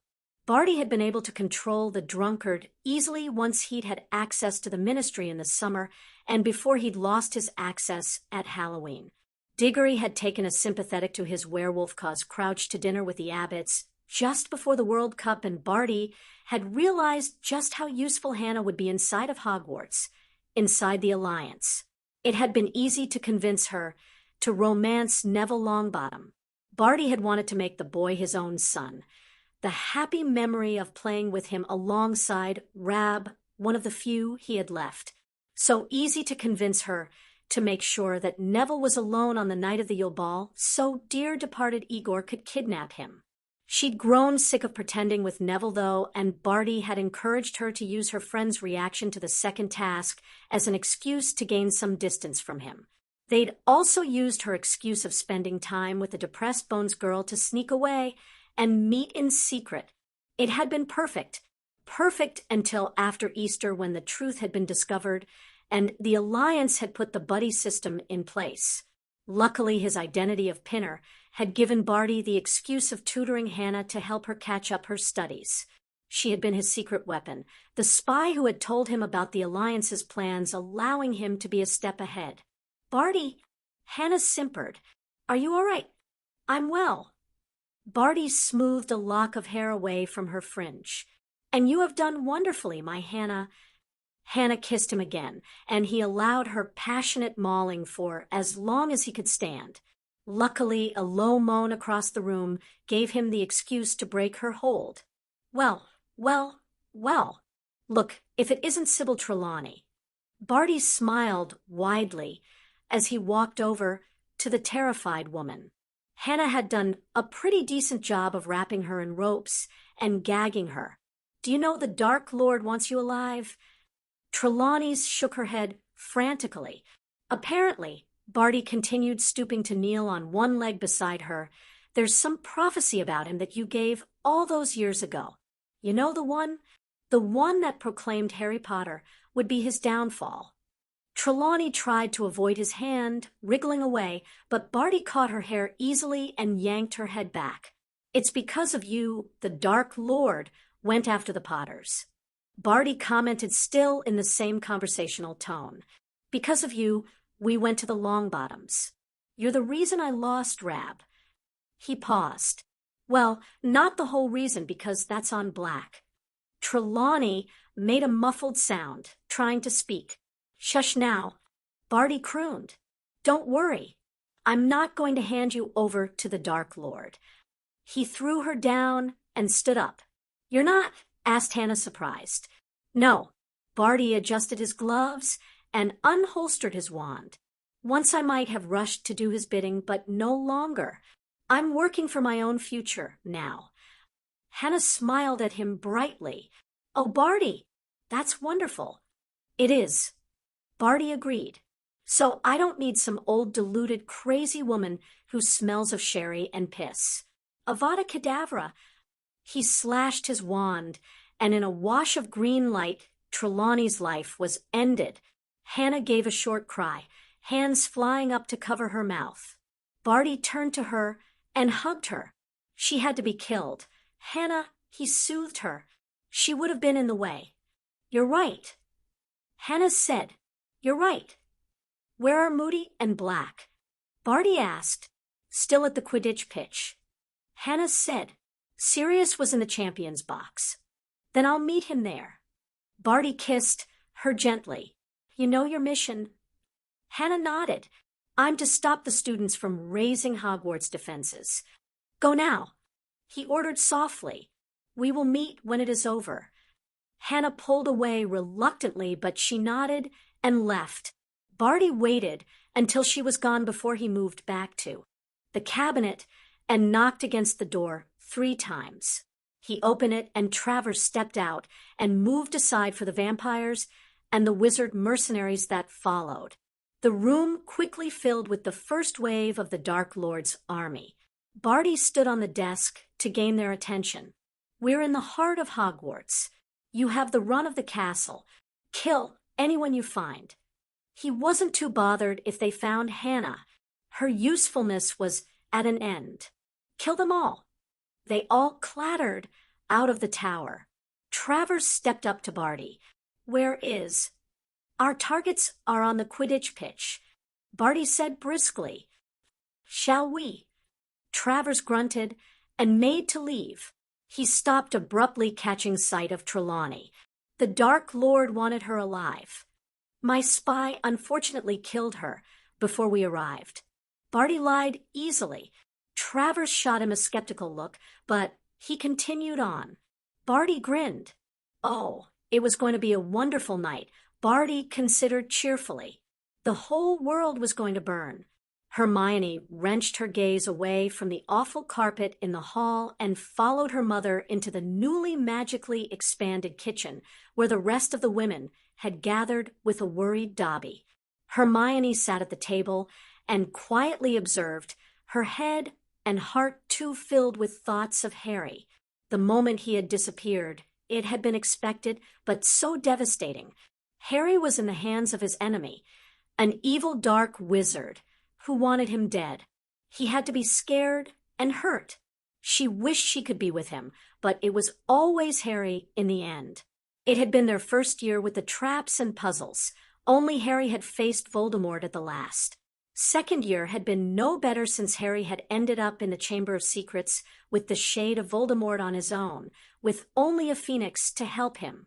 At least in their third year, she had been with him as they had saved Sirius.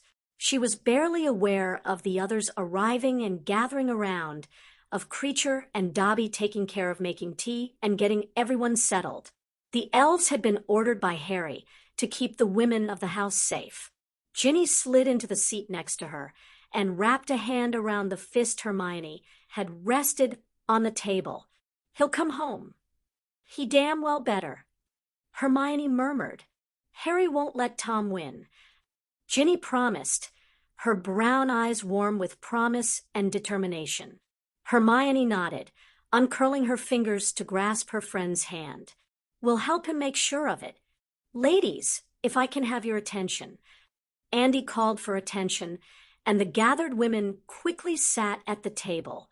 One side was filled with the House of Potter and Black, with the exception of Ginny, who remained beside Hermione, Narcissa, Dora, And Minerva, the other, was filled with the rest of the women who would constitute the protective coven, along with Ginny, Augusta Longbottom, Griselda Marchbanks, Molly Weasley, and an elderly lady who had been introduced as Vivian Vert, and who Hermione knew had a special link to Harry's ancestral line. Hermione's mother was also present, but she would remain in the kitchen during the ritual. Andy stood at the top of the table. "We need to make our final preparations." She cleared her throat. "But I first want us to go over what we're going to do. Minerva." Minerva stood, and Andy sat. Lily Potter was an outstanding witch, and she gifted Harry with a defensive ward, which is based on her love and sacrifice, anchored in the blood she and her son shared. The gift was the result of a spell Lily cast based on the old religion. She placed a book on the table. In this same book, there is a blessing which we performed at Harry's adoption. It ensured the ward was continued by changing the anchor from Lily's blood to the blood of the House of Black. She paused and straightened. "We know this ward has already saved Harry twice. We also know Tom Riddle will steal Harry's blood for his own tonight." Hermione bit her lip. "He hopes that the theft will make him immune to Harry's protection, and every arithmancy and magical theory on the subject suggests he is right. The theft will effectively neutralize Harry's shield in this, and create a magical tether for Harry's magic. But we stand in the stead of Lily, and we will not be so easily defeated. The way he has devised his ritual makes him vulnerable to witches' magic, and we intend to take full advantage of that." She deferred to Andy. Andy rose from her chair again. "The House of Black has a reputation, and while there are many things in our past we may rail against, we are united in the love we have for our children, in the belief that family comes first." She tapped the book. "As you all know, originally we were planning to restore the protection. A spell suggested it could be done, but further study uncovered that it would require the willing sacrifice of someone with Lily's blood knot Harry in. While many of us could cheerfully strangle Lily's sister, she would never give her life willingly." She held up her hand. "And no, coerced to be willing under a threat would still count as unwilling in magical terms.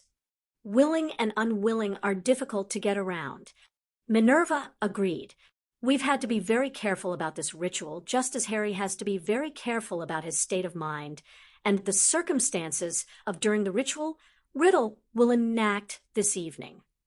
Hermione nodded in understanding. Harry had told her Voldemort's ritual called for his blood to be taken by force. It had been a difficult line to tread, to accept and allow he would be kidnapped for the ritual, but retain an unwillingness for his blood to be used in the resurrection of his enemy. "Then I confess to being slightly bemused," Vivian interjected. "The preparations we've been doing, the ritual is to summon a spirit to restore a blessing." "It is.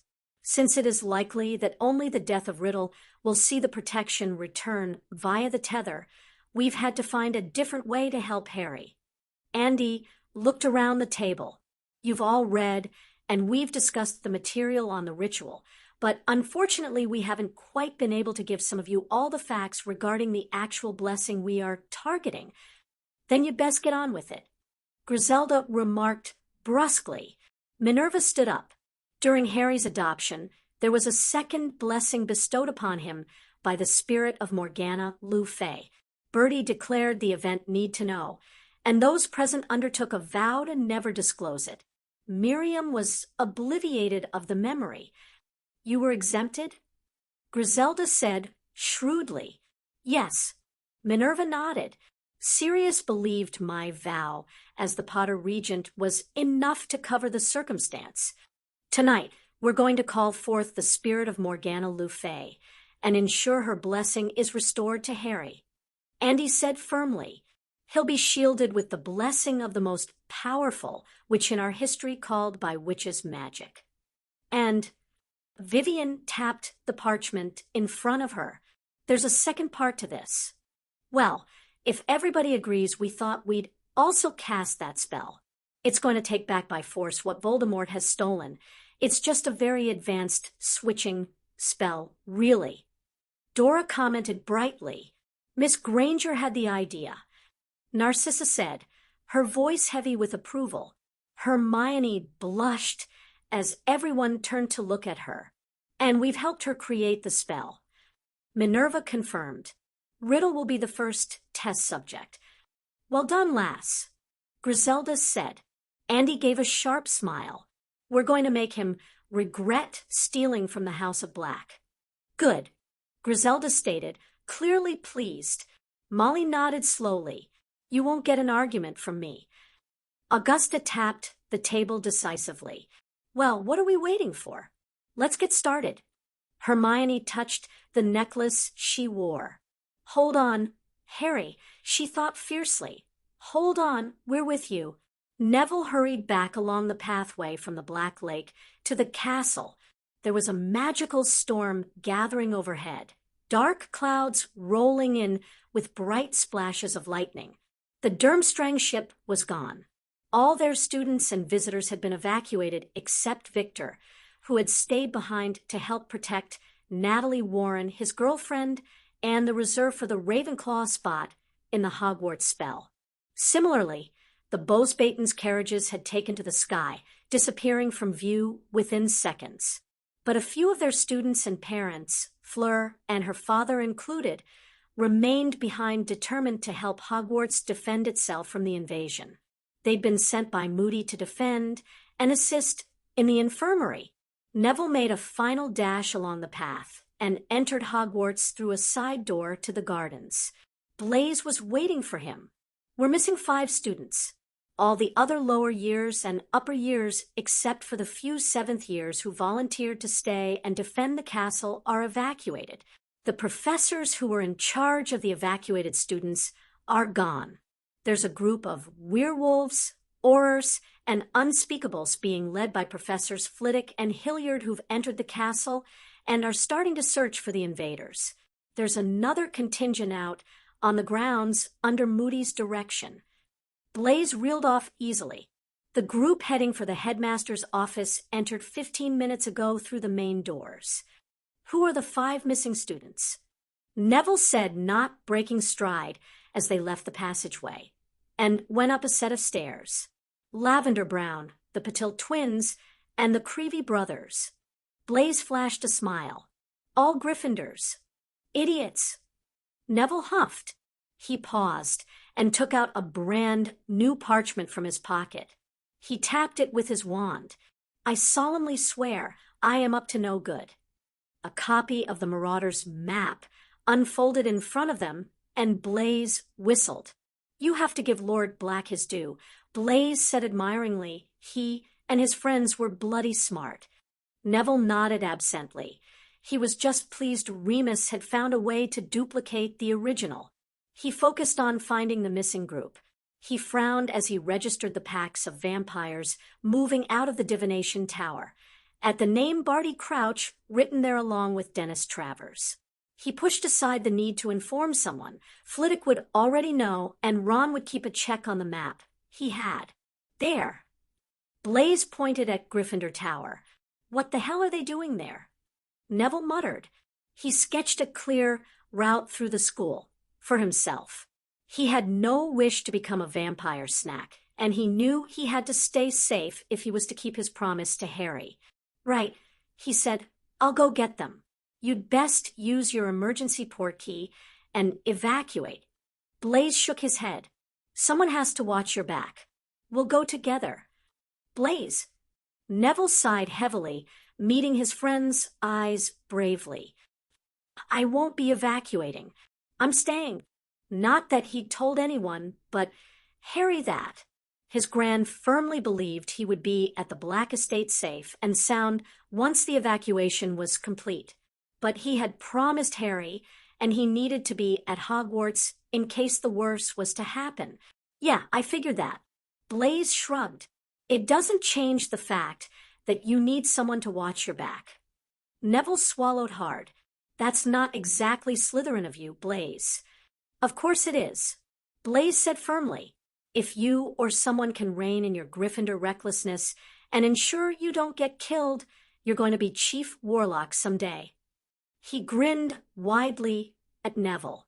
We Slytherins like to plan ahead. Neville snorted and mock punched Blaise on his upper arm. He knew Blaise was planning ahead, and he also knew that it wasn't the reason he was staying with him. Come on then, let's go round up the rest of the reckless Gryffindors. Blaise fell into step beside him, and they continued up the stairs. They rounded the corner, and they stopped abruptly as they almost walked into Hannah. Neville! Hannah gave a cry and threw herself at him. Neville frowned, but his arms were already around his former girlfriend, patting her tentatively on the back. What are you doing here, Hannah? I got separated from Sue somehow, and I've lost my port key, and I've been trying to find my dad. I was going to the headmaster's office. Hannah babbled out. Neville gently disengaged her. We're on our way to Gryffindor Tower to round up some students.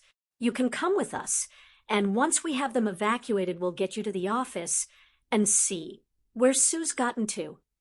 Thanks, Neville. Hannah beamed at him. Neville shook his head as she went to grasp his hand. We should both have our hands free and wands out. There's an invading army in the castle. You're right. Hannah blew out a breath. Sorry. Shall we get going? Asked Blaise breezily.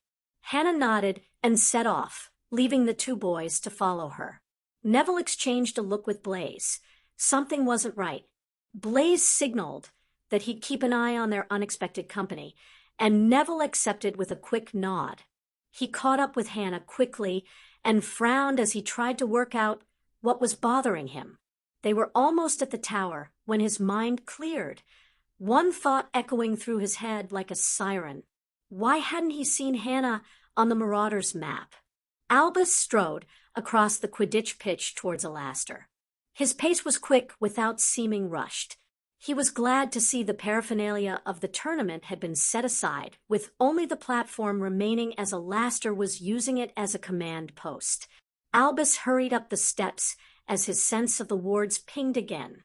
The wards are reporting multiple incursions in the castle. We're almost fully evacuated.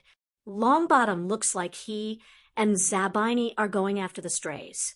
Flitwick's leading a group to deal with the intruders inside the castle.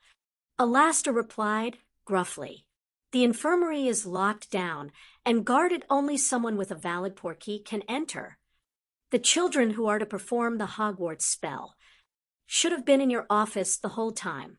Alastor remonstrated. It was a bloody stupid idea for them to watch the task. Albus looked slightly taken aback by his friend's ferocity, but he couldn't argue that the more sensible approach would have been to have had the group already in place. They would have been missing Mr. Diggory. They could have done it without him. Alastor grumbled. Anyway, they're making slow progress, but so far so good, and they've got a good set of adults protecting them. Is there any word from Sirius? Albus asked. Amelia said he and the others had made it there. Everyone's in position. Alastor heaved a heavy sigh, but they're blind and deaf to the location until Snape manages to give them the secret. He pointed towards the forest. We've got vampires and Dementors just inside the forest. They're probably waiting for some kind of signal to attack. Albus fingered his wand, his first wand. The Elder Wand was with the cloak, waiting for Harry to call them. Albus missed its hum of power, but there was a familiarity about his first wand that warmed and welcomed him in a way he'd never felt when he had carried the Elder Wand. Perhaps, Albus mused, it was another sign that nobody but the Peveril line, that Harry was meant to carry the wand. On the ward line by the forest, Alastor said bluntly, you need to keep everything in. The forest out of the grounds. Albus nodded. Understood. Send Hagrid to assist me. Alastor agreed. He's locking the gates, but as soon as he's done, I'll send him your way. He paused, and his magical eye whirled around. Watch yourself, Albus. Riddle wants this place, and you dead, as much as he wants Potter's blood. Tom Riddle will never take Hogwarts. Albus said confidently, "You stay safe, old friend." They clasped hands for a brief moment, their years of friendship almost tangible enough to touch, as they regarded each other with fond affection. Albus let go and made for the forest ward line. He had a school to protect. Damn it! Cedric clung onto the banister and took a deep breath. Ron tried hard not to nag at the older boy, but the group was only as fast as their slowest member, and Cedric was it. They were stuck on a small staircase. There was a landing just behind them with a corridor to the left, which led towards Ravenclaw. An alcove to the right with a statue of Armitage Flank, a famous Quidditch player and former Hogwarts student. They still had a long way to go to the headmaster's office. It wasn't Cedric's fault, Ron reminded himself. Cedric had been injured in his challenge with the acromantula. Ron knew just how awful those monsters were firsthand. "Are you all right, Cedric?" Ron wasn't surprised that it was Luna who stepped forward and put a hand on Cedric's shoulder. "I'll make it," Cedric said, his eyes shining with a grim determination. "I have to. I'm the only Hufflepuff student here. Sue and Hannah must have had a good reason to leave." Ron's dad said evenly, casting a look toward the two unhappy fathers who were accompanying them. Ron still couldn't believe it. Well, he could because Sue had gone through a lot, but he'd really thought she was committed to helping them with the spell. She had been great during the preparation sessions. "We should keep moving." Amos Diggory had insisted on escorting his son. "Maybe we should create a stretcher and have someone levitate Cedric."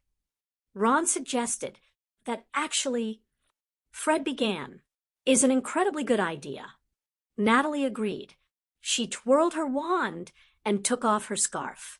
A second later, it was transfigured into a stretcher. "Come on, Cedric, hop up." "I don't want to delay us further," Draco stated with characteristic tactlessness. Ron wasn't going to argue with the Slytherin, though. He was fairly willing Cedric to get a move on himself. Cedric grimaced, but he gave in and started to limp back down to get to the stretcher. Victor moved to his side to assist him. "Great," Ron breathed out a sigh. "Let's kill them all." A voice shouted. A flash of green light came from above. "Cedric!" Amos dived on top of his son, and a moment later landed lifeless on the floor. "Dad!" Cedric called out, horrified. "Get OFF the staircase," shouted Ron urgently, pulling Luna down the steps. The blasting spell came out of nowhere, aiming directly at Victor. Cedric pushed Victor roughly aside. Victor fell to the landing, taking Ron's dad and Leonard Abbott with him, and the spell punched through Cedric and blasted the staircase. They all went flying. Someone had the presence of mind to cushion the floor, and they bounced. Cedric landed like a broken doll, blood already pooling around his head, and blasted middle. "Shields!" Ron shouted, not caring that he was ordering his own father and brothers. "Everybody, take cover!" His dad ordered, running forward and dragging a shocked Victor to the side of the staircase. Another blasting spell came down toward them, and Ron grabbed Luna, hustling her behind the nearby statue. He was joined a split second later by Draco and Theo. Fred and George had grabbed Natalie, and they dived around the other side just before a green spell hit, cracking the stone. Ron winced. He glanced up the stairwell, and his heart sank as he took in the dark shapes of vampires crouched in the shadows. Ron swallowed hard at the sight of the Diggorys lying abandoned at the foot of the ruined staircase. He should do something, grab Cedric, and Luna placed a hand on his arm. "They're gone," she said sadly. The vampires leaped to the top of the staircase, and Ron tightened his grip on his wand. A moment later, and his dad, Victor, Leonard, and Richard were all fighting. Magic erupted in streams up and down the staircase. "Go!" his dad shouted from the other side of the landing. "Run! We'll hold them off." Ron felt frozen with fear. It was his dad. He couldn't expect to leave his dad. Through here. Fred opened up a panel behind the statue and gestured for them all to get inside. Draco and Theo moved immediately. "Come on, Ron." Natalie caught his arm and yanked him to the opening. Luna went ahead of them, casting a lumos as soon as she entered the dark, narrow space. They all paused as George closed the panel and sealed it.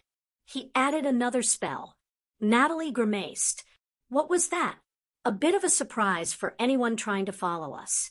George said grimly, "This way." Fred said, "It leads to a corridor near the office." "Do I want to know how you know all the secret passages in the castle?"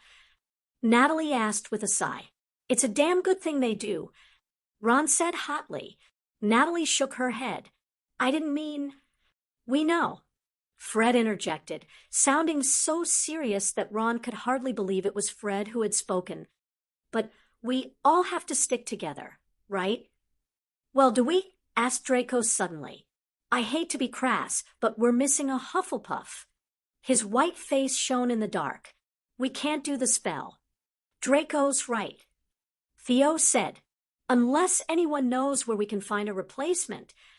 "The infirmary," Natalie replied promptly, causing them all to look at her. "Robert Ogden is in the infirmary helping to guard it." Natalie explained. "He's aware of the spell, and he can do it." He was a bit disappointed not to be on Harry's list. Ron sighed and rubbed his nose, unaware of the streak of dirt he was leaving behind. "And how exactly are we meant to get him?" That stumped them all for a long moment. "Flu," Luna said suddenly. "What?" asked Ron, feeling stupid. It was Theo who replied. "We can flu the infirmary from the headmaster's office, and Ogden can step through the same way." Moody locked down the external flu, but internal should still work. "Good plan, Luna," Natalie said. Ron saw how Luna's face brightened with the praise. "Brilliant, Luna," he added. There was a small moment of shared camaraderie. Right then, Fred said, "Let's get moving."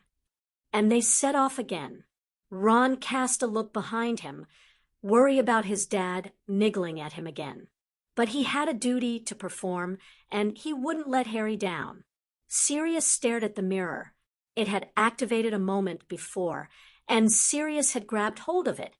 He didn't dare speak to acknowledge the connection had been made in case he gave away Snape's position as a spy. He charmed his own mirror immediately to ensure it didn't transmit any of the noise around him. They were all camped out in the small flat they had acquired as their little Hangleton headquarters. Lucius waited in the back room, while the rest of them stayed in the living room. Amelia, the rat squad, and the female member of the treasure team, Carl. The treasure team had planned to be in the cemetery, camped out in a hidden corner in the hollow of a tree.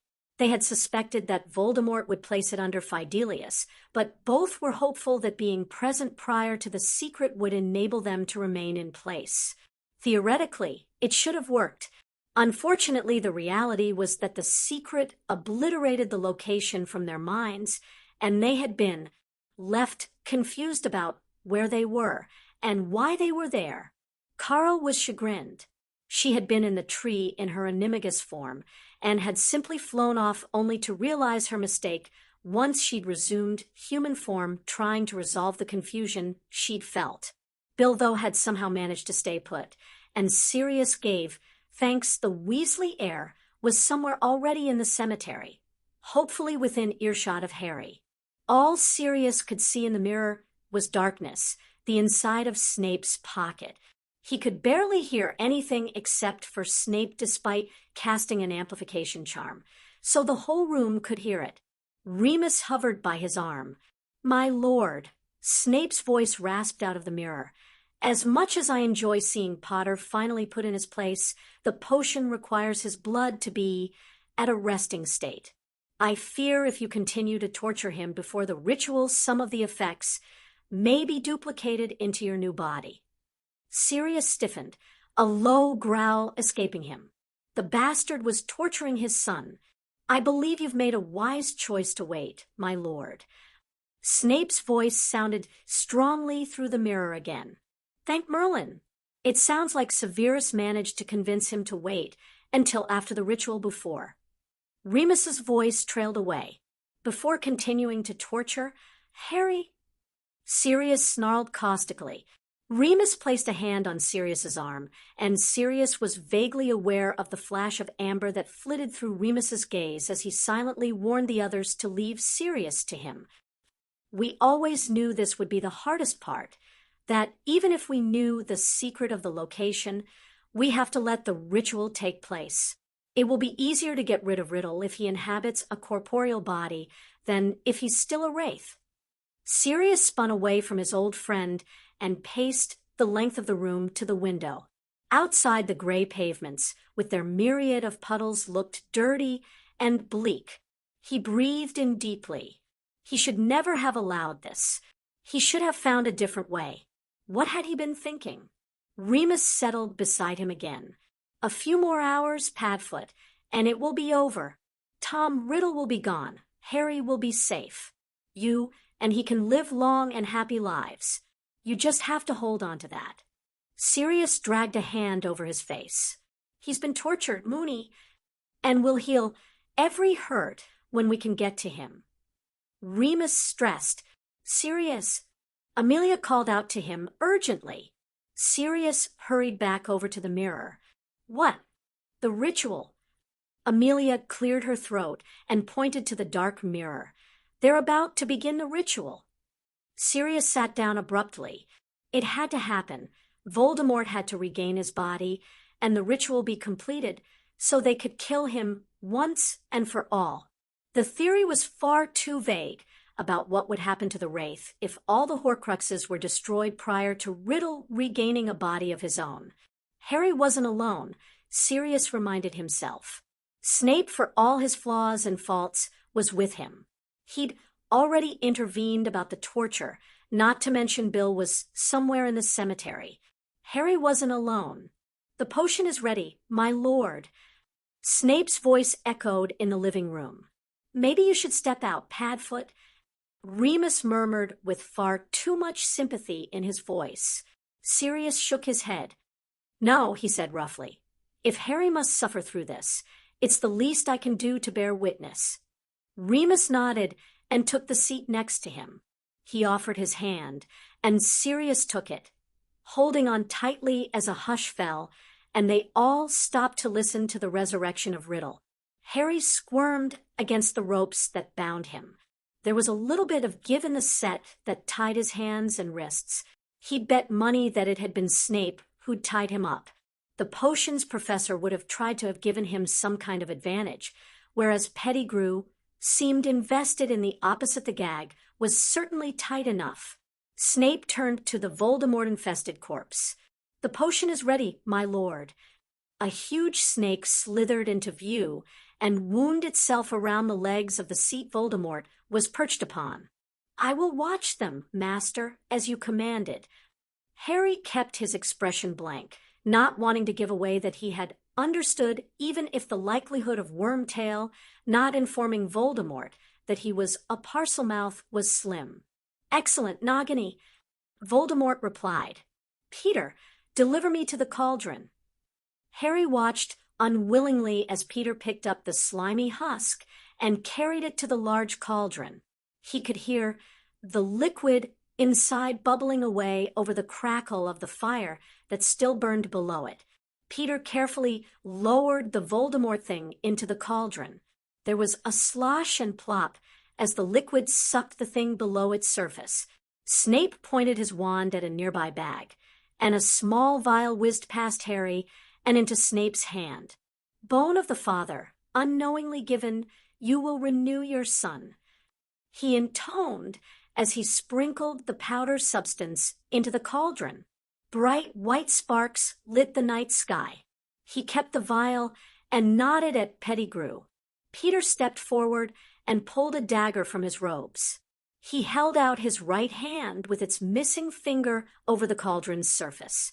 Harry could see how scared the rat was. It fairly blared from every line of his body, from the whites of his wide eyes and tensed face.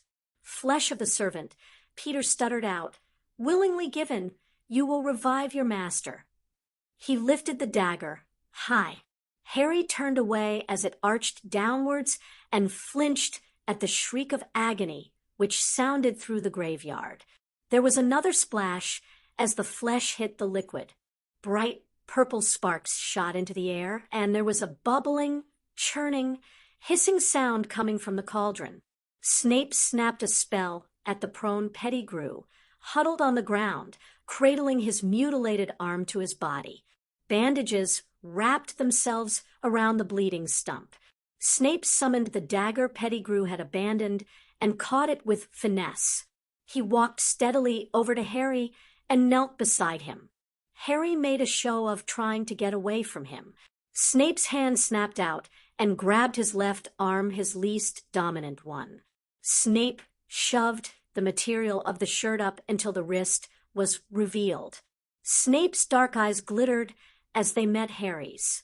"Blood of the enemy, forcibly taken, you will resurrect your foe." He slid the knife into Harry's flesh, neatly avoiding all the major arteries and veins, ensuring the damage could be easily healed.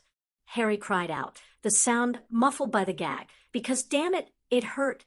The dagger was drawn out of him and placed on the ground while Snape spelled the blood that trickled down into the vial. Snape waited until the vial was almost full before he stood up in a sharp movement. His wand twitched out, and Harry felt the wound seal itself, knitting together tightly. It was painful, but Harry was grateful for the simple healing. He couldn't afford any lingering weakness if he was to survive the confrontation to come. The blood was added to the cauldron, and almost immediately there was a bright red flash. Static electricity shot out and around the cauldron. It was mesmerizing until the reason for the display was considered. Snape kept his back to Harry, eyes on the cauldron. The snake hissed loudly in celebration, rising up to see. Wormtail was a sobbing mess on the floor, and Harry knew it was time to disappear. Steam erupted from the cauldron in a thick white cloud. Harry reached inside of himself to the hallows and called. A figure emerged from the cauldron as the cloud evaporated, a tall and muscled naked adult male, with dark wild hair slicked with gray at the temples, sharp aristocratic features, whose handsomeness was twisted by the cruel glint from red eyes. "Robe me." Harry closed his eyes and called again for his cloak, for the stone, for the wand. "Hallows to me," Harry whispered desperately. "Hallows to me, the last of the Peverils." As Snape hurried a distracted Voldemort into a black cloak, Harry felt the air stir. A wand slapped into his hand. The stone landed as a heavy weight in his pocket, and the cloak wrapped itself around him, covering him completely. "Thank you, Severus," Voldemort said politely. "You have done well." He stroked a hand down his robes. "My new body is excellent. Is it not, Nagini?"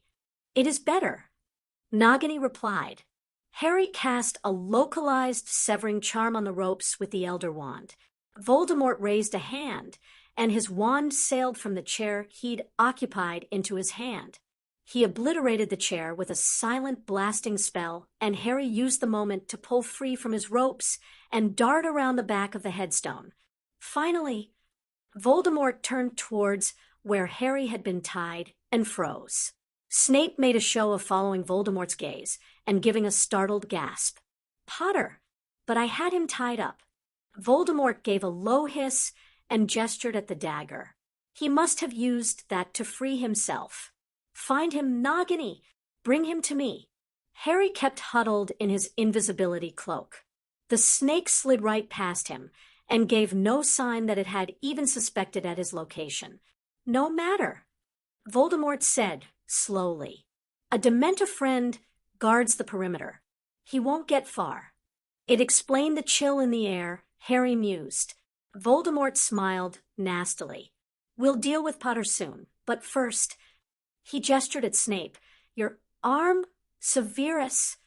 Snape held out his arm, and Voldemort poked his wand into the center of the dark mark. "Think of the secret as I call them, Severus, so they will know where they are when they arrive." He laughed, a short and human sound. "Let's see who of them dares not answer my call after all this time." Harry repressed the sigh that wanted to escape. He'd hoped Voldemort would have to speak it out loud again and hopefully communicate it to Sirius. Still, Voldemort was voluntarily accepting additional players into the cemetery, and they'd planned for that. All he had to do was wait. Barty gave a laugh as he managed to clip Arthur Weasley with a cutting curse. The slash across the man's forehead started bleeding immediately. The mercenary beside him sent another blasting hex down the stairs. A vampire jumped down to the landing only to be dispatched with a beheading by the Durmstrang champion. It was a decent beheading. There! The shout came from above them, and suddenly spellfire was raining down on them. Barty swore and raised a shield, scuttling back behind cover.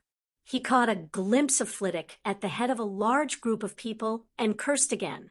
The half-goblin was just as bloodthirsty as the rest of his species. Solus Vampirus.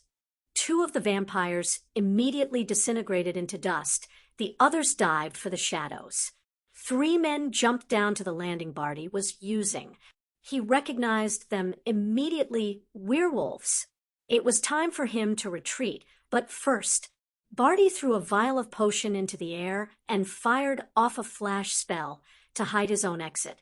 The potion was the Caro's invention and would turn the werewolves into their animal form. They would be mindless, rampaging beasts. Maybe they'd kill the vampires and the mercenaries along with the Weasley idiot and his friends, but Barty wasn't too bothered by that. He was disillusioned, but he cast another scent neutralizer and silencing spell as he ran down the corridor. He made it into a classroom and barricaded the doors. He headed for the window and was pleased to see it had a small trellis just outside of it, which went all the way down to the rose garden. He set a fire in the corner of the classroom and started to climb down. He'd been distracted into fighting the group on his way out, which had been a mistake. Barty mused as he carefully avoided the growing roses and found his next handhold. He had to remain focused. He needed to find Black and take his revenge. Nothing else mattered. He looked out across the grounds and frowned. They seemed strangely deserted. Where were the tournament goers? The rest of the Hogwarts staff? He glanced across to the lake and glowered at the empty expanse of water. Durmstrang was gone, and he would bet the rest of his galleons that Beauxbatons was gone too. They knew. Somehow they'd known that there would be an invasion. Probably Moody's bloody paranoia, thought Barty with disgust as he lowered himself to the ground and brushed off the dirt that clung to his robes. Or maybe they had a spy. His upper lip curled. Snape. Well, Barty didn't care. It didn't matter to him if the light rallied and fought the Dark Lord. Even if they won, all he cared about killing Black and destroying everything in his wake. He casually set the rose garden alight as he walked through it. He knew the maze had been situated at the Quidditch pitch, with the stands there reused for the tournament audience. He headed across the grounds in that direction. He had just rounded the Quidditch changing rooms when he froze at the right of 2 Aurors stood just in front of him. One was smoking and the other was looking at his compatriot with disgust. Bloody hell, Jimmy, we're meant to be on duty. The younger one remarked, Am avang a last fag. Jimmy retorted, They said we'd be battling vamps and dementors, not standing on the sidelines guarding a poxy pathway. Podrick. You're just sore because Bones took the rat squad with her to find Potter. Podrick replied, the reprimanding tone strident in his voice. Of course, am bloody sore. Jimmy muttered, That's where the action'll be. Meb, if I was there, I'd save the lad and be a hero. Lucy would have to drop her knickers for me then. You're an idiot, Podrick stated. You have as much chance at getting in her knickers as a hippogriff. Barty was amused. He shot out the killing curse at the idiot, and before Podrick could do more than drop his mouth open in shock at the sight of his friend falling lifelessly to the ground, Barty had killed him too. He lightly jogged across the ground to the Quidditch stands, but slowed as he neared, voices carrying over the wind. Moody says Jimmy and Podrick just blinked out. We're to investigate. A crisp upper-class accent said loudly, Jimmy's probably gone and done something stupid. Another voice complained, he can barely find his own arse. That might be true, Lucinda, but we have our orders. Lucinda. Barty turned the name over in his head. He wondered if Lucinda was the very sensible non-knicker dropping Lucy. He watched as the women came into view, turning the corner from the entry to the Ravenclaw stands. One was a very pretty blonde, the other a statuesque brunette. Right then, Dorothy, you lead the way. The blonde, Lucinda, said. Dorothy sighed and pointed in Barty's direction. They're supposed to be over there. Barty raised his wand in anticipation. It was like a duck shoot, he thought happily. Jimmy was pissed at not going with Bones. Lucinda shook her head. I can't see either her or Lord Black putting up with his kind of antics, not when Potter's life is on the line. Neither can I. Dorothy sighed. Did you see Black before he left? He looked so yummy in that dragon hide. Yummy's the word. Lucinda was close enough for Barty to see her grin, but he ignored her, his entire body frozen as his mind caught up with their comments. Black wasn't at Hogwarts. Black had gone in search of Potter. Black wasn't there, and Barty had no idea where the Dark Lord was because the location had gone under a Fidelius. Bloody, buggering bumfuck!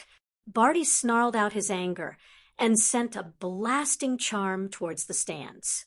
He was oblivious to the shouts and yells as a group of Aurors ran to investigate. He stormed away, heading to the gates. He'd have to start at the Dark Lord's manor and head into the town, try to find Black there. Pain shot through his left arm, sending him to his knees, and he struggled with the urge to scream. Barty clutched onto his left forearm, slapping a hand over his dark mark. It was done. The Dark Lord was resurrected and was calling his Death Eaters. Bloody Dark Lord. If Barty had been mid-battle with Dumbledore, he'd have been captured. Couldn't the bastard distinguish between them all? And leave him alone? He gulped in another breath and pushed a hand through his hair, trying to think past the pain. The cemetery at Little Hangleton can be found behind the church. The secret whispered itself into his brain as Barty panted for breath, his arm burning. He gritted his teeth and surged up to stand. He cast a numbing charm over his arm. It dulled the call to an ache. He could answer the call. Of course, if he simply answered the call, he'd be dead moments after appearing since the Dark Lord had put him in charge of the forces at Hogwarts. But he was disillusioned. He could hide in the graveyard and wait for Black to show up. Merlin knew the bastard probably had some way of tracking Potter, some plan to rescue him. Well, Barty had a plan now, too, Barty thought with furious glee. And his plan was the only plan that mattered. He set off again for the gate. As soon as he was clear of the Hogwarts ward line, he'd apparate to Little Hangleton. Oh, he'd have to delay his plan to destroy Hogwarts completely, but what was an hour or two between explosions after all? The white shimmer of the wolf Patronus came to a halt in front of Minerva. Riddle has his body. Harry's hiding. Do the ritual now. The Patronus faded. Hermione felt her heart leap into her throat. Harry had been hurt, his blood taken. It was necessary for the resurrection, but she touched her necklace again. He was hidden by the Hallows. He was safe. For the time being. Places, everyone. Minerva said loudly. They all made their way to the living room. It had been part of their preparations during the previous week. It had been cleared of furniture and decorations. The hideous carpet had been removed to reveal plain wooden floorboards.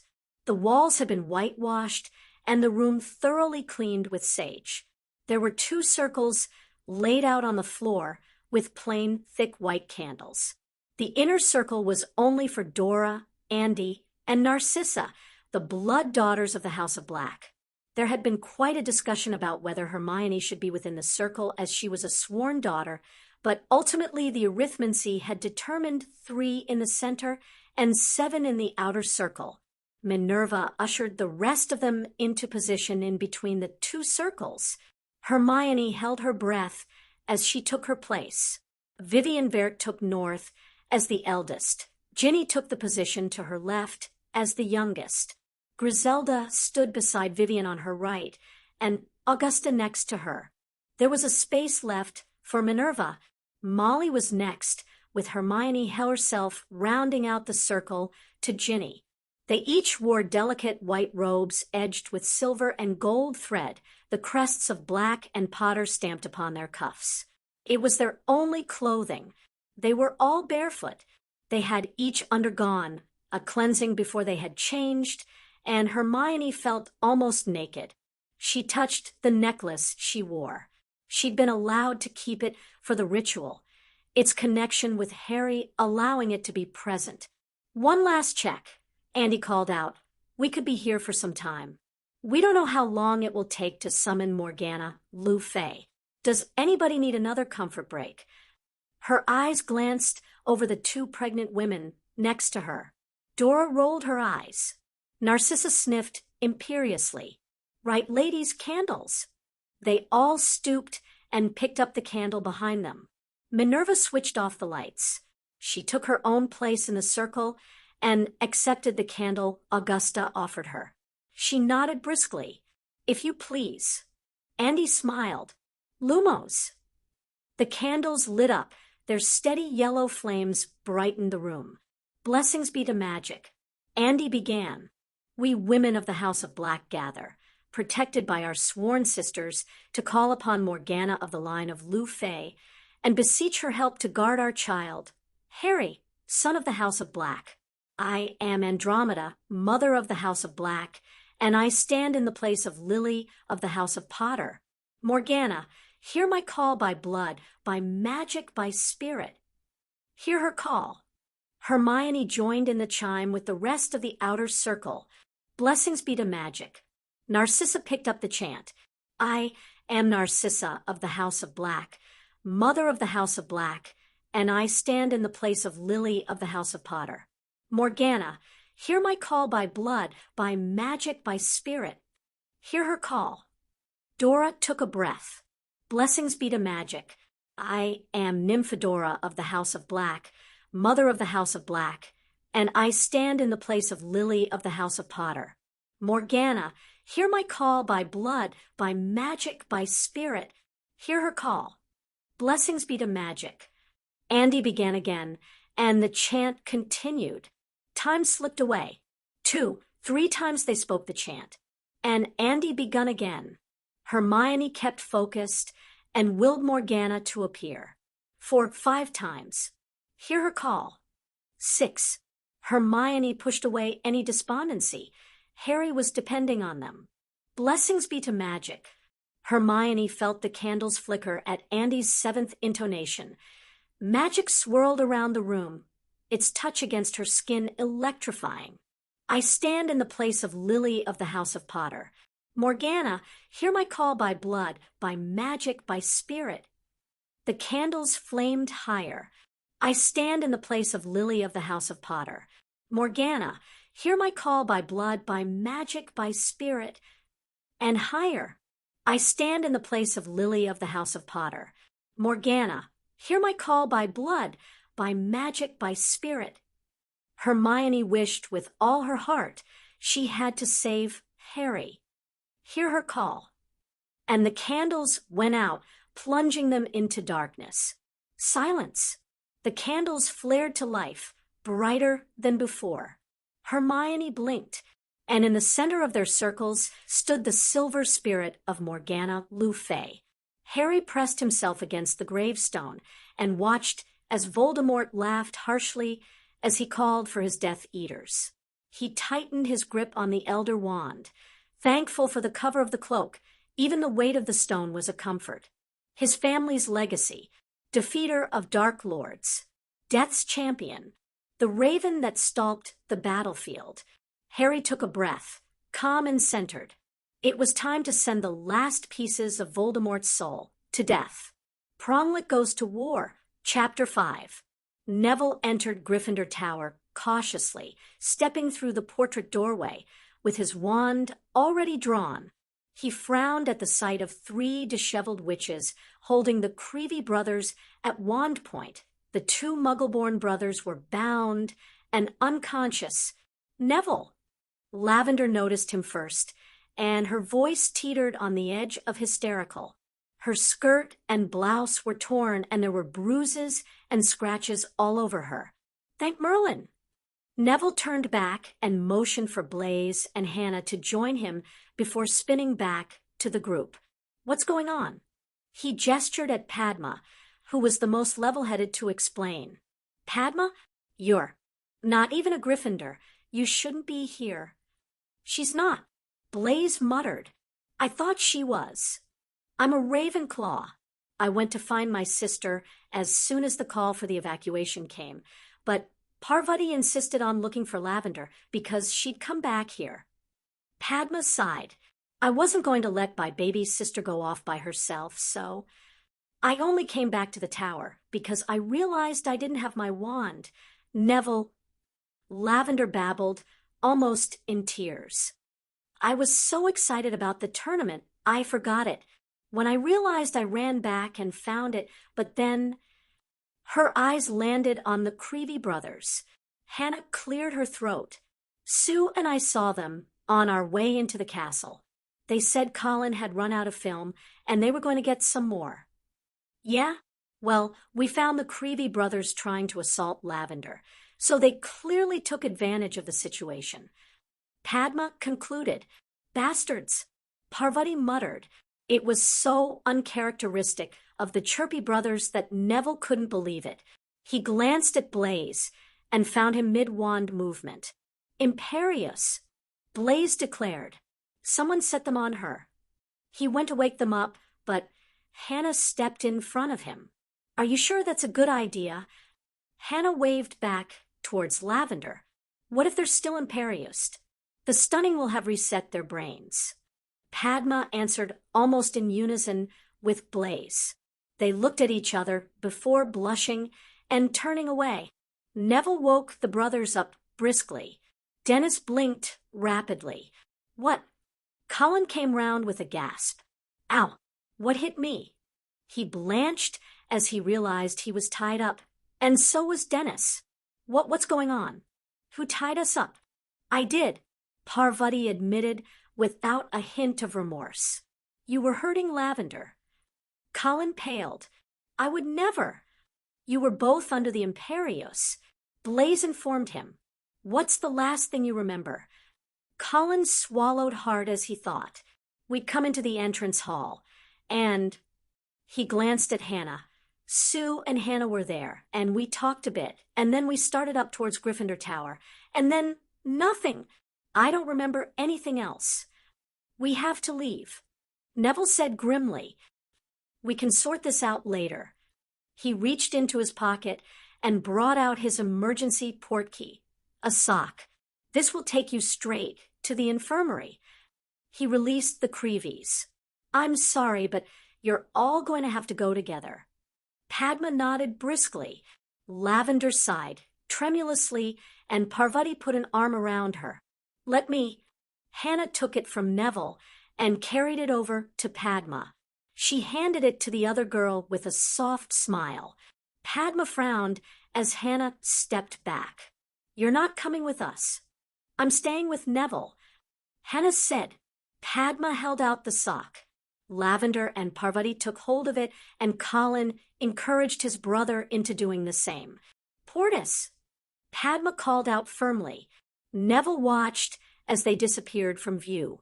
He exchanged a glance with Blaise, who sent a meaningful glance in Hannah's direction briefly.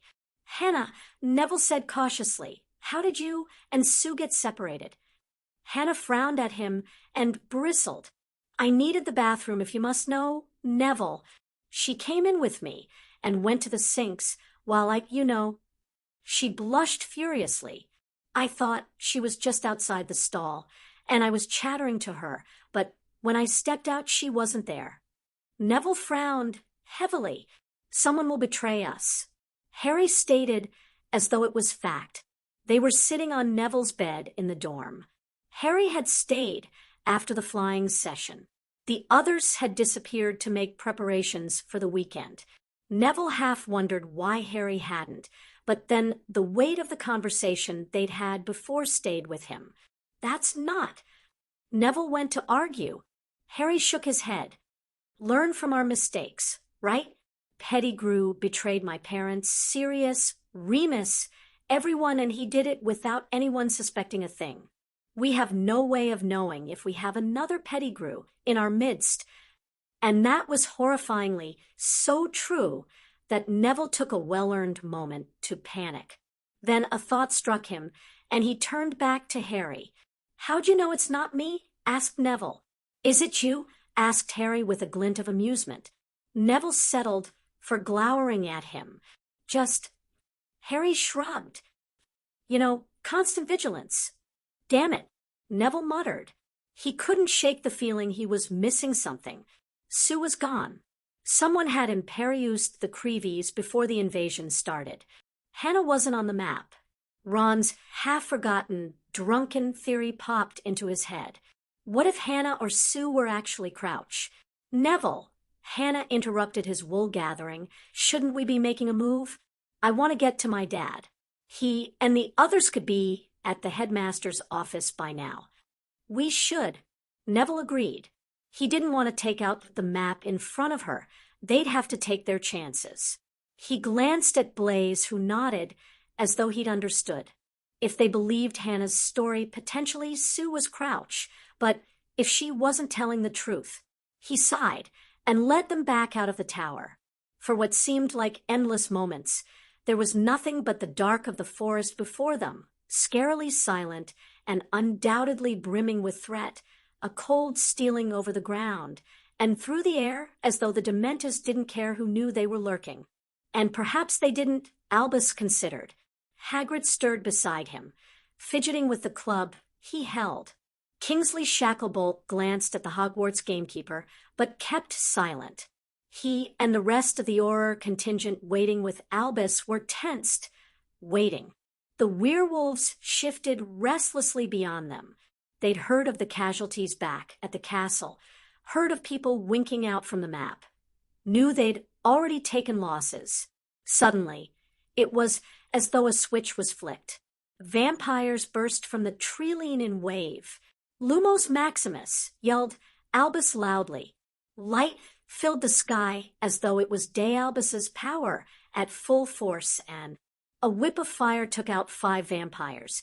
As Shacklebolt raced to meet the threat, Hagrid clubbed 3 into the Black Lake, where the squid caught them tightly. Dementors! Someone called out as they drifted into view behind the vamps, like a wave of black evil. Fawkes flashed into being, landing on Albus's shoulder with a loud, brilliant trill. And Fawkes sang, the song lifting Albus's heart. Albus lifted his wand, his mind filled with thoughts of love and family.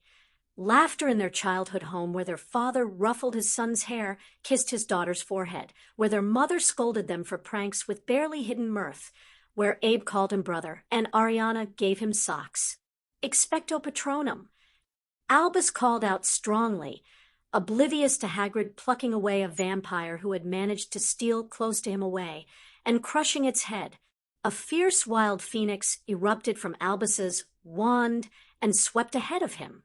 It sent the Dementors tumbling back to the forest, inhuman cries filling the sky as Aragog's children found a meal.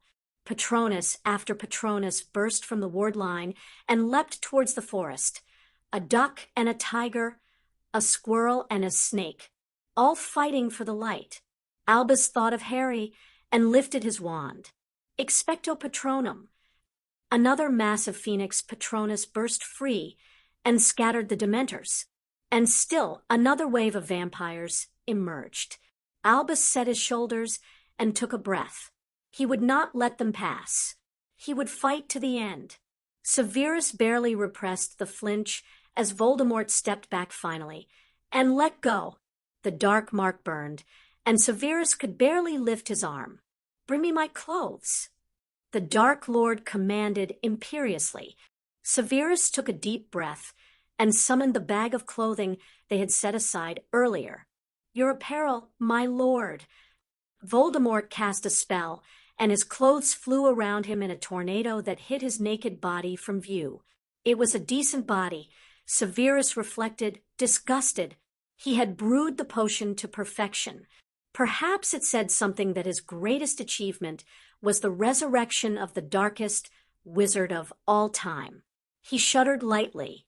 He fingered the mirror in his pocket. At least Potter was following the plan and had hidden himself. Now, there only needed an opportunity and opening for Severus to tell Black where they were. He had hoped to speak the secret aloud when Voldemort called the Death Eaters to him, but the Dark Lord had circumvented that idea. Severus practically vibrated with frustration. "Better," Voldemort declared. "Now, Peter, rise, and you will receive your reward." Severus repressed the urge to grimace. Pettigrew deserved nothing but what he was doing, writhing around in the dirt in pain. He barely paid attention as Voldemort set to making the rat a new silver appendage. Clearly, Severus decided abruptly, if the Dark Lord wasn't going to give him an opening, he would have to make one. His eyes fell to the tangle of rope where Potter Harry had been tied up. He had vowed to keep Lily's son safe. He had promised himself he would see the Dark Lord dead for killing her. If he was to succeed, he couldn't take the chance on an opening suddenly arising. He had to create one. Of course, Severus mused as Peter cooed and babbled about his hand. The moment after he created the opening, he'd be dead at the Dark Lord's wand. But he could use those vital seconds to attack and try to land some damage that would help weaken the Dark Wizard. And what was his life worth? Far better that he sacrifice himself for the cause than Potter, than Harry. Yes, mused Severus as the first Death Eater arrived. He would wait for the right moment and give Black the secret. He would sacrifice his life to enable Harry to live and defeat the Dark Lord. If such an act was right for Lily, then it was right for him too. He was ready to die. Minister, what's your... Minister, where is Harry Potter? Minister, do you believe? Percy winced at the noise level in the ballroom of the Black Estate and wiped his brow tiredly. He wished fervently that he'd chosen a different assignment. Maybe he could have stayed with his father and brothers at Hogwarts or gone with Charlie to guard St. Mungo's. But he had believed that he would be an asset to the evacuation, able to quickly shepherd the kids through the ministry to the Black Estate, where they would be safe. Ladies and gentlemen, Cornelius's voice rose above all the chatter as he took the stage at the front of the ballroom.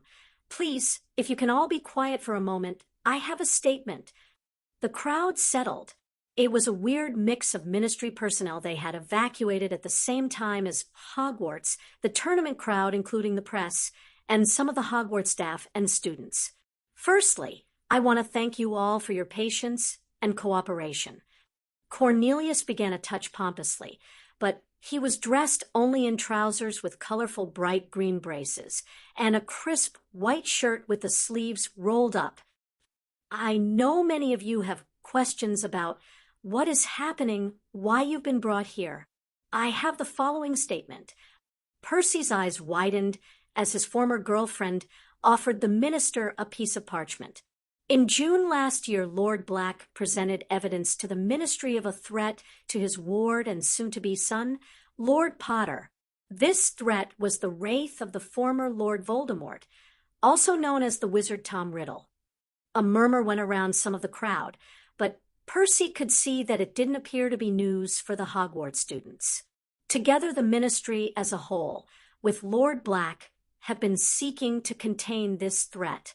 Unfortunately, despite our best efforts, Voldemort managed through his agents, the wanted criminals Bartemius Crouch Jr. and Peter Pettigrew, to place Harry Potter into the tournament as a means to torture and kidnap him for a ritual that would take place on the eve of the solstice, this very night. There was a hushed silence. In the knowledge that the kidnap attempt would take place, and that there would likely be an attack on elsewhere in the magical world this night, we have made preparations. Cornelius looked out steadily at the crowd. Even now, ministerial forces, the werewolf packs of Europe, devoted Hogwarts staff, including Albus Dumbledore, fight against the forces of darkness at Hogwarts. More, including Lord Black, and his allies are in place to assist young Harry in his fight against Voldemort. He raised a hand when muttering began. There is a prophecy spoken years ago that declared Harry James Potter to be the one to free us from Voldemort. We applaud the courage and bravery of that young man in stepping forward to meet his destiny and fate tonight, to fight for us, to fight for the light. We all hope and pray that Harry will succeed. Percy wasn't surprised when the minister paused and allowed everyone to absorb that news. Lord Black has provided his home to us as a safe haven. The wards here are strong enough to deter Voldemort and his followers. You will be made comfortable while we wait for news. I ask for your indulgence and continued patience. He stepped away without asking for questions and immediately was swallowed up by a small group from the Potter Alliance and Bertie Croker. Percy recognized Daniel Greengrass and Tiberius Ogden. Percy began to make his way over to them. There had to be more that he could do than simply wait around like a spare part. He pushed past one group people, round another, and walked straight into Penny. She stumbled, and he hurriedly reached out to steady her. Percy. Penny smiled at him tentatively. Penny. Percy reluctantly let go of her. Apologies. I was trying to get to the minister to offer my help, and you could help me. Penny cut in. She flushed at his wide-eyed look and brushed her fringe away from her forehead, an adorable habit she had when she was nervous. I mean, there's lots to do, and I could do with some help. Then you have it, Percy declared. She smiled brightly at him. Come with me, then. Percy nodded in satisfaction as he followed her out of the ballroom. He just hoped the rest of his family were safe. Harry watched silently as the Death Eaters arrived. One by one they came, clothed in black apparel apart from the white masks. The graveyard filled until more than 20 stood there. At the sight of their dark lord, more than one prostrated themselves. Some did not. Harry figured that Tom was taking note of each and every one. Welcome back, my followers. Voldemort began smoothly. He walked the length of the loose line the Death Eaters had formed. As is evident, I have returned. Voldemort cast a hard look at the group. Those who believed me vanquished by a mere babe should lower themselves to the ground and grovel before me. One stooped as though to follow the instruction before halting in a jerky motion when he realized he was the only one. Harry grimaced. That Death Eater was an idiot, he thought dryly. Whoever it was had just effectively confessed to his Dark Lord that he'd thought Harry had vanquished him. Voldemort unleashed another Crucio, and the Death Eater fell to the floor screaming in agony. Harry looked away, the memory of his own time under Voldemort's curse leaping into his mind. Let that be a lesson to you, Avery, never to doubt me again. Avery crawled over to kiss the hem of the Dark Lord's robe. My lord! Voldemort briskly ordered him back in line. Harry winced at the way Avery was limping. None of you should doubt me again. Voldemort said strongly, I told you long ago that I am immortal, and so tonight you have your proof. He paused. But perhaps I can forgive your doubts, as I was tricked those years ago, tricked by a smart witch using old magic. He ran a hand down his body. But I have removed the protection Harry Potter once carried. And if he wasn't a coward hiding from me among the gravestones, I would prove it to you. He smiled nastily. I will once Nagini finds him and herds him back to face me. Nobody spoke. I've called you here at the start of my resurrection, at the start of a new beginning for us. Voldemort said, even now my army is storming Hogwarts. It will be mine before the night is out, and then a new dawn will be upon us, and we will begin to build a new wizarding world. We will rid ourselves of the filth that inhabit our hallowed halls. One of the Death Eaters stepped out of the loose formation they had formed and removed his mask. Benjamin not gazed at his dark lord with steady eyes. Harry swallowed, his discomfort forgotten as the sense that something of great importance was about to happen. He hunched down, but kept his eyes on the center of the graveyard. Voldemort glared at Nott. Why have you interrupted me? Nott! Nott sighed, and with a gesture the mask in his hand disappeared. I remember this speech the first time you gave it. All of us sitting in the Slytherin common room, talking about how you would change the world, and we would be by your side. You promised a great many things, and we would have followed you anywhere. Do you no longer believe in me, Benjamin? Voldemort said silkily. Has my one defeat so shaken your faith in me? When I drag the boy before you and show you he is just a boy who survived because of his mother's luck, will that strengthen your faith? Nott hummed. My faith died the night Sebastian died. There was no sign of recognition on Voldemort's face. You will not remember him, Nott said bitterly, for what was he to you but another pawn in your game? But he was mine, and you killed him. You've killed so many of us because that is your true goal. Not to lead us into a glorious new age, but to simply destroy the world, which would not recognize or help a penniless orphan boy until he gained enough power for the truth of that not to matter. You deny me because I killed some stupid child. Voldemort sneered in disbelief. A child I loved. Benjamin stood straight. Family. He met Voldemort's hard eyes with courage. I will not let you harm my family again. Voldemort's handsome face twisted into something ugly. You challenge me, Benjamin Nott. He gestured dismissively. You are old and powerless. I may be old, Nott acknowledged dryly. Some of us have lived with the same one body for the past 60-odd years, after all, but I am far from powerless, and there has always been magic in this world you have not understood. Tom Marvolo Riddle. My ancestors once vowed to protect this world, and I will follow them now. He smiled suddenly and lifted his voice. The House of Nott surrenders to the House of Black. Voldemort's wand flicked outward, green lightning snapping forth. Nott didn't even go for his wand. He stood and let the curse take him. Harry's eyes slid shut as the dull thud of Nott's body hitting the ground echoed across the cemetery like thunder. Does anyone else dare deny me?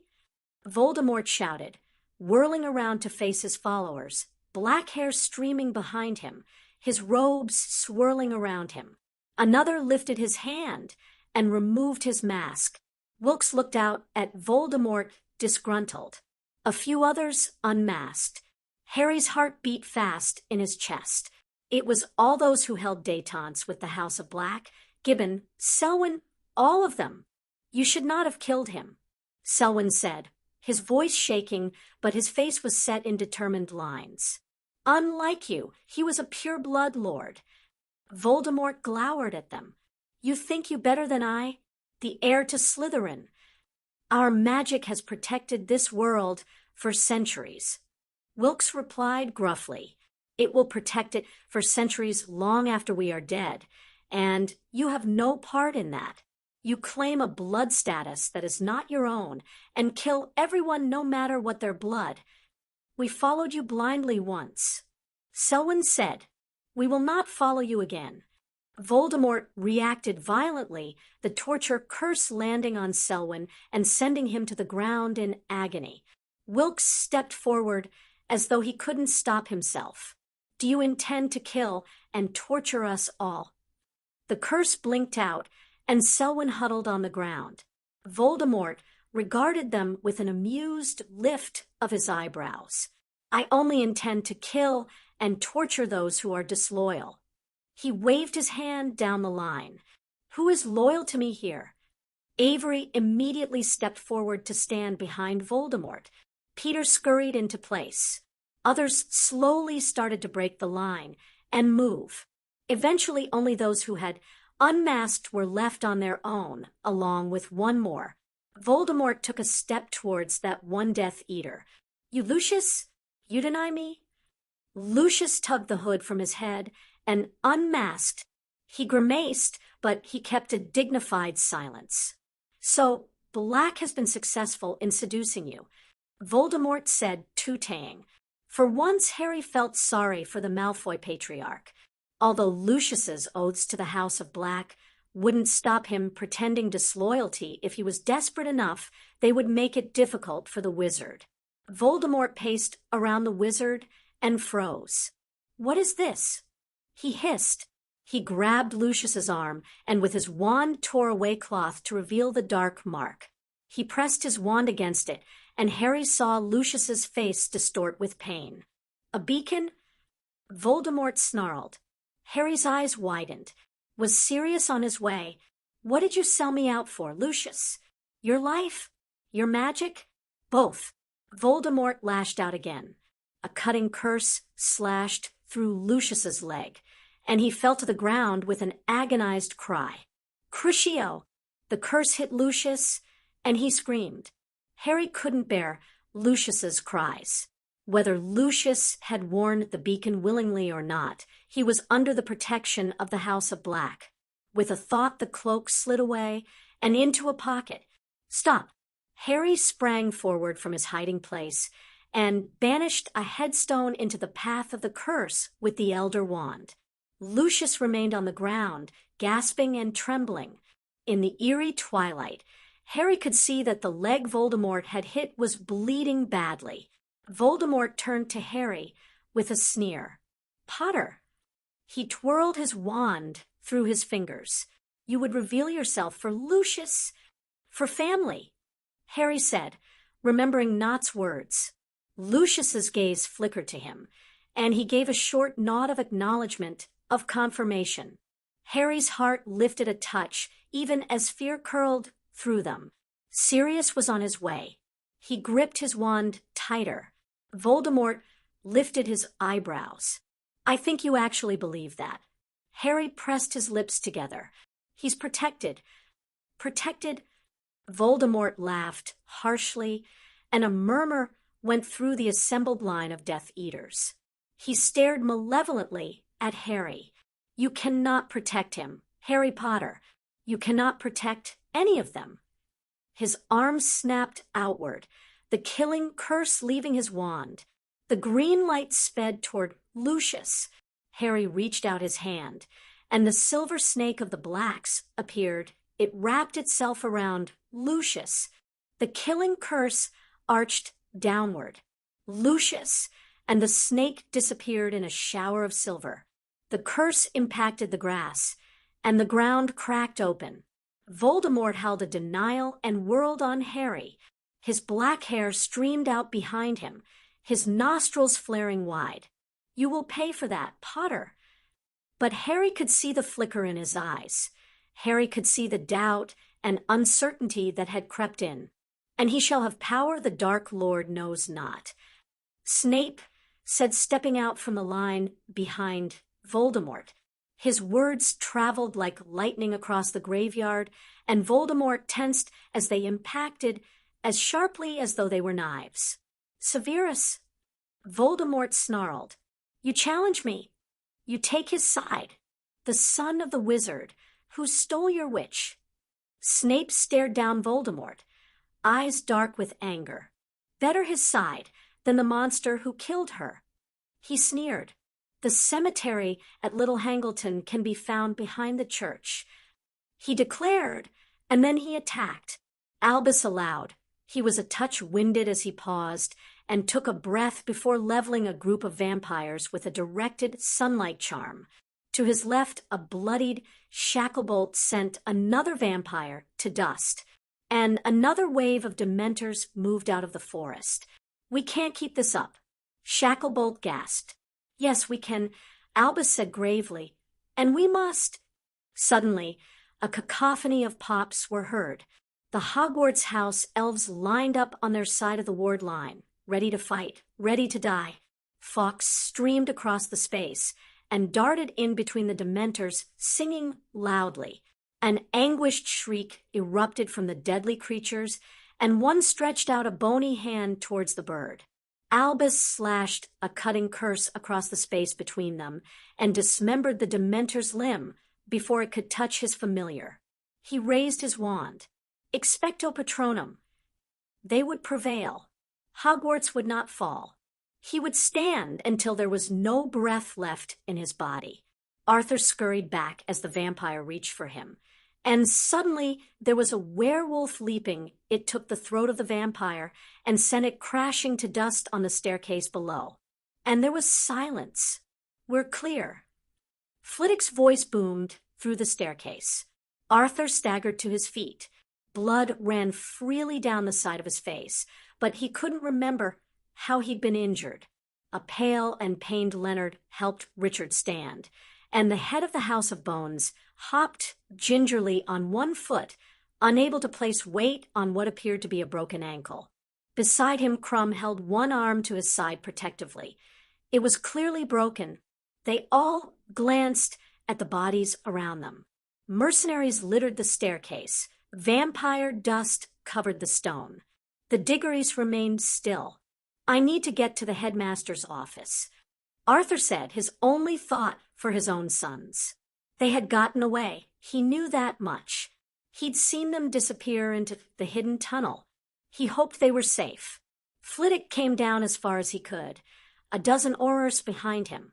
The werewolves gathered off to the side and sat down, waiting.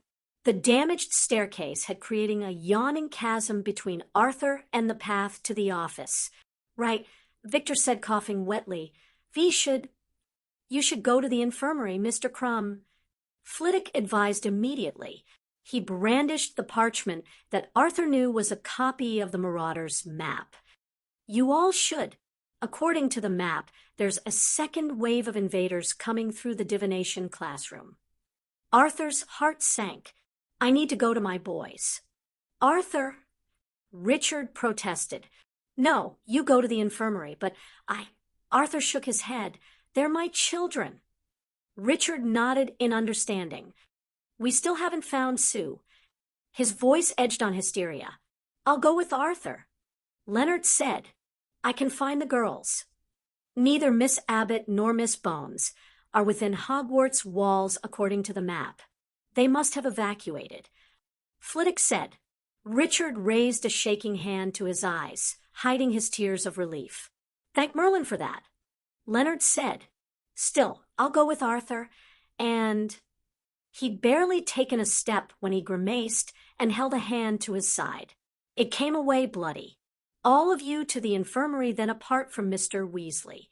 Flitwick waved his wand, and Arthur found himself floating to the upper part of the staircase. He was gently set down. Richard pulled a sock from his pocket, and a moment later the three men on the lower landing were gone. Flitwick gestured at Arthur. "This way." They set off up the stairs and took the next landing, hurrying down a corridor. Flitwick suddenly stopped them. Arthur frowned. "Look." Flitwick pointed. Gray, bilious smoke filled the end of the corridor. They went forward cautiously. As they peered through the smoke, they could see the raging fire beyond, a burning gauntlet of flame and fiery horror. Fiend fire. Arthur gasped. "Yes," Flitwick said darkly, set and left to roam. He shook his head. "We'll need all wands to get through." "Take cover," yelled a voice behind them, and Arthur ducked as a bright blue spell hit the wall above him. He turned, and his eyes widened. Another group of vampires and mercenaries had flanked them at the rear. Ahead of them was the fire. They were trapped. Moody reviewed the map with a grimace. Albus was just about holding the forest ward line, with a group of werewolves, aurors, and unspeakables. The kids were still some way from the office, but they were on their way. At least Longbottom had gotten his strays to the infirmary, but it looked, though, as if he'd decided to head to the headmaster's office too. Flitwick was mid-battle with a second invading force, and it looked like he needed reinforcements. The only ones available were right in front of Moody, protecting the platform. Alpha! Gregor responded immediately. Moody!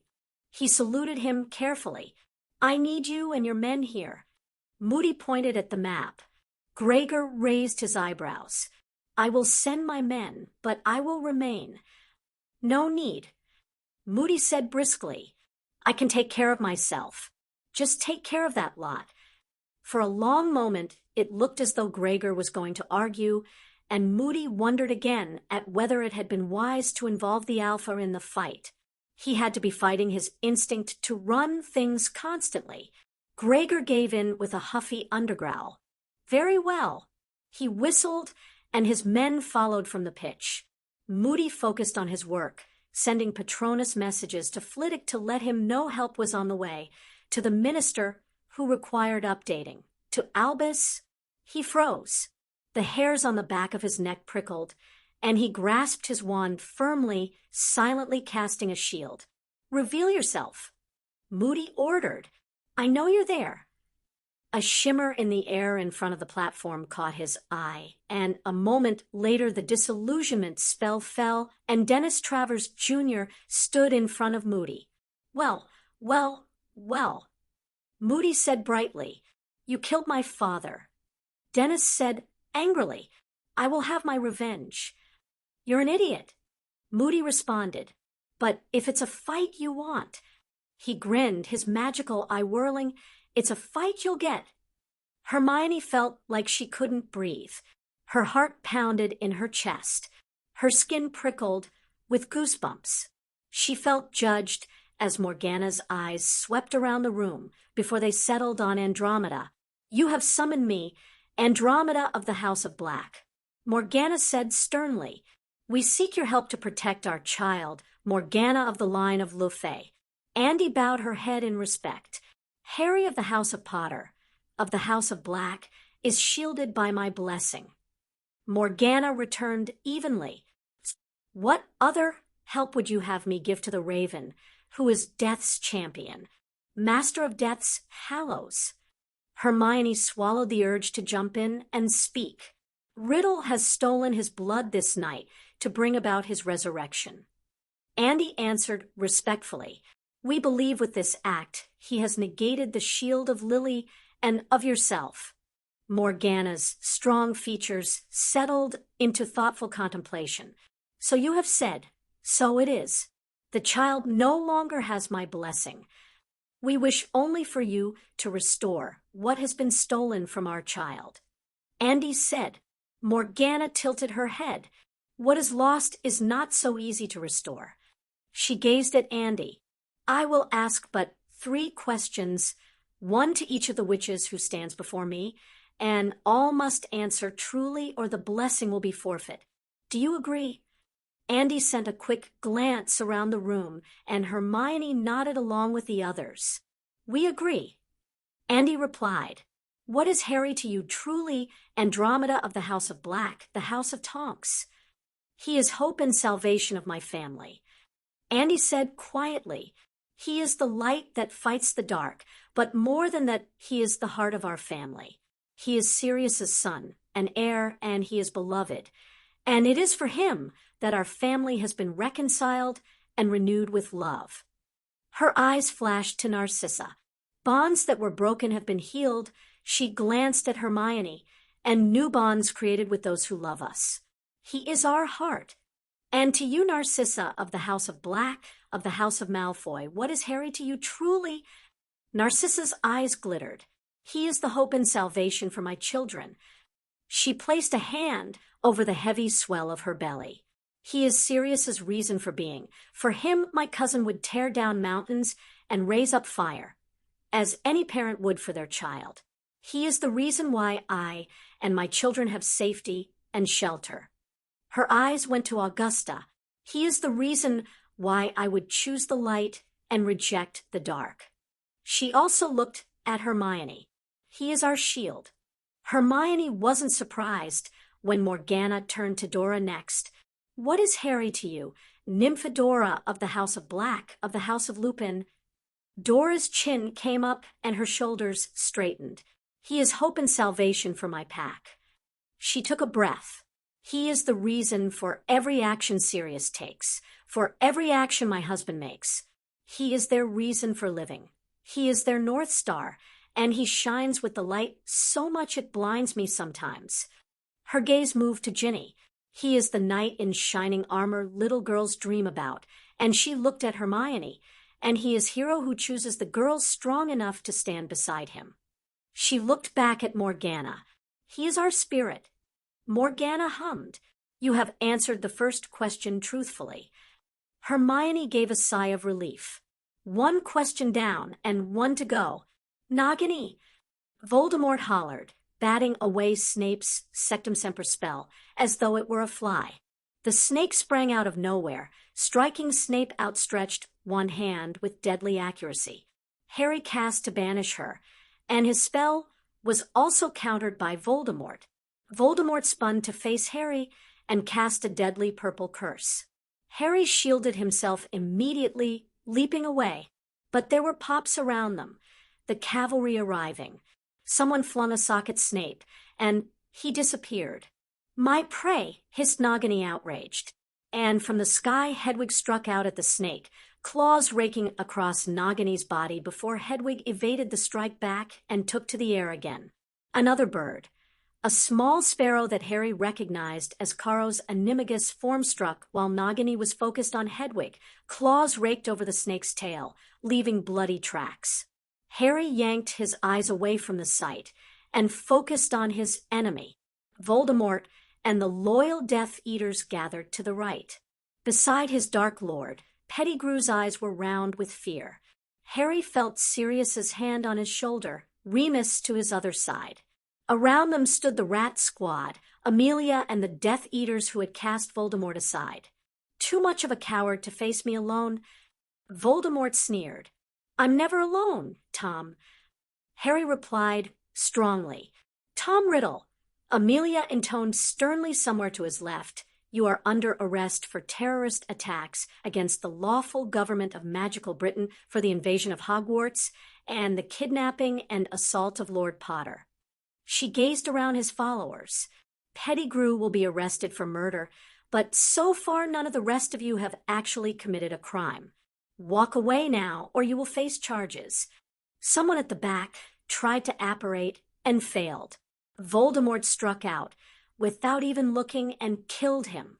"Fight or die." His eyes glittered with madness. "Potter is mine." He cast a frightening dark maroon curse that would boil the skin from bones. Harry responded, the Elder Wand countering the spell immediately, and the battle was begun. Sirius transformed and leaped to charge Voldemort. It had been absolute torture waiting for the signal to attack.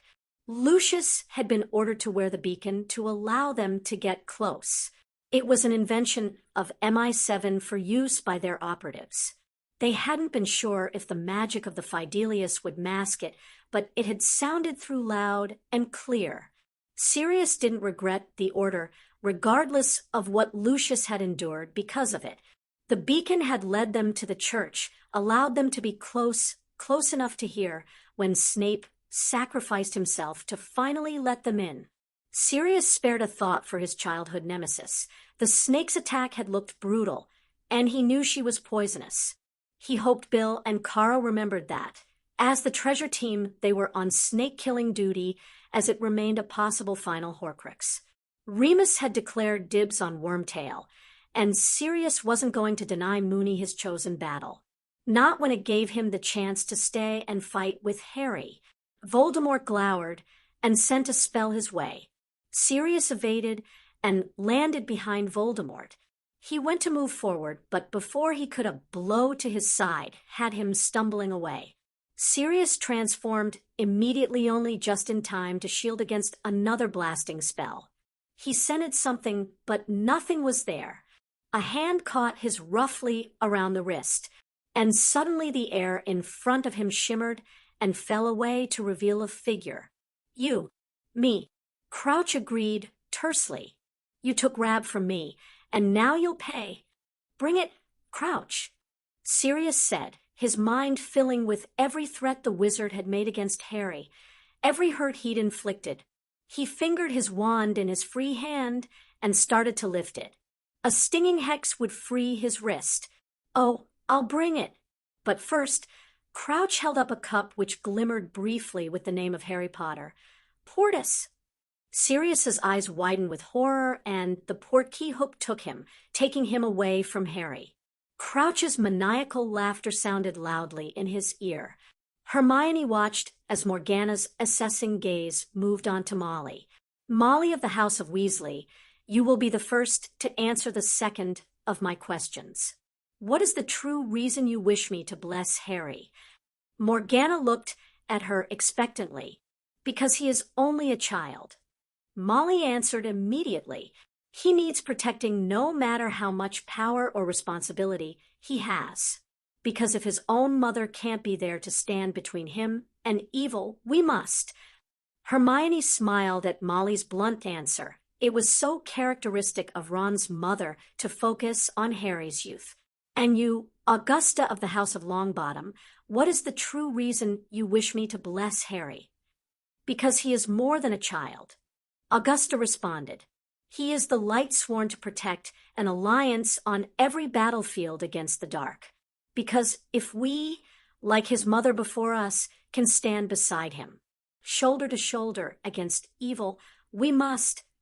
And Minerva, what is the true reason you wish me to bless Harry? Because he is at heart only a teenage boy. Minerva replied, her voice rich with emotion. He dreams of a future with a family who love him and who he loves. He dreams of nothing but peace and the chance to live a happy life.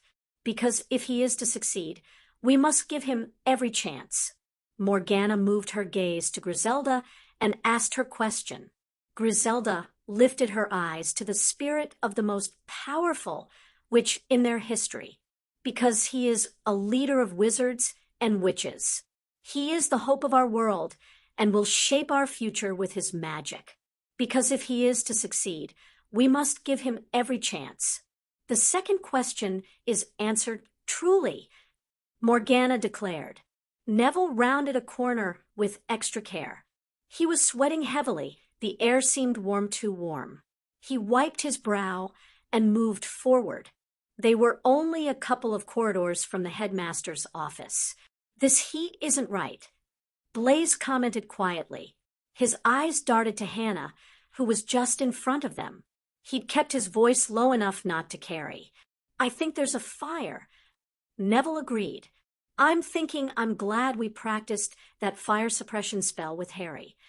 Who knew practicing for a tournament would work out so handy when fighting for your life? Quipped Blaise. Neville shot him an amused look. He just caught a sound in the wall he'd just passed and quickly brought them to a halt. Hannah! He hissed. She stopped, looking back at him with an irritated look which he remembered well from their final days together. It had been an almost permanent expression in the run-up to their breakup. He waved her back to them and gestured for them all to take covering positions on the other side of the wall behind a statue and a suit of armor. He raised his wand. A panel slid to the side, and a dusty Fred emerged cautiously with his wand first. Fred's gaze scanned the corridor and stopped at the statue, which hid Hannah. Neville came out of hiding and raised a hand for the others to join him. Fred nodded and made some kind of signal behind him. The rest of the students involved with the Hogwarts spell trooped out of what Neville could see was a hidden tunnel. They all looked shell-shocked, weary, and pale to varying degrees. The panel slid shut soundlessly behind George, who was the last to exit. Neville! Ron grasped his shoulder tightly. Neville, do you have a map? Dad had ours. I need to check on my dad, and we got attacked. Natalie explained, brushing her hair back from her eyes. She was maintaining a calm facade, but her eyes were filled with anxiety. Victor stayed back with Mr. Weasley, Lord Bones, and Lord Abbot. Hannah frowned heavily and paced away from the group towards the other wall as though to examine the paneling. Neville squeezed Ron's shoulder. "I've got the map. Let's get you and the others to the headmaster's office, and we can see where your dad is." Ron opened his mouth to argue, but Natalie shook her head. "Neville's right." Natalie said authoritatively, "We need to get to the office and do the spell. If they're still in danger, us activating the defenses will help them. At least we have a Hufflepuff now." Draco commented, "I don't think we have her." Luna said in a strange tone that made them all stop and look at her before following her gaze. Hannah stood there with her wand pointed directly at them. She smiled. It was a nasty smile, cruel and smirking. "What the?" muttered Ron under his breath. "You're all going to slowly put your wands on the floor." Hannah said tersely. Now, Neville tried to see an opening, but he couldn't. He put his cherished wand on the floor. The rest all quietly obeyed. Hannah smiled again. "There. That wasn't so hard, was it?" she said mockingly. Neville swallowed hard. "Crouch?" he asked roughly. "Seriously?" Ron spluttered. "I was right. She's Crouch. I mean, he's her."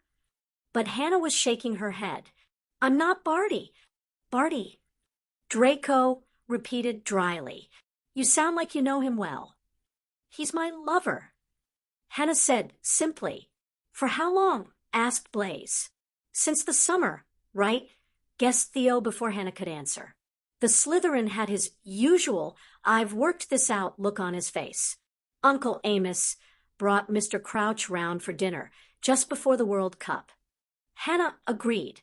Only it wasn't him but Barty. He says it was love at first sight for him. She sighed, giddiness written across her beaming face. "He left me love notes for months, and his elf would pick up my messages to him in return." No doubt the same damn elf that had left the threat in Neville's home for Harry. Anger stirred in Neville's belly. Hannah had been giving Crouch information all year, which meant the Yule Ball. Neville snapped out, interrupting Hannah's ramble on Barty's romancing of her. "You set me up to get kidnapped." Hannah glared at him. "He just wanted to talk to you, and you threw it in his face. His perverted colleague tried to kill me." Neville yelled back. "Do you get that? If it hadn't been for Sirius, Black is a maniac." Hannah retorted. "He's evil. He's turned the entire world against Barty. Because Crouch is sociopathic criminal." Neville retorted. "He's trying to kill us all.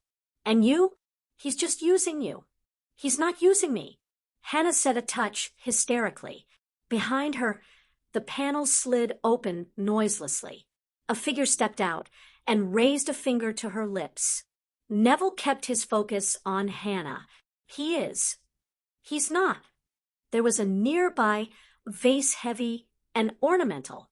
The figure levitated it with surprising ease. Neville knew he had to keep Hannah's attention on him. "He is using you. He's using you to do his dirty work." "He's not," Hannah said again. "Take it back. You take it back." She went to take a step forward, and the vase dropped on her head. She went down like a ton of bricks. "Take that, you bitch," Sue Bones said fiercely, and then she burst into tears. Neville picked up his wand, and a moment later Hannah was bound in ropes and stunned for good measure. The others grabbed their wands, Fred handing Natalie and Luna theirs. They were trying to console a crying Sue. "Sue," Neville said seriously, "thank you." Sue nodded. She stunned the Creevy brothers on the stairs, and then she must have stunned me. I came to in a broom closet. Luckily, Auntie Amelia taught me a few tricks, and Hannah, her voice broke on the name. She was stupid enough to leave my wand so I could get free. She swiped at her face. "I'm so angry. She betrayed us." She said, "She betrayed us all." "She did," Neville agreed. "But now we have to get you guys to the office and do the spell. Don't let her win." Sue nodded. "Where's Ced?" "Ced." Ron blanched under his freckles, and the office group exchanged looks of concern. Neville sent a questioning look to Blaise, who shrugged. He didn't know what was up either. Cedric didn't make it. Natalie said softly, "We were attacked. He saved Victor's life and gave his own." Sue's face crumpled again, but suddenly she shook off her upset, determination written in every line of her body. "Then I'll finish what he started. Let's do this." "What do we do with Abbott?" asked Blaise. "Bring her," Natalie ordered. "Righto," chorused Fred and George. They levitated Hannah's stunned form between them. They all set off up the corridor, but they'd barely taken 4 steps when a spell came from behind them. It missed, taking out the bust of former headmaster Dippet, and they all ducked. Neville's eyes narrowed at the sight of the Death Eater and the group of stalking vampires, and mercenaries just behind him. Get to the office and raise the defenses. "Now, go," Natalie ordered. "We'll cover you. Go." Fred looked at George.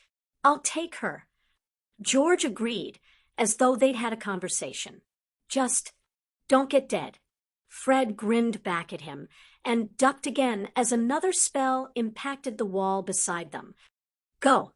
Come on." Draco pushed Ron up the corridor, Sue and Luna running ahead of them. George followed with Hannah. "Cover." Neville called out. Theo came to stand at Neville's left shoulder. Blaise was at his right. Natalie and Fred took flanking positions either side. They fired back, providing the cover for the others, shielding each other. The Death Eater finally held up a hand, and everything stopped for a moment. He unmasked. "Carol," Neville said, identifying the pock-faced man immediately from the old photos he'd been shown. "Longbottom." Carol grinned hideously. "Do you honestly think your ragtag group of students will last long against us? Do the right thing and surrender."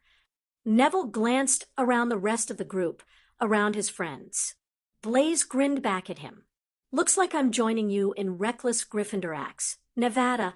"Hey," Fred commented almost cheerfully except for the strain in his voice. "I resemble that." Theo snorted. "I'm making a perfectly well-informed Slytherin choice." Natalie smiled sadly. A silent "we're with you" in her eyes. Neville turned back to Caro. "My parents defied Tom Riddle 3 times. If they can do that, I can defy you, a mere servant of his, this one time." Caro's eyes narrowed with anger. "Then so be it." He flicked his wand toward them. Neville shielded them immediately from the corrosive acid spell, and the vampires attacked. Sirius. Harry almost didn't duck Voldemort's spell in time, but he made it, rolled, and came up swinging with one of his own. But his mind was on Sirius.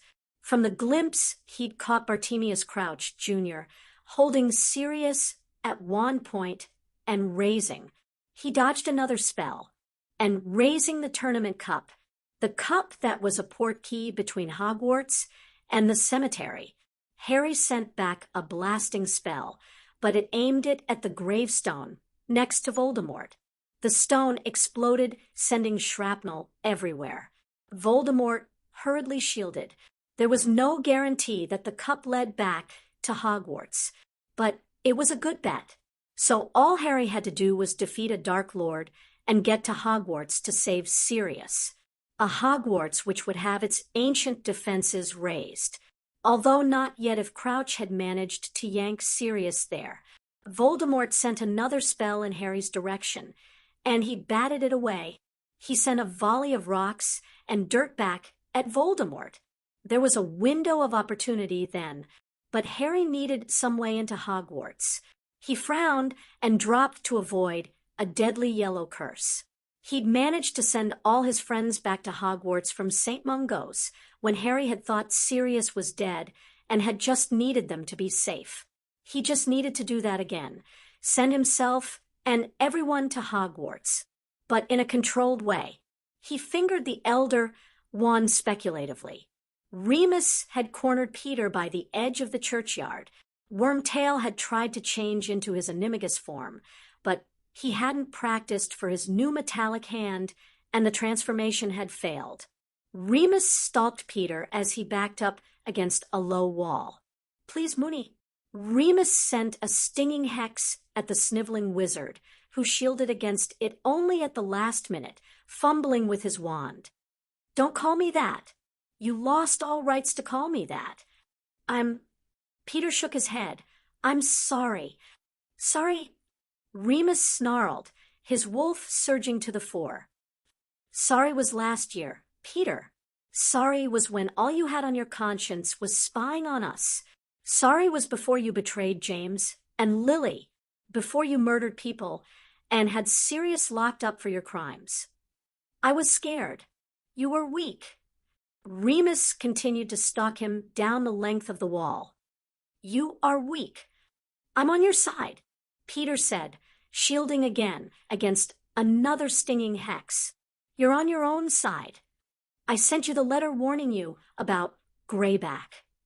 Peter exclaimed, almost babbling in his urgency to get the words out. "I sent you the letter warning you, your wife and child were targeted. And you did that with your master's blessing." Remus countered. "Please, Remus." Peter groveled again. "Please." A dark shape peeled away from the shadow of the wall and loomed up behind Peter. Peter gave a horrified cry and curled up in a ball, wails of agony spilling from his lips as the Dementor descended upon him. Remus froze. He didn't need to do anything. The Dementor would kiss the rat, and wasn't that justice? He'd thought of nothing but putting down the rat for hours, but that had been when his mind had conjured up images of Peter fighting him, raising a wand against him. Not this cowardly, quivering, sobbing mess that reminded Remus far too much of the shy and timid boy he befriended years before. He couldn't help but remember Harry in the shrieking shack talking Remus and Sirius out of murder, telling them his parents that James wouldn't have wanted that. Remus hesitated to just walk away. What would he tell Harry? "Remus!" Peter shrieked weakly. "Help me! Please, please! I beg you!" Remus grimaced. He lifted his wand. Bill kept quiet. Hedwig and Caro, in her animal form, were doing a marvelous job of herding the snake towards his position. The position he'd been in for hours. It had been hell. Hell when the Fidelius had kicked in and he'd lost focus, his memory and mind confused.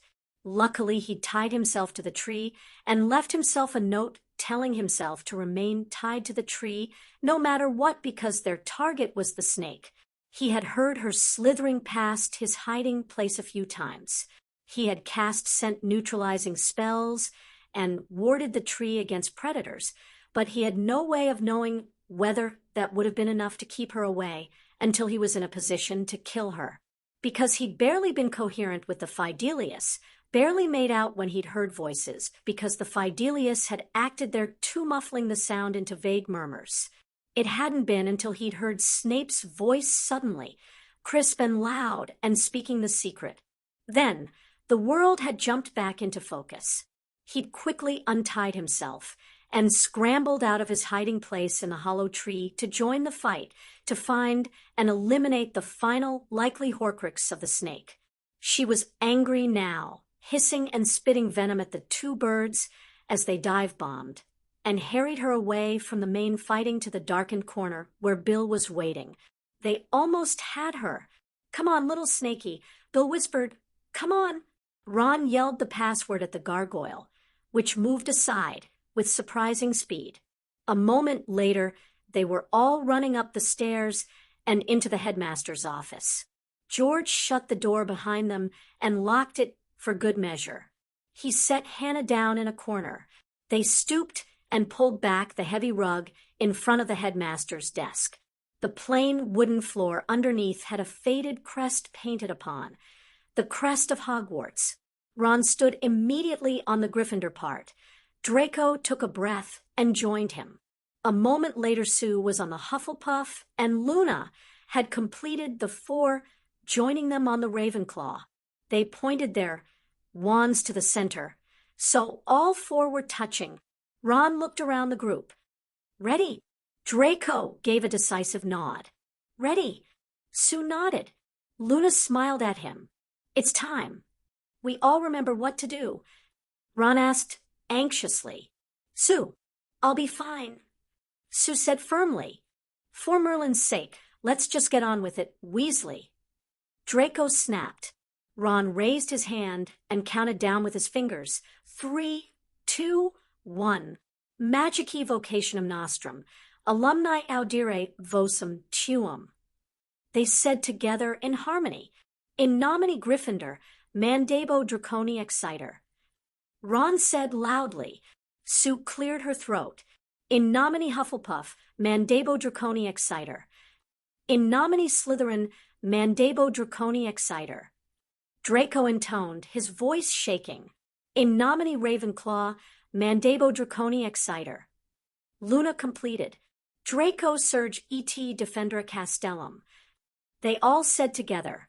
There was a grinding sound, and the wall behind the headmaster's desk disappeared to reveal another stone wall almost completely covered with a painting, a picture of a ginormous dragon sleeping. Well, George remarked dryly, you don't see that every day? Look, Luna pointed with satisfaction. It's waking up. Sirius might have been taken by surprise by Crouch's portkey move, but he hadn't been a hit wizard for nothing. He nailed the landing while Crouch stumbled. Sirius sent a stinging hex at the madman and was free and in a fighting stance in a second. He barely paid attention to the fact that they had landed on the platform where the champion would have ended up, but he couldn't miss the exchange of spell fire nearby, where Moody and another wizard were engaged in battle. He pushed them out of his mind. He needed to focus on his own fight. He shielded immediately as Crouch went on the offensive. Sirius countered every spell, looking for his own opportunity to attack. He needed to get back to the cemetery. He needed to get back to Harry. Harry knew he needed Voldemort distracted. He switched in a quick move to his holly wand and thrust it out in front of him. He knew it didn't matter what spell he used. Expelliarmus. He shouted as Voldemort let loose another bone-breaking curse. The spells collided in the space between them, and the wands connected. Instantly, there was a golden dome surrounding them, cutting them off from the rest of the graveyard. Phoenix song filled the air, lifting Harry's spirit. Voldemort's red eyes were wide with shock. Harry saw the bead of light, where the wands connected, and willed it into Voldemort's wand. It moved slowly but surely towards Voldemort. Voldemort regained himself. His face contorted into a mask of determination, and Harry felt when he started to push back. But Harry had the advantage, and he wasn't letting it go. He gritted his teeth and pushed with everything he had. The bead suddenly zipped down the spell beam and smacked into the end of Voldemort's wand. Immediately, a smoky, shadowy figure of the cowering Avery emerged. He killed me. Lord Potter. Not was the next, and he gave Harry a proud nod. Tell Theo I died bravely. An old muggle man emerged. Killed me he did. The man declared, You hold on, lad. A woman was next who cried and sobbed out her distress. A small boy, giggling and babbling the baby Voldemort had possessed. And then, his mother. Harry's heart pounded at the sight of her, but he'd seen her before, seen the spirit of her guarding and protecting him in the family magic, seen and spoken with her ghost in another cemetery. He knew what he was looking at was nothing more than afterimage, like a portrait or a picture. Hold on, Harry. His mother said warmly, Your dad's coming. And he was. His dad emerged from the wand and drifted over to Harry as more figures continued to spill out the wand, break the connection, and use the stone. His dad said urgently, For a moment we'll be real again and can distract him while you make your move. Harry nodded. He slashed his wand down. The dome and song disappeared. The stone was in his hand, and the wand images became corporeal mass of the dead surrounding Voldemort. Harry pointed the Elder Wand at the ground. Portus Maximus Hogwarts. Pronglet Goes to War. Chapter 6. The world shook as the Master of the Hallows invoked the power of the Elder Wand, a wand that would always cast true for one of Peveril blood, a wand that would always cast true when it was used in concert with the cloak and the stone, a wand that would make the impossible happen for its master even when the spell should not have worked. Above the graveyard, a portal opened. Neville took another step backward, and another as spell after spell hit his shield. He was aware that further down the corridor Theo and Blaise were fighting against a mass of vampires, while Natalie and Fred were going toe-to-toe with mercenaries. Caro had targeted him, though, and Neville was grimly holding his own. He'd landed a couple of good hits. Caro had a cut across his eye that was bleeding profusely, and he'd taken to holding his left side where Neville had caught him with a blasting hex. That had been when Caro had gone on the defensive, and Hogwarts shook, sending them all tumbling. Remus kept his eyes on the Dementor terrorizing Peter and knew what he needed to do. He lifted his wand with a sigh. Expecto Patronum. The wolf sprang from his wand and charged at the Dementor. Peter scrambled out of the way, and the ground beneath Remus heaved, tossing him backwards, and a hook behind his stomach yanking him. The world disappeared. Bill landed a slashing spell to the snake's neck, but his heart sank when it was simply absorbed. Magical resistance, he thought absently as he twirled his wand and went for his knife. Nagini whirled around and lunged. Caro transformed behind her, wand raised, and the graveyard disappeared in a swirl of portkey travel. Sirius dived across the platform as Crouch's Fiendfire spell targeted him again. The platform burst into flames. The ground shook beneath his feet as he landed, and he tumbled to the grass, Crouch's spell going wild and hitting the stands. Power slammed into them, raw and emotive and singing of Harry. Ron grabbed Luna, holding onto each other desperately because they couldn't move or the spell would be broken. Next to them, Draco and Sue followed their example and frantically held onto each other as they tried to keep their balance. A bookshelf shifted, and George only just managed to throw up a shield as it fell upon him. And the dragon roared. Harry landed close enough to Sirius to touch him, which was good because it was exactly where he wanted to be. Sirius's face went slack-jawed with shock before it transformed into a mix of joy, exasperation, and determination. "Shield, you bloody morons!" Moody's yell barked out at them. Light sparked in their peripheral vision, and they shielded hurriedly. Crouch stood to the right, glowering at them in mad fury. Voldemort stood the left, a snarl on his newly created face as he fought against the ghosts surrounding him. Beyond them, Moody was dueling with another wizard Harry vaguely recognized. Travers. But it didn't matter. They were together. Harry took a breath.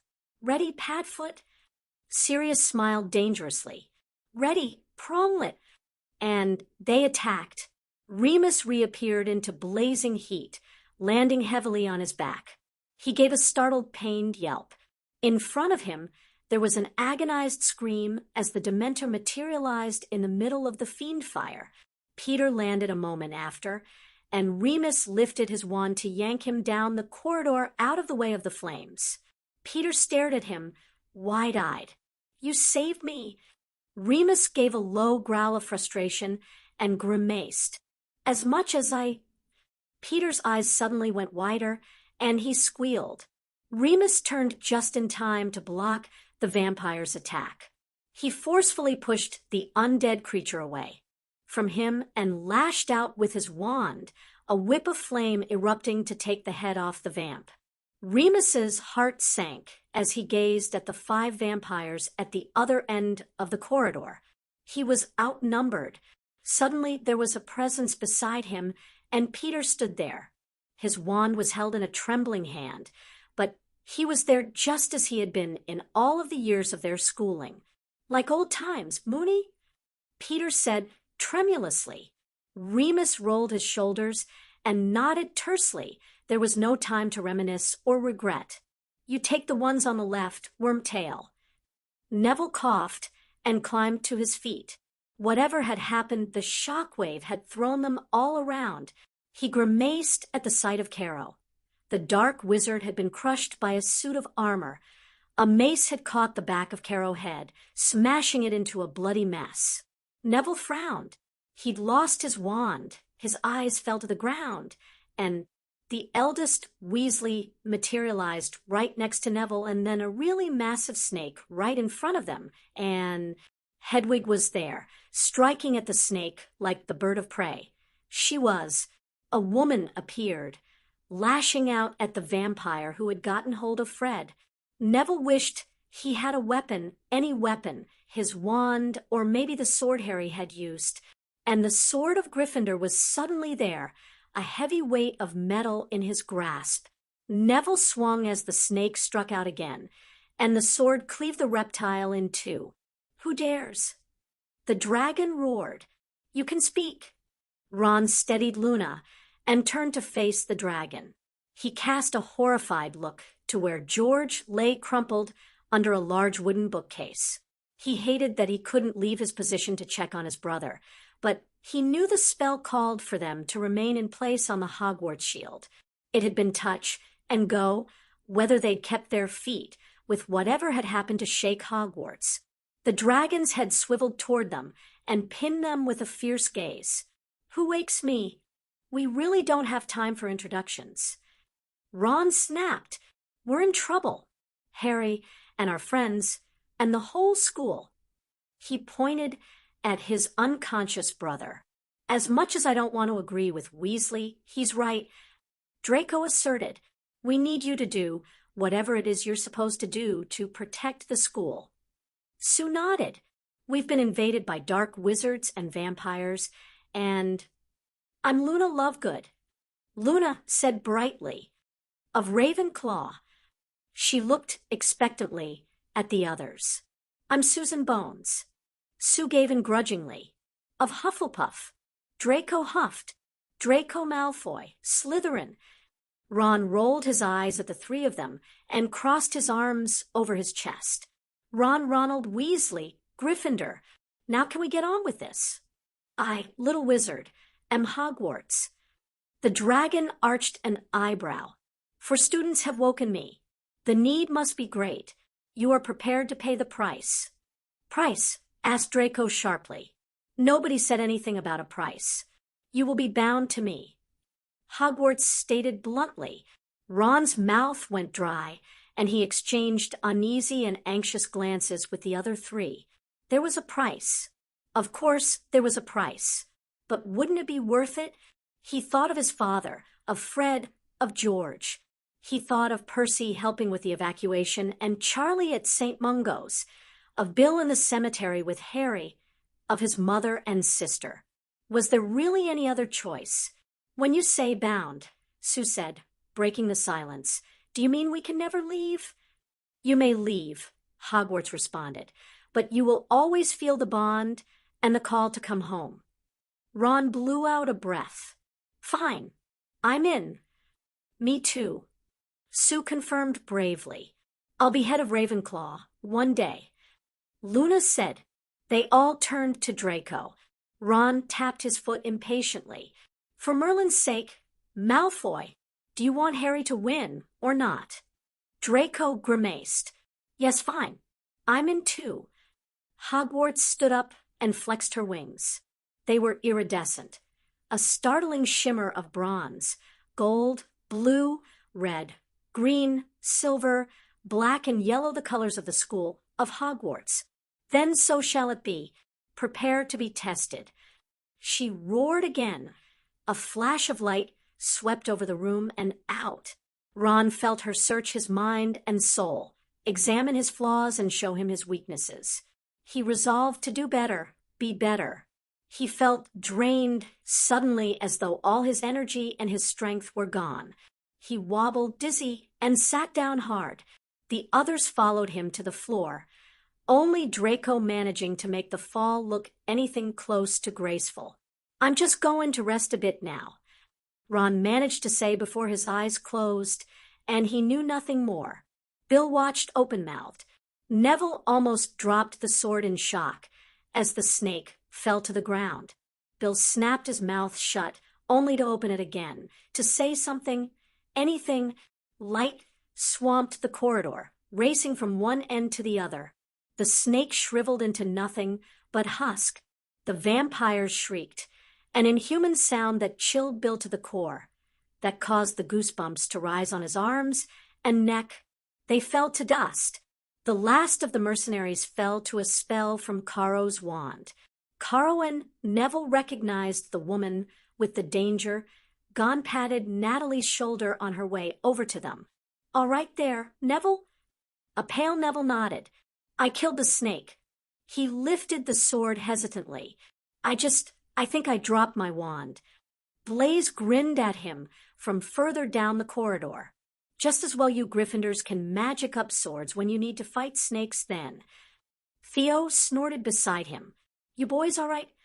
Caro asked as she started gathering up the snake. Theo and Blaze both nodded, even though they were sporting a variety of scratches and bruises. Bill looked over to his brother and frowned. Fred was bleeding.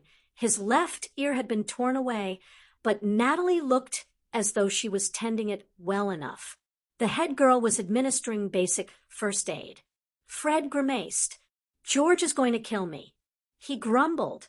"Mum will be able to tell us apart now." Bill grinned and shook his head. He noted Neville had put the sword aside and was searching for his wand, casting worried glances at the floor. Bill raised his wand to summon Neville's. "Bill!" Fred's frantic yell had Bill turning. Caro was lifting Neville's wand, a vicious grin on his bloody face. The purple flame shot out towards Bill. There was no time to shield. Suddenly, a form shot into the space between him and the spell. Caro met Bill's eyes. The spell hit her full force. Bill retaliated with a severing charm that took Caro's head from his shoulders. He shifted to catch Caro. As she fell, Caro slumped against him. "Worth it," she whispered. Her hand lifted weakly and touched his cheek. Bill gently lowered her to the ground, keeping hold of her in his arms, dimly aware of the shocked silence around him. He ran a diagnostic spell and felt his breath catch in his throat. She was already gone. He gave a sob and lowered his head to hers. She'd saved him, and she was gone. Remus panted for breath and spun to avoid the flames biting at his ankles as the vamp in front of him fell to dust. Light appeared out of nowhere, suffocating the fire into nothingness. It swamped him. Pins and needles erupted all over his body before the light moved on, leaving him a shaking mess in the middle of the corridor. He watched as it moved away, eliminating the remaining vampire who had managed to corner Peter. Peter struggled to his feet. "It's over. The defenses have been activated." Remus said. That was a relief. It meant the kids must have made it to the office and were safe. Peter nodded hesitantly, nervously. "What now, Mooney?" He gave a cry, and his silver hand suddenly struck out, aiming for his own throat. Remus immediately cast a cutting charm across the corridor. The silver hand fell to the floor, but it leapt again for Peter. A smelting charm saw it turn to slag. Remus hurried over to where Peter had collapsed against the wall. He was whimpering with pain, holding his bleeding limb. Remus cast a couple of spells to stop the bleeding, to start healing. He grimaced as he sat back. Peter had passed out. He added a sleeping charm for good measure, wrapped Peter in tightly bound ropes, cast a hex that would prevent Peter from assuming his animagus form. "Remus!" Arthur's call from the end of the corridor had Remus turning to the harried father with alacrity. "Arthur!" "What's happened?" demanded a bloodied Arthur as he hurried over Flitwick and a group of werewolves just behind him. "I don't know," Remus admitted. "1 minute we were in the cemetery, and then we were here." He glanced around him. "The defenses are up." "Yes," Arthur said, and Remus saw the vast relief that his children were safe written all over Arthur's face. Remus patted his shoulder and looked past him. "Gregor!" "Remus!" Gregor beamed at him. "It appears you have caught a rat." Remus nodded. "I need someone to watch him or get him to the infirmary both." He shook himself. "I have to find Harry." Flitwick brandished the map. "He's on the Quidditch pitch with Riddle. Moody, Sirius, Dennis Travers, and Crouch Jr. are there too, and Odorector Bones, and the Rat Squad are fighting the Death Eaters. We should join them and help." Remus gave a nod of thanks. "Then, go." Gregor agreed, gesturing for him to move. "My pack will watch your rat. Go help your pack. Remus!" Remus didn't wait. He ran. Breathing had become something of a luxury, but Albus didn't let the shortness of breath stop him as he turned to face the latest wave of Dementors, to finish off the last wave of vampires. He would stand between these monsters and Hogwarts for all eternity if he had to. Light raced out and over him, along the ground to the ward line. It raced up, forming a dome that encased Hogwarts in its protective cage. It glimmered brightly in the dark, a beacon. Tendrils shot out towards the forest, tentacles that chased the retreating vampires, and Dementors. Unholy cries erupted as the light caught up with the dark creatures. Albus bent double, hands on his knees as he tried to catch his breath. Fawkes landed on his shoulder with a trilling cry of triumph. It lifted Albus's heart. Shacklebolt approached him. The Auror looked wan and tired. They had all been magically exhausted from the fight. "Do you know what this is, Headmaster?" "Hogwarts," Albus said with satisfaction. He could feel the strength of the wards. They were singing, roaring. "She has woken to defend us." "Can't argue with that," Kingsley muttered, wiping his brow. Hagrid approached. Half of his clothes had been torn from him. He was bleeding from a bad wound to his cheek, one eye badly bruised, but he was alive. "Figure we've seen the last of him, Headmaster." "Now," Albus said, gathering his authority around him like a cloak, "we must go and help Harry." He took a step, and a sharp pain in his chest arrowed through him. He stopped and gasped, lifting a hand to his sternum. "Headmaster," Shacklebolt asked urgently. Albus waved him and a worried-looking Hagrid away. "Just winded. I will be fine momentarily." Fawkes trilled sadly, and Albus lifted a hand to his phoenix to comfort them both. He did a wandless, silent healing spell and straightened, taking on the mantle of the indestructible Elder Wizard, the defeater of Grindelwald. He would stand between the dark and Hogwarts for as long as he needed. "Well," he said brightly, "what are we waiting for?" Sirius ducked under one curse, shielded another, and responded with his own barrage of spells. He slid across the grass as Crouch screamed his defiance and shot out a blasting hex. They were well matched. They were both bleeding, both were bruised. Crouch was favoring his left leg. Sirius's left wrist was painful in a way that spoke of a broken bone. Crouch was inventive and obsessed with beating Sirius. Sirius was talented and obsessed with beating Crouch. Mostly Sirius was obsessed at winning because as soon as Sirius put the rabid dog down, he could help his son. He was desperately keeping his mind on his own fight and not watching Harry. Or, at least he was trying. Harry was holding his own, though. He was inventively using the Hallows, the Elder Wand casting true against anything Voldemort could send against Harry. Ghosts would appear to distract Voldemort mid-fight. And if things got hairy, Harry would just disappear and reappear in a better position. But Harry couldn't keep that up forever, and it made Sirius even more determined to finish his own fight fast and hard. Sirius was more used to ignoring Moody. The old Auror was still fighting a pedestrian Travers who was proving tenacious, like a tiny terrier against a snarling Alsatian. Similarly, the sounds of the Rat Squad and Amelia, who were competently taking down the rest of the Death Eaters, were almost nothing more than background noise. Finally, there was an opening as Crouch lost his balance defending against the same liver curse he'd once almost killed Bill with. Sirius immediately cast the ice spell.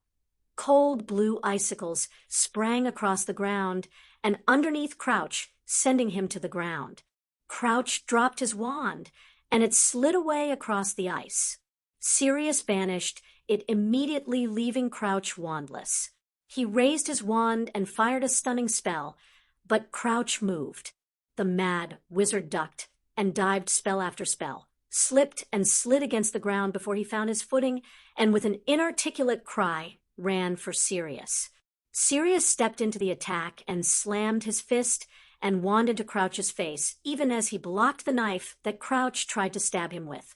His left wrist screamed as it met Crouch's forearm, but Sirius ignored it. He spun and caught hold of Crouch's arm and held onto it as they wrestled for possession and position. "Why won't you just die?" snapped Crouch. "Why won't you just die? You killed Rab. You deserve to die." Sirius managed to get the knife away from his skin and pointed at Crouch. Their hands were both around the hilt. Rabaston got what he deserved. Crouch gave an angry howl and pushed with all his strength. He sent Sirius sprawling. He immediately threw himself after Sirius. The knife came down in a fatal arc. Sirius kicked out and caught Crouch's hand. The knife went spinning away. Crouch howled and came at Sirius again, his hands aiming for Sirius's wand. They grappled, rolling around on the ground over and over as they fought, fists landing punches, hands tugging on hair, fingers scratching faces and skin, legs kicking out. It felt endless before Sirius gave a cry as Crouch pressed hard on Sirius's wrist and snatched the wand from him. Crouch punched him hard and stumbled backwards, getting to his feet, panting, eyes wild with glee. Sirius scrambled away, and his hand knocked into something, the hilt of the knife, his fingers clamped around the hilt. "This is for Rab," Crouch declared with satisfaction. He raised the wand. Sirius propelled himself off the ground without a sound and thrust the knife into Crouch's belly and up. The wand fell to the ground. Crouch's mouth fell open in shock, his eyes wide on Sirius's. They were as close as lovers, faces mere inches apart. Blood spilled warm over Sirius's fingers as he drove the knife in further. "Well, who knew you had that in you?" Crouch gasped. Sirius stepped back, and Crouch fell to his knees, hands coming up to futilely flit around the hilt of the knife. Sirius summoned his wand silently. Crouch grinned, his teeth bloody and smeared. "This is not the end. It is for you," Sirius said. He lifted his wand and cast. Crouch crumpled to the ground, the piercing charm to his brain killing him instantly. Sirius wiped the blood from the corner of his mouth and cast a bracing spell on his wrist. Crouch was dead, but the fight was not over. Hermione repressed the urge to fidget. She wished she had been able to answer one of the questions. Her answers filled her head and heart. "My final question to the final three." Minerva turned to Vivian, Vivian of the House of Lumiere, the eldest of those gathered. "Who is Harry?" Hermione watched as the brown eyes sharpened with fierce intelligence. "He is magic," Vivian replied, "because he is one touched by prophecy and fate. He is the raven sent by death as his champion, master of the Hallows, the last of the Peverils, and the heir to the legacy of the Lumieres." She smiled softly, fondly. "He is the son of the child I never bore." Hermione waited impatiently as Morgana nodded at Vivian. Surely it would be her next. Ginevra of the House of Weasley, the youngest of witches gathered. "Who is Harry?" Ginny blushed red, and she glanced at Hermione almost beseechingly. Hermione willed her to answer, and answer truly. Ginny gave a sigh. He is magic. She avoided her mother's startled gaze. Because he is a little girl's dream hero, her storybook prince, and her happily ever after king. He's the real-life hero who saves us from evil snakes, and she glanced again at Hermione, who smiled back at her. Trolls, who fights dragons. He stands up for what is right, and who never gives up. She smiled almost sadly. He is the boy I dream about marrying still. Her chin came up at the last, defiant and brave. Hermione felt a flash of irritation, a young girl's annoyance at another's expressed interest in her boyfriend. But she pushed it aside. Ginny had spoken truthfully, and that was all that was important. Petty emotions had no place in securing the blessing for Harry, and it was finally her turn. Morgana's weighty gaze settled on her. Hermione of the House of Black, of the House of Granger, closest to Harry of all those gathered here. Her heart jumped at that. Who is Harry? Hermione's mind raced, but she took a deep breath and calmed herself. She touched the necklace she wore. Harry is magic, she began, because he is the most human of us, flawed and imperfect, reckless and brave, loving and perfect, smart and strong enough to bear every hurt and wound he carries. He loves us so much he'll stand between us and pain and death. She bit her lip, wondering if she'd said enough, if she'd said too much. Maybe there was one thing more to share. He's my first friend and my first love. Her cheeks heated a touch at the last, but they all knew, even if she hadn't said it out loud before. You have answered truly. Morgana aloud. You have proven worthy for my blessing, but my blessing can only be bestowed with a sacrifice. Then you shall take me. Vivian asserted strongly. I have lived my life. Peace. Morgana held up her hand before the rest could speak, and Hermione pressed her lips together to prevent the offer of her own sacrifice from escaping her anyway. The sacrifice I seek is not a life. This I promise you. She turned again to Hermione. You have a token of love, which Harry has cherished. Hermione lifted a hand to her necklace and nodded. I have need of it. Morgana said, not unkindly. Hermione didn't hesitate. She could always make Harry another necklace. Her hand lifted to remove it, but before she could, magic had the necklace disappearing from her neck and appearing in Morgana's hand. Morgana traced the rune on the necklace. Morgana of the line of Lou Fay, bless thee, Harry of the House of Potter, of the House of Black. Thou hast challenges ahead and choices to make, but you have spirit, heart, and shield to fight with honor, love with patience, and choose wisely to protect all. The necklace flashed gold and silver, and Hermione felt privet drive fade around her. Harry mentally let the invisibility fade again, becoming visible just behind Voldemort. Over here, Tom. He called out brightly. He was breathing hard, his lungs and chest aching with the need to stop and rest. His body shook faintly, tremors running through his muscles whenever he stopped moving. He hurt everywhere. Scratches stung like they'd been rubbed with salt. It had taken a lot of energy to bring them to Hogwarts, and Harry was tired. But the light that appeared a moment before, racing out from the castle and over its grounds, had left him with hope in its wake. It kept him on his feet fighting, just as the brief glimpses of the fights around him kept him going, of Amelia exchanging volley after volley with two wizards, of Sirius fighting with Crouch, Moody with Travers. Voldemort whirled and lashed out with a dark fire curse. Harry sent a perfect ice flame to counter it with the Elder Wand.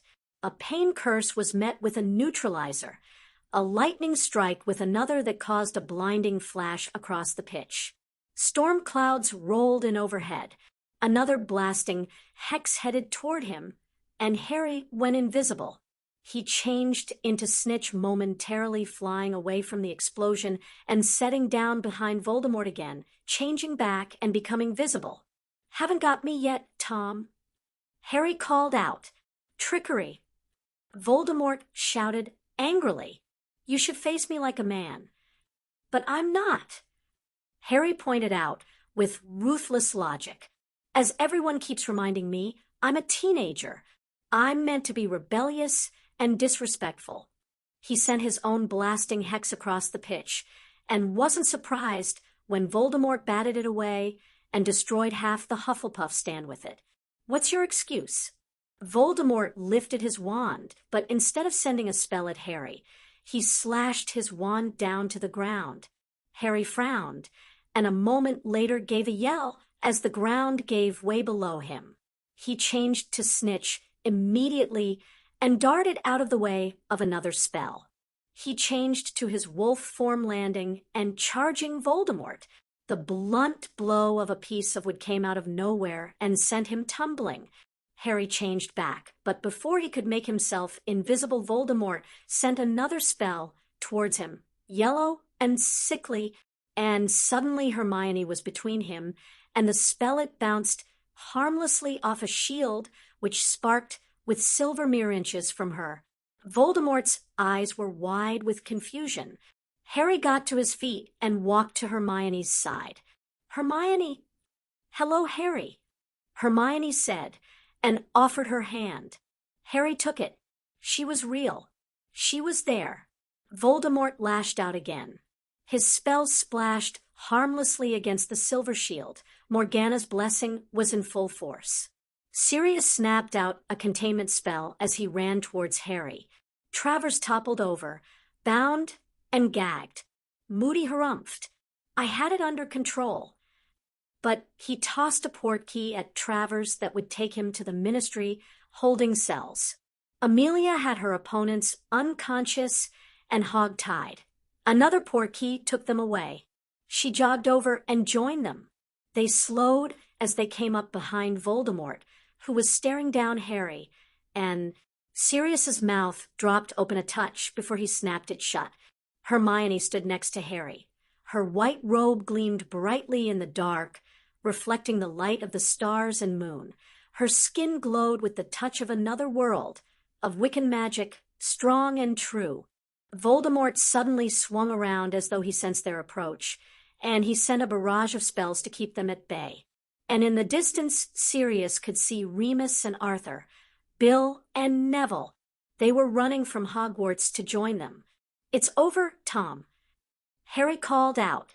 Hermione watched as Voldemort's eyes darted around and took in the truth of it.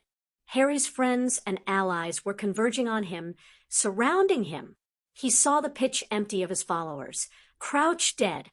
He tried to apparate, to escape, and failed. He staggered as he got back to his feet and whirled around looking for any opening.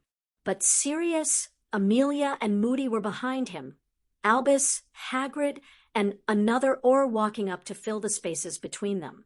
Hermione glanced behind her and found Arthur and Bill, Neville and Remus.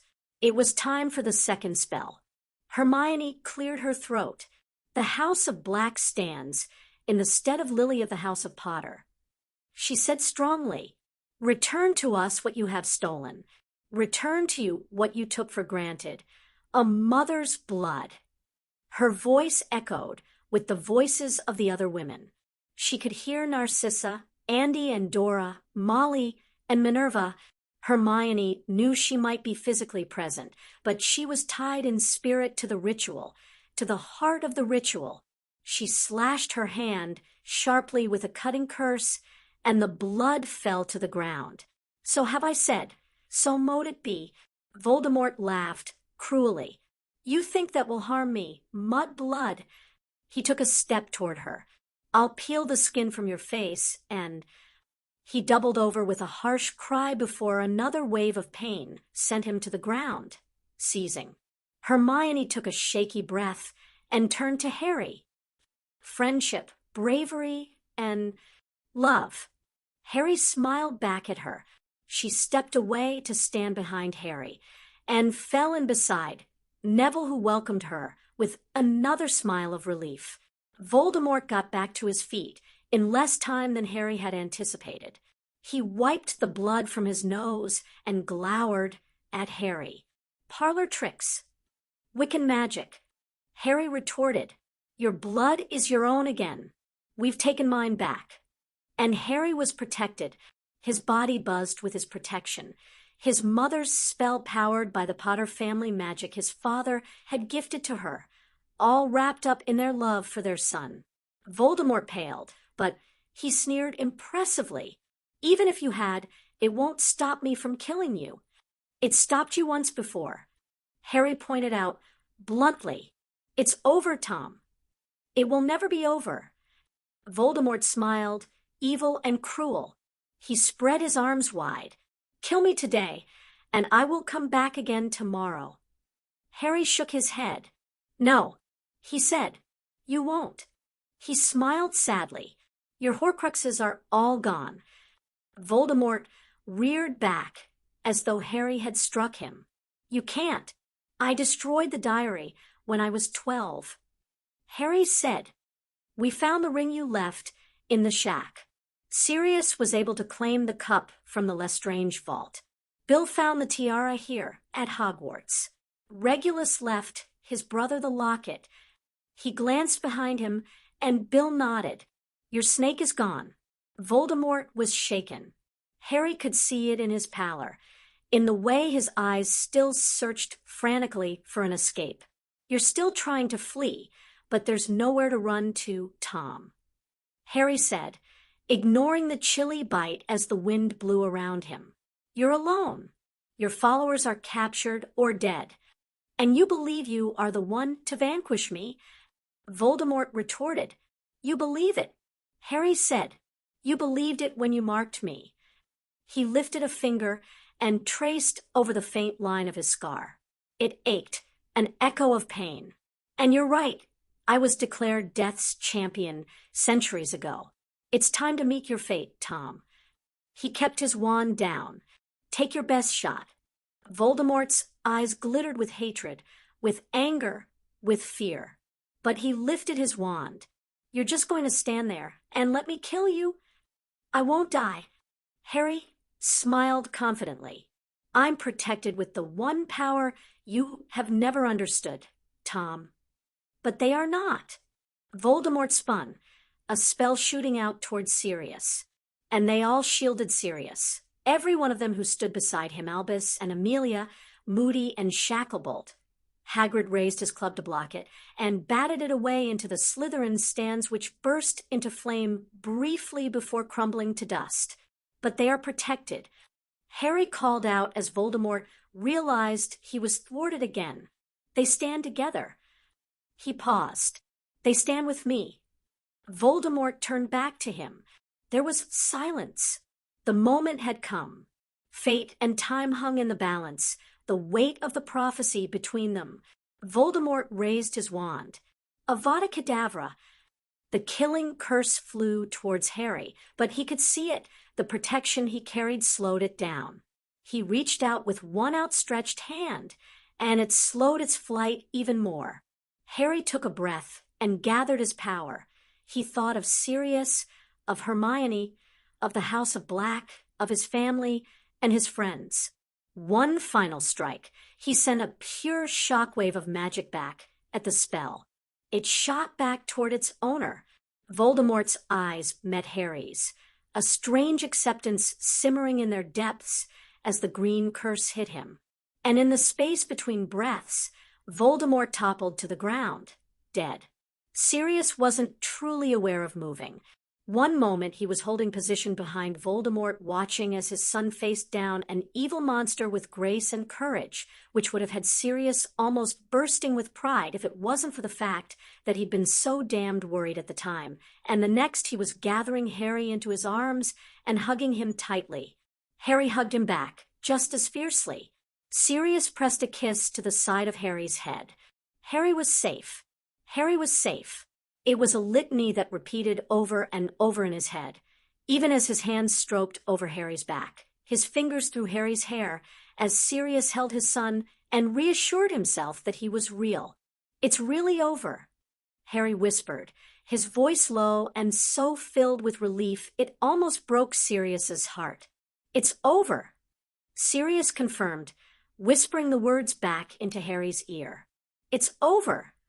Remus cleared his throat, but Sirius ignored him. He was dimly aware that others were sending Patronus messages. The castle's doors were open and people were converging on their position. He knew he'd have to stop holding Harry soon, if for no other reason than to ensure he got medical treatment. He could feel Harry shaking, muscles trembling. "For Merlin's sake," Remus exclaimed, and suddenly there was a third person in the hug. Remus's arms around them both. "Oh, why didn't I think of that?" Hermione pressed herself against Harry, and Sirius wasn't surprised when Harry shifted to accommodate her immediately, drawing her in so she was sheltered between Harry and himself. She was shaking almost as badly as Harry, Sirius realized. Sirius managed to free a hand from Harry to clasp Remus's shoulder without looking and squeeze it, silently acknowledging the relief he had that Remus had also made it through the battle. "Lord Black." Helen Jordan's dry greeting had Sirius finally raising his head. The healer stood to the side at a respectful distance, but she was clearly determined to be heard. "I need to see to Lord Potter, and you." Harry lifted his head and met Sirius's gaze. He nodded his acquiescence. They shifted out of hold. Hermione held onto Harry's hand, though as though she couldn't bear to let go. Sirius couldn't blame her. He kept his good hand on Harry's shoulder. It kept him anchored to the reality that Harry was there and had survived. "We should make our way to the infirmary," Remus said. "I think there are quite a few of us who need to be checked out." Sirius nodded. He finally looked around properly. Moody, Albus, and Amelia stood in one huddle over the body of Riddle. Pomfrey was there too, running the official diagnostic, which would certify Voldemort's death. Sirius shuddered delicately. He was all for burning the body, salting the ashes, and distributing them to the four corners of the earth. Arthur and Bill stood to the side with Neville, waiting to speak to them. Sirius realized. There was a grim air around them that suggested their news wasn't good. Flitwick and his group had rendezvoused with Shacklebolt. They were directing the Aurors, Unspeakables, and Werewolves into protective patrols. The threat looked as though it was over, but they were taking precautions. "We should probably go." Harry agreed, meeting Sirius's eyes. Sirius nodded his agreement. "Helen, we'll make our way to the infirmary. I'll follow you there," she said. Harry glanced back at Voldemort and shook himself. They started back towards Hogwarts. It was slow progress. Sirius had an arm slung around Harry, who had an arm around Sirius's waist. They may or may not have been leaning on each other. Remus was on Sirius's other side, guarding him. Hermione was holding onto Harry's hand, still on his other side, and nobody was going to argue about her right to be there. Arthur, Bill, and Neville fell into step beside them. "Your boys come through all right, Arthur?" asked Sirius gently, casting a glance toward Bill, who looked devastated. "Fred's lost an ear." Bill replied before Arthur could speak. "But he's fine. George and Ron are in the headmaster's office, but we couldn't get in there. It's locked down.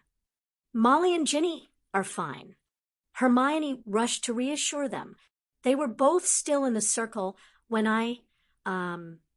she gestured vaguely around her, "got transported here." Harry turned and gave her a comforting smile before he looked over at Neville. "Nev, Hannah Abbott's been under the thrall of Barty Crouch since the summer." Neville stated bluntly without preamble. It brought them all to a stumbling halt. "What?" Harry's shock gave way to anger. She betrayed us. It was all a lie so Crouch could kidnap me at Duel." Neville confirmed. "Sue knocked her out and tied her up. George has her." "That's not the only bad news," Arthur said quietly. He looked over at his eldest son. "Caro died saving my life." Bill gestured at his father, and Cedric and Amos Diggory were killed in the first attack. Arthur sighed. Cedric saved Victor. Sirius felt his heart sink, and he hugged Harry close. He knew Harry would take the deaths hard. It sounds as though they all died heroes. Harry nodded jerkily, and Sirius caught the gleam of tears in his eyes. Headmaster, Healer Jordan. Pomfrey's call echoed across the pitch, and they all turned to look at her. She was bent over the body of Crouch, her wand waving furiously. Sirius wasn't surprised when Helen took off immediately. Albus abandoned Voldemort's corpse to investigate Pomfrey's yell. Harry looked at him, and Sirius shook his head. He's definitely dead. Sirius said confidently as they watched Albus and the healer converge on Crouch's corpse. Lord Black. Helen's call sounded frantic. Sirius was half tempted to ignore the summons, to keep them walking towards Hogwarts, but his sense of responsibility surged up. He nudged Harry towards the castle. Go on up to the infirmary. I'll be there in a minute. Moony, go with him. Harry frowned, but Remus slid into place as Sirius stepped out. Sirius took a couple of steps back towards the pitch when Pomfrey and Helen suddenly sprang back from Crouch Albus, grabbing them as they did and pulling them away urgently, and Crouch was glowing. Bomb! Pomfrey yelled. Run! Harry frowned as Sirius began to walk back towards the pitch. But Remus was nudging him firmly in the opposite direction with enough of his werewolf strength that Harry knew it would be futile to challenge it. It wasn't as though he didn't need the infirmary either. He was looking forward to pain relief potions, and a bed, and maybe some of that numbing salve Pomfrey liked to use right across the worst of his scratches. Bomb! Pomfrey's panicked yell brought them all to a stop. Harry took advantage of Remus's shock to slip his hold. Run! For Harry, it seemed like the world moved into slow motion. Crouch was glowing with an eerie white light. Pomfrey and Dr. Jordan were being pulled clear of Crouch by the headmaster, Fawkes flashing in above them to carry them to safety. Moody was reaching for something Amelia held out. Sirius stood between Harry and Crouch. His father's terror-stricken gaze met Harry's, and Harry knew what Padfoot meant to do. It's an easy choice when it's between you and your kid. I didn't even have to think about it. His dad's words echoed in his head. And Harry knew this was the challenge Regulus had spoken about. It was the choice his grandfather and Sirius's grandfather had told him he'd face. The world hovered in the split second. Harry felt his heart seize in his chest as Sirius mouthed words of love and turned away to shield them all, to shield Harry. Harry suddenly knew the shield wouldn't be enough, that Sirius's sacrifice wouldn't be enough. The only thing that could stop it was there had to be another way. There had to be some other option, a third way his dad had counseled him to find, but how? Crouch burned like a small sun, and Harry could sense time ticking away. There was no more time. Harry dodged away from Remus and went invisible. In a second, he was Snitch, and he flew like a bullet across the space, past Sirius, past the afterimage of Foxfire as he carried the healers and Albus away. Harry transformed and went visible as he reached Crouch, landing beside him softly. Crouch was a brilliant white, light streaming from his skin in a continuous glow. Harry! Sirius's anguished cry ripped through the silence. Harry met Sirius's gaze, an apology, and a plea in his eyes. He raised the elder wand to the sky. Familius Magicus Protectus. He called all the magic. It would take all the magic to save Sirius, to save Hermione and Remus and Neville, to save everyone at Hogwarts, and ensure the resulting ripple effect from the explosion didn't destroy magical Britain in its wake. He needed all the magic to protect his family and his world from Crouch's evil. And it came. Gold and silver rained down from the wand and rushed around him like a hurricane, blurring everything beyond Harry and Crouch. There was a moment of hush, of silence. Harry swallowed, tears at the back of his throat, stinging his eyes. His time was up. The world exploded into white heat. Sirius coughed and coughed again as he staggered to his feet. He pushed his hair out of his eyes and desperately sought the last place he'd seen Harry beside Crouch's body, beside the bomb Crouch had made of himself. Sirius's eyes scanned through the white haze of smoke and fog. He cast a spell to clear it, and it parted obediently, revealing there was one crumpled figure on the ground, unmoving. Harry! Sirius ran, slipped and slid, and ran. He almost fell to the ground as he reached his son. Harry wasn't moving. His face was white as milk, marked heavily with the bruises and scratches of his battle. There were rope marks around his wrists, and his hands were scratched to ribbons. He was breathing, barely. Harry's chest rose and fell in shallow movements. Sirius placed a hand on Harry's forehead and watched astounded as Harry's eyes opened slowly to meet his. He gave a thankful sob and clutched at one of Harry's hands, enfolding it into his, holding on tightly. He wasn't going to let go. He wasn't going to let go ever again. Others were approaching, running to them. Frantic calls and cries that Sirius ignored to keep his eyes on his son. He kissed Harry's knuckles, cupped his cheeks softly. Harry coughed weakly. Padfoot, don't try to speak. Sirius soothed him. It's going to be all right, Pronglet. Remus slid to a halt beside him, kneeling and examining Harry with frantic amber eyes. Hermione was a heartbeat behind him, her face drenched with tears at the sight of Harry. She turned and buried her head in a devastated Neville's shoulder. Behind them, the children who had defended Hogwarts arrived, faces anxious and horrified. Ron immediately moved to help Neville comfort Hermione. The rest of the Weasleys moved to surround them. Albus hovered beside Draco, Moody and Amelia beside him. Hagrid was a looming presence, a bulwark against the rest coming closer. Let us through. Helen and Pomfrey were suddenly beside him, casting wands in frantic diagnostics. He's alive, but he needs immediate medical attention. The damage to his internal organs is extensive. Helen said briskly, "More help than we can give him here." Pomfrey said, "We can take him to the valley." Helen pulled her necklace free of her clothing, the portkey to her home, to their salvation. Sirius nodded, unable to speak.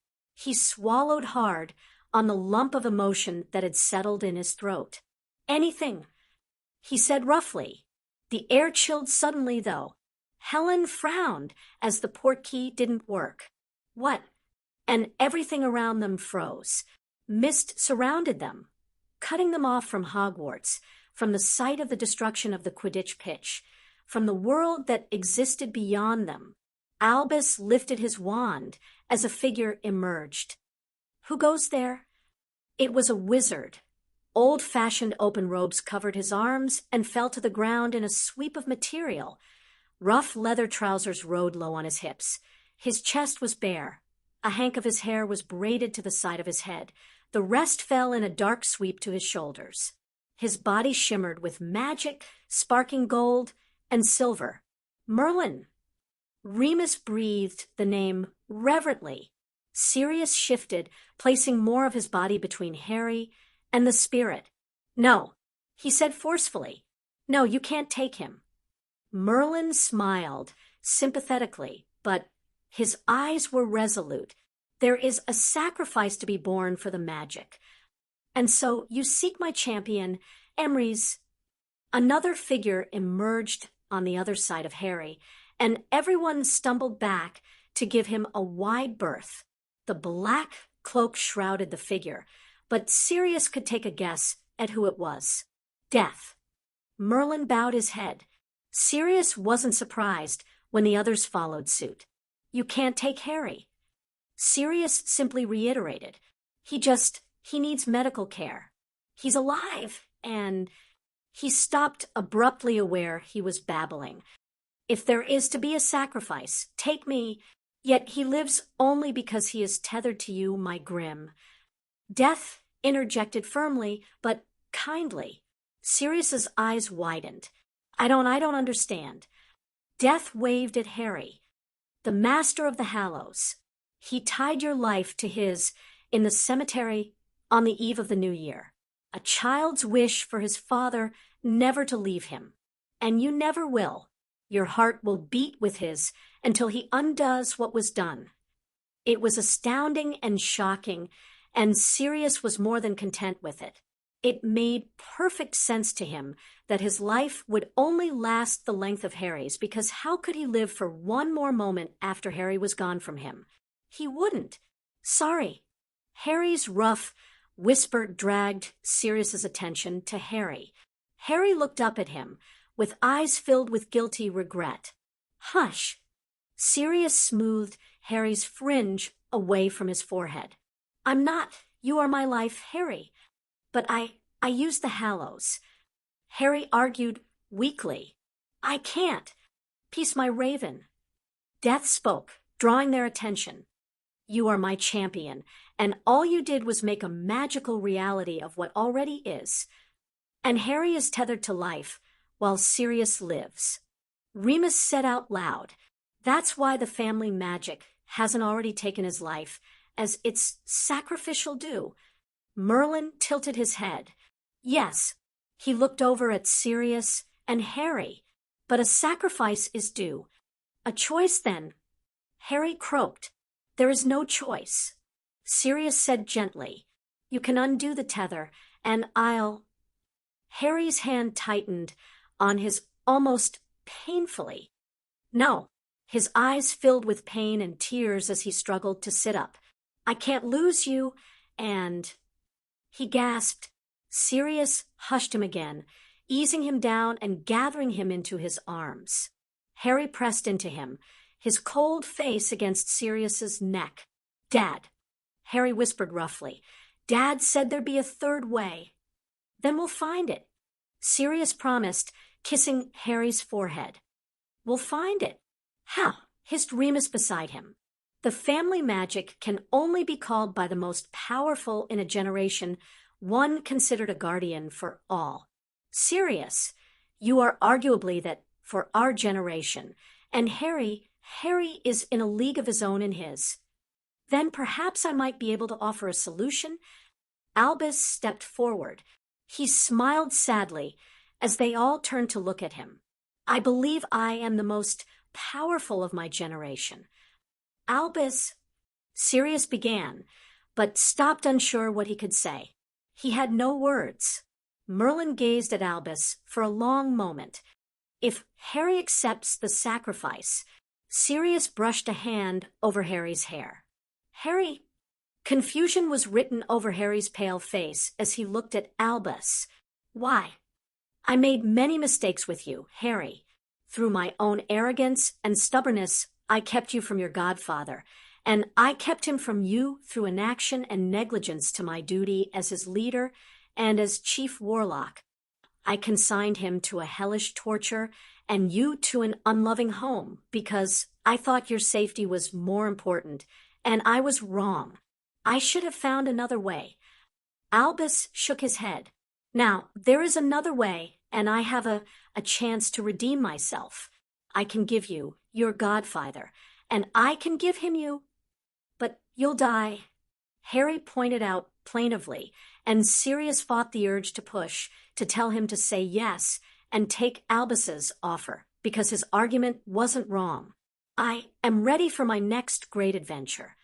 Albus said softly. His hand touched his chest for a moment. My time is ending, and yours is just beginning. Let me do this for you, Harry. Sirius felt the sob that Harry refused to give voice to, the catch and shudder of Harry's body as he fought his emotions. Harry gave a quick nod. Thank you. It was barely audible. Death held out his hand. Come to me, then, Albus of the line of Dumbledore. Your family awaits you. Albus nodded. Fox trilled sadly as Albus petted him one last time. You'll stay with Hagrid now until Harry is of age. He'll take care of you. Hagrid was openly weeping, but he held out his arm, and the phoenix flew to him. Alastor! Albus smiled at his old friend. I have a favor to ask of you. I'll look in on Severus. Alastor promised immediately. Name the magical heir to the house of Dumbledore, Albus. Merlin instructed gently. I name Harry James Potter my magical heir. Albus announced firmly. He smiled widely at Sirius's frown. Guard him well, Sirius. Sirius nodded his agreement, tightening his hold on Harry. Death gestured, and Albus went to his side.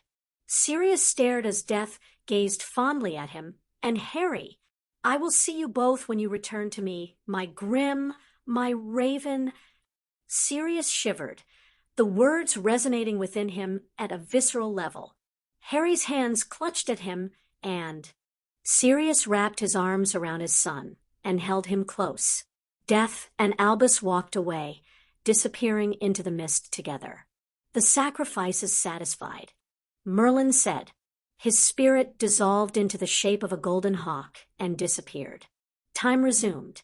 The mists disappeared, leaving Albus's body in their wake, a crumpled form a few steps away.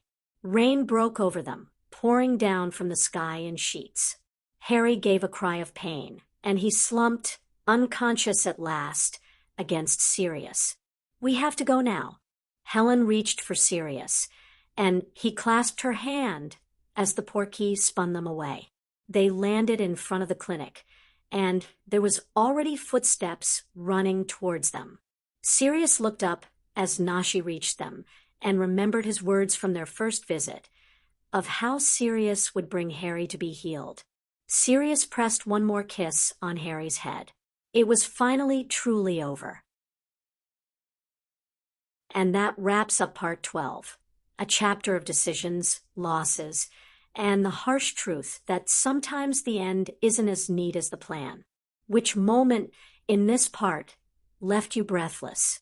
How do you think Harry will face the fallout of his choices? Drop your thoughts and theories in the comments below.